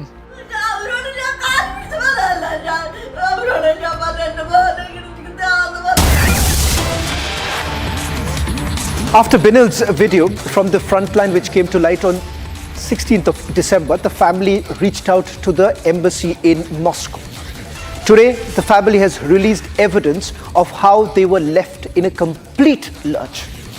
Between 16th of December and 23rd of December, the family members sent multiple messages to the embassy in Moscow. In response, the embassy had no solutions but a feeble response. Now let's take you through the evidence that has been released by the family members. In fact, these are messages on the very day they received the video from Binil, where he was making the desperate plea, asking the government to help. This message was actually sent to the embassy in Moscow by the family members of Binil. And the response that came in is this: we are taking all possible action. Soon they will be. The next message that was sent was just about a few days ago, where you have the government basically responding, saying, ma'am, we are doing all possible ways to get them out quickly. Between 16th of December and 23rd of December, there were messages that were sent between the family members of Binil and the Ministry of External Affairs. In fact, this was with the embassy in Moscow, which these are the multiple messages that were basically sent out. Now, the family claims that they have only got 2 responses from them. They were templated responses of possible help really coming in. Joining us on this broadcast is Libin. He's Binil's brother. Our deepest condolences, Libin. सबसे पहले आपसे जानना चाहूँगा, आप इस वक्त कहाँ हैं? और दूसरी बात, आपके परिवार वालों ने ये आरोप लगाया है कि मिनिस्ट्री ऑफ एक्सटर्नल अफेयर्स आप लोग को कोई मदद नहीं कर रही थी। हाँ, मैं अभी यूके में है। मैं मेरा फैमिली के साथ बात किया। उन्होंने बहुत मन से मेरे भाई को वापस लेने के लिए कोशिश किया। लेकिन मुझे पता है कि आपके लिए बहुत तकलीफ होता है ये पूरी बात करने के लिए कि किस तरह से आप लोग लगातार कोशिश कर रहे थे, बट ये बताइए कि मॉस्को एम्बेसी में जब आपने पहली बार ये बताया कि आपके भाई ने 16 दिसंबर को पहला एक वीडियो भेजा जहां पे वो अपील कर रहे हैं कि उनको वापस लेके आए, उसके बाद आपको क्या रिस्पॉन्स आया? एम्बेसी का क्या कहना था कि आखिरकार किस तरह से वो मदद कर पाएंगे आपको? वो बोला उसका साइड से वो हम करते हैं, मगर रशिया से वो साइड से कुछ नहीं मिला, न्यूज़ नहीं मिला। हमारे उधर से सब करते हैं, उधर से कुछ इन्फॉर्मेशन आएगा तो हम बताएगा, ऐसा बोलते हैं, ऐसे बोल के रखे हमारे को। हम आप लोग आपने कितनी बार कोशिश की? आपने कितनी बार कोशिश की कि मॉस्को से जवाब आए? क्या आपने रशियन अथॉरिटीज से भी बात करने की कोशिश की? क्योंकि कुछ जो मैसेजेस आप लोग ने रिलीज किया उसमें आप लोग ये भी कह रहे हैं कि बिनिल खुद कह रहे हैं कि एक कॉन्ट्रैक्ट की बात हो रही है और वो कॉन्ट्रैक्ट खत्म नहीं हुआ था, जिसके कारण रशियन उनको छोड़ने के लिए मना कर रहे थे। क्या आप लोग ने कोई कोशिश की कि रशियन से भी बात करें? नहीं, ऐसे हमको बात नहीं कर सकता। हम रशियन हमारे एम्बेसी से बात किया था, वो हमको कुछ आइडिया नहीं था उसको किसी के साथ बात करने के लिए, किसी को फोन करने का कुछ आइडिया नहीं था। हम सिर्फ इंडियन एम्बेसी और हमारे उधर का एमपी और पॉलिटिशियंस को सब बात किया था। लेकिन ये बताइए कि आपको कब पता चला कि आपके भाई का देहांत हो गया, और क्या उन्होंने ये कहा कि आखिरी कुछ दिनों में भी उन्होंने काफ़ी कोशिश की अथॉरिटी से बात करने के लिए ताकि उन्हें रिहा कर दे? क्योंकि ये भी बताया जा रहा था कि उनके साथ जो कुछ लोग गए थे वो वहाँ से निकलकर भारत वापस आ गए। हाँ, वो कुछ दिन पहले एक संदीप नाम के एक आदमी था, वो मर गया। उसके साथ कुछ केरला वाले लोग था, वो वापस आ गया, मगर मेरा भाई और जैन को वो नहीं छोड़ दिया। वो फ्रंट लाइन में काम किया था, इसलिए वो बोला वो फ्रंट लाइन में जो आदमी लोग है इसको छोड़ेगा तो वापस उधर से प्रेस के लिए कोई नहीं मिलते, इसीलिए उसका कमांडर उसको उन लोगों को नहीं छोड़ा, ऐसा न्यूज़ मिला था। लेकिन एक आखिरी सवाल मैं आपसे करना चाहूँगा, वो ये है कि इस वक्त आप लोग को क्या कहा गया है कि क्या उनका शव वापस लेकर आएंगे? कुछ जल्द ही बात होगी। आखिरी बार आप मिनिस्ट्री ऑफ एक्सटर्नल अफेयर्स से आप लोग कब बात किए? मेरे पिताजी ने बात किया, वो बोला उसका वो तुरंत करेगा बोला, मगर वो पहले बार मेरा दोस्त संदीप का बॉडी आने के लिए 45 डेज लगा। पता नहीं मेरे भाई को भी लेने के लिए कितना दिन लगेगा। वो लोग बोलते कोशिश करेगा जल्दी लेके आने के लिए। आप लोग थोड़ा मदद करने का। लेकिन आप ये कह रहे कि आपको इस वक्त कोई जानकारी नहीं है कि आपके भाई के शव को वापस कब लेकर आएंगे? वो बोला जल्दी करेगा बोला, ऐसा बोलते। कब करेगा, कितना दिन लगेगा, ऐसा कुछ आइडिया नहीं है। आपको कोई टाइम डेट कुछ भी नहीं बताया गया है? क्या आप आज मिनिस्ट्री ऑफ एक्सटर्नल अफेयर्स और उनके मंत्री को क्या आप कुछ बोलना चाहेंगे? क्योंकि आपकी मम्मी जो इससे पहले हमसे बात उन्होंने की थी, उन्होंने ये कहा कि एमपी से बात किया गया है, एमएलए से बात किया गया है, पर अब तक कोई जवाब नहीं मिला। आपके पूरे परिवार को कोई जवाब नहीं मिल रहा है। आप क्या कहेंगे पूरे सरकार को? वो सही है। मेरे पिताजी इसके बारे में एमपी लोग को देखने के लिए गया, या बाद में उसको काम के लिए नहीं जा सकता, इसलिए इसको काम से भी निकाला। अभी मेरा पिताजी को काम नहीं है, वो इसका मेरे भाई का ये पेपर वर्क का पीछे जाने के टाइम इसलिए इसका काम गया। और भी मेरे पिताजी बहुत कोशिश किया, सब जगह के ट्रिवेंटर में जाते हैं, तो जो लोग बोलते हैं उधर जाओ इधर जाओ, ऐसा मेरे पिताजी जो बोलते हैं उधर सब जा गया। मगर कुछ वो बोलते हैं हम करेंगे, वो क्या करते हैं तो पता नहीं। वो बोलते हैं हम कोशिश करते हैं, मगर कोई फायदा नहीं मिला। उन लोगों ने थोड़ा ये करेगा तो मेरे भाई अभी जिंदा से आ सकता था। अभी वो उसका बॉडी भी हमको थोड़ा जल्दी, इतना दिन वेट नहीं कर रहा। हमको इतना दिन वेट करके मेरे माँ भी खाना भी नहीं खाते, ये सोच के उधर ही पता नहीं इसका हालत क्या होएगा।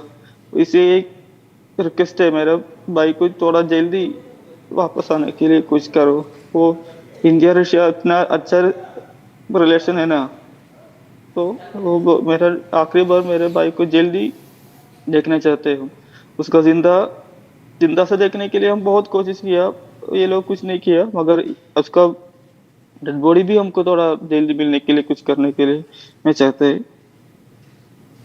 एक आखिरी सवाल करना चाहूँगा लिपिन, वो है कुछ लोग ये कह रहे थे कि क्या आपके भाई रशियन सिटीजनशिप को लेकर वो बातचीत कर रहे थे कि ये बेबुनियाद आरोप है? मतलब ये कहा जा रहा था कि क्या आपके भाई वहां सेटल करना चाह रहे थे कि सिर्फ नौकरी करने गए थे, सिटीजनशिप मांग रहे थे, कि इस पे कोई सच्चाई? उसके एक दोस्त ने उसको लेके गया। वो बोला पहले मेरे भाई को बोला पोलैंड में ये पोलैंड के लिए विषय बोला। बाद में वो आदमी बोला ये मेरा भाई उसको पैसा दे दिया। बाद में वो बोला पोलैंड नहीं है, पहले हम रशिया जाएगा, 1 साल उधर रुकेगा, बाद में उधर रशिया का सिटीजनशिप मिलके हमको पोलैंड जा सकते हैं। और रशिया का सिटीजनशिप मिलने के लिए जल्दी मिलने के लिए एक ही रास्ता है, वो उसका मिलिट्री में काम करने का। मगर हम मिलिट्री में हम काम करेगा तो कोई प्रॉब्लम नहीं है। वो आदमी भी मिलिट्री में था। वो बोला हमको कैंटीन में जॉब मिलेगा, इलेक्ट्रिकल जॉब मिलेगा, क्लीनिंग जॉब मिलेगा, ऐसा काम में हमको मिलता है। कोई फिक्र मत करो, डरने का बात नहीं है। मैं भी उधर बहुत दिन से उधर है, तुम आओ, दोस्त लोग को भी लेके आओ, हमको अच्छा सैलरी मिलेगा। बस एक ईयर इधर रुको, बाद में हमको चला जा सकते हैं। ये बिलीव करके मेरे भाई उधर गया। जी लेकिन बहुत बहुत धन्यवाद हमसे बात करने के लिए। ये पूरे मामले को लेकर हम लोग आगे भी बढ़ेंगे। That was the brother of people and this is exactly what they have been saying, that despite multiple attempts that they have made, in fact this is what the mother said. We reached out to her earlier in the day hoping that we will get to know the full story of what really transpired. The lady was grieving the tragic death of her son, hoping that the promises that were actually made to her they would be fulfilled.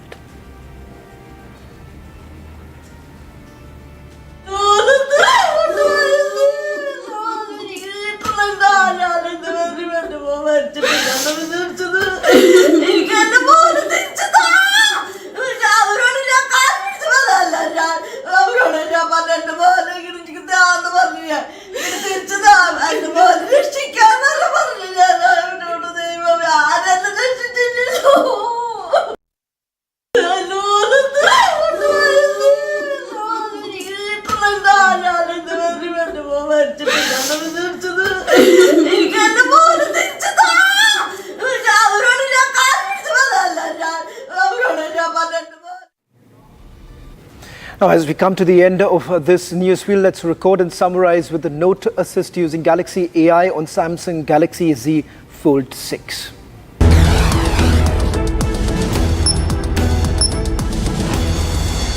Hamas has accepted a draft agreement for a ceasefire in the Gaza Strip and the release of dozens of hostages. Mediator Qatar said the negotiations were at the closest point yet to sealing a deal. The United States, Egypt and Qatar have spent the past year trying to mediate an end to the 15-month war and secure the release dozens of hostages captured in Hamas on 7th of October.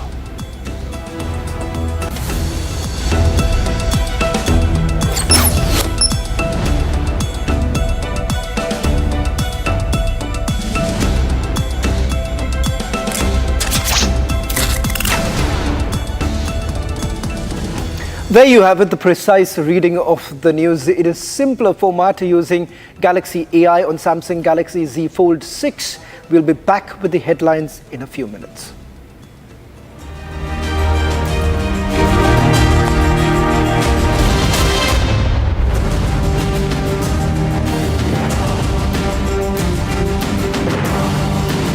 Amity has been ranked amongst the top 3% universities globally, a testimony to Amity's globally benchmarked quality.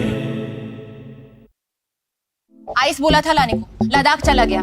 पूछा phone पे इतना busy क्यों है, तो क्या बोला तू? हाँ, माउंटेन्स वर कॉलिंग। डॉक्टर जहांगीर, उस दिन सनसेट देखने छज्जे पे चढ़ा, टूट गया। हाँ, तू किसने बोला घर की दीवार पे रॉक क्लाइंबिंग करने को? सफीना बदतमीजी। समझ गया। मेरे पास आप दोनों की प्रॉब्लम की मेडिसिन है। इसको घर पे लगाओगे तो शादी का तो पता नहीं, पर घर पक्का नहीं टूटेगा। रुंगटा नहीं तो घर स्ट्रॉन्ग नहीं। रुंगटा स्टील TMT बार एकदम सॉलिड। भारत सरकार को सब पता चल रहा है, पाकिस्तान को इनको खत्म करना ही होगा, नहीं तो डाट डाट डाट। आज यहां हालात काफी हद तक बदले हैं, इस सच्चाई को सभी को स्वीकार करना पड़ेगा। जम्मू कश्मीर बिना POK के अधूरा है, भारत के माथे का मुकुट मणि है। वैसे भी POK पाकिस्तान के लिए एक फॉरेन टेरिटरी से अधिक कुछ नहीं है। POK में रह रही अवाम को एक डिग्निफाइड लाइफ से महरूम रखा जा रहा है। उन्हें मजहब के नाम पर हिंदुस्तान के खिलाफ बरगलाने और उकसाने की कोशिश पाकिस्तान के हुक्मरानों द्वारा यह बराबर की जा रही है। हाल ही में POK के इल्लीगल वजीर आजम अनवारुल हक ने हिंदुस्तान के खिलाफ जो जहर उगला है, वह पाकिस्तान की ही साजिश का हिस्सा है। POK के वजीर आजम अनवारुल हक जो आज कह रहे हैं, वही भारत विरोधी एजेंडा पाकिस्तान के हुक्मरानों ने जनरल जियाउल हक के जमाने से चलाया हुआ है। POK की जमीन का इस्तेमाल आतंकवाद का खतरनाक कारोबार चलाने में किया जा रहा है। यह बात आज मैं खुलकर कहना चाहता हूं। वहां आज भी आतंकवादियों के लिए ट्रेनिंग कैंप चलाए जा रहे हैं। सीमा से सटे हुए इलाकों में लॉन्च पैड बने हुए हैं, इसकी पक्की जानकारी है। भारत सरकार को सब पता चल रहा है, पाकिस्तान को इनको खत्म करना ही होगा, नहीं तो dot dot dot.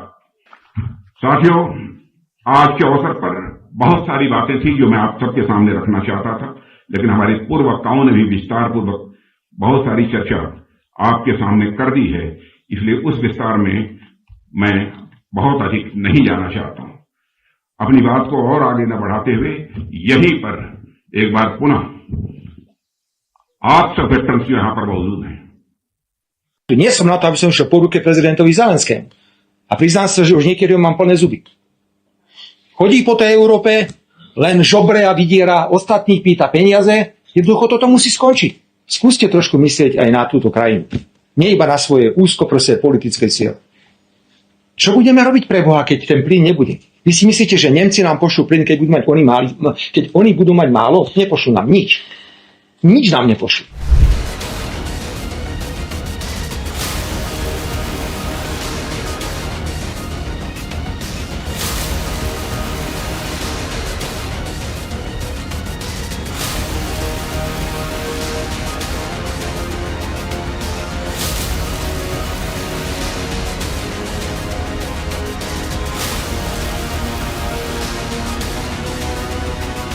V tomto ja hovorím o dodávkach elektrickej energie pre tzv. Havarijné situácie. Slovensko, ak sa nemýlim, je asi jediné, ktoré je schopné do 30 minút dodať na Ukrajinu elektrickú energiu, v opačnom prípade im môže padnúť energetická sieť. Opäť pomerne tvrdé recipročné opatrenie, ale pýtal sa pán Zelenský nás, či nám náhodou nebude chýbať 500 miliónov eur a potom aj ešte korumpoval. Povedal, že on mi tých 500 miliónov dá z ruských aktív za predpokladu, že budem hlasovať za členstvo v NATO, pokiaľ ide o Ukrajinu.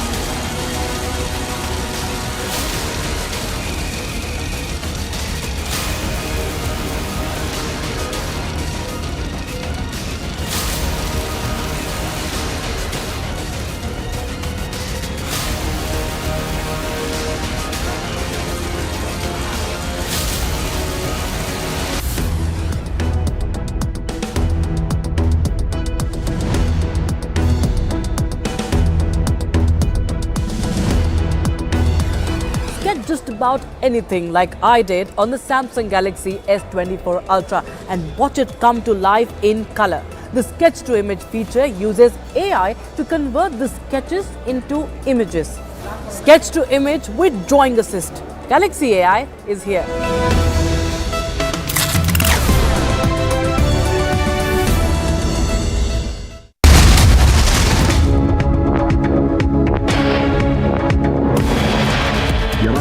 खुलकर कहना चाहता हूं, वहां आज भी आतंकवादियों के लिए ट्रेनिंग कैंप चलाए जा रहे हैं। भारत सरकार को सब पता चल रहा है, पाकिस्तान को इनको खत्म करना ही होगा, नहीं तो ... Defense Minister Rajnath Singh issues stern warning to Pakistan, says give up exporting terror or ...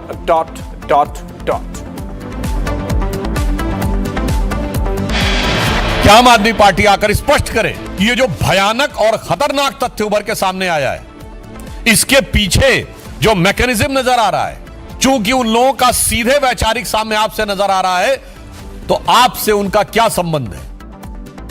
BJP hits out at AAP over hoax bomb threats, asks Kejriwal to clarify on link with party NG. Indian man from Kerala killed in the front lines of the Russia-Ukraine war. MEA issues a statement, says in touch with authorities in Moscow. Usage of beyond expiry date saline at state-run hospital sparks controversy in West Bengal. Mamata government to probe into the lapse in administering of expired saline. And BCCI cracks the whip on Indian cricketers, issues advisory against wives accompanying players to tournaments.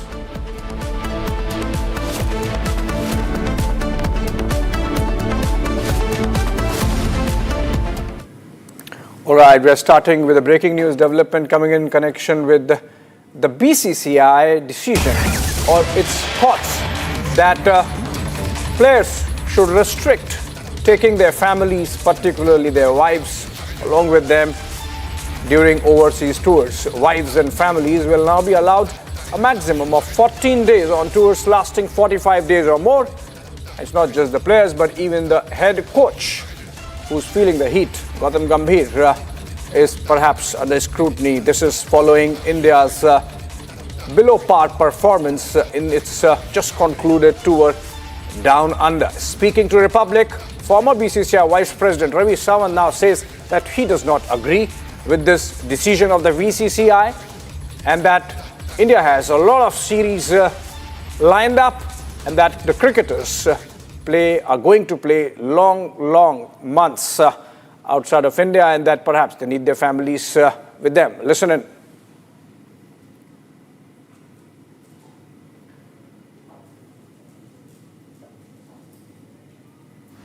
See, those days the rule was there, but when the tour is long, say more than 1 month tour, then they used to generally allow players to take their families after half of the tour. So declare that you can, later half of the tour you can bring your families. It's not a new rule. However, there is a now extension that they cannot now take their families on the tour. Those days I remember that there used to be one away tour and one home tour. So the cricket was a little less. Now the cricket has gone so much that there are 3 to 4, 5 series in a year. And therefore, this kind of rule is, I don't know whether it justifies, but then in that case, the players should be allowed to take the rest. In that case, if you have got 2 teams for all formats, then this is possible. Otherwise, it's going to make a difference in the life of the cricketers because finally they also have their family life. So they will also not like to, like so many of them are getting married now. They got children, small child at home. So they also cannot afford to be away from the family for a longer time. So it has to be seen from both the sides, from the side of the cricketers that whether the long tours should be there and whether they should be allowed to take a rest, voluntary rest. Or should they take a rest is another debatable question. But if that is possible, if you have got 2 teams, it's enough players to have 2 teams for India, all kind of format, T20, your one day, your test cricket, then it's possible. Otherwise, it is going to create little problem for them, for the players, in the personal life, correct. All right, moving on and on to a big development coming in for India's defence preparedness in the high seas. Tomorrow, that's 15th of January, Prime Minister Narendra Modi will dedicate to the nation 3 frontline naval combatants, INS Surat, INS Nilgiri and INS Wakshi. And this is going to be, the commissioning is going to happen at the Naval Dockyard in Mumbai. And the Prime Minister is going to be doing that. The 3 major naval combatants mark a significant leap forward in realizing India's vision of becoming a global leader in defense manufacturing and maritime security. INS Nilgiri, the first ship of the P-17A stealth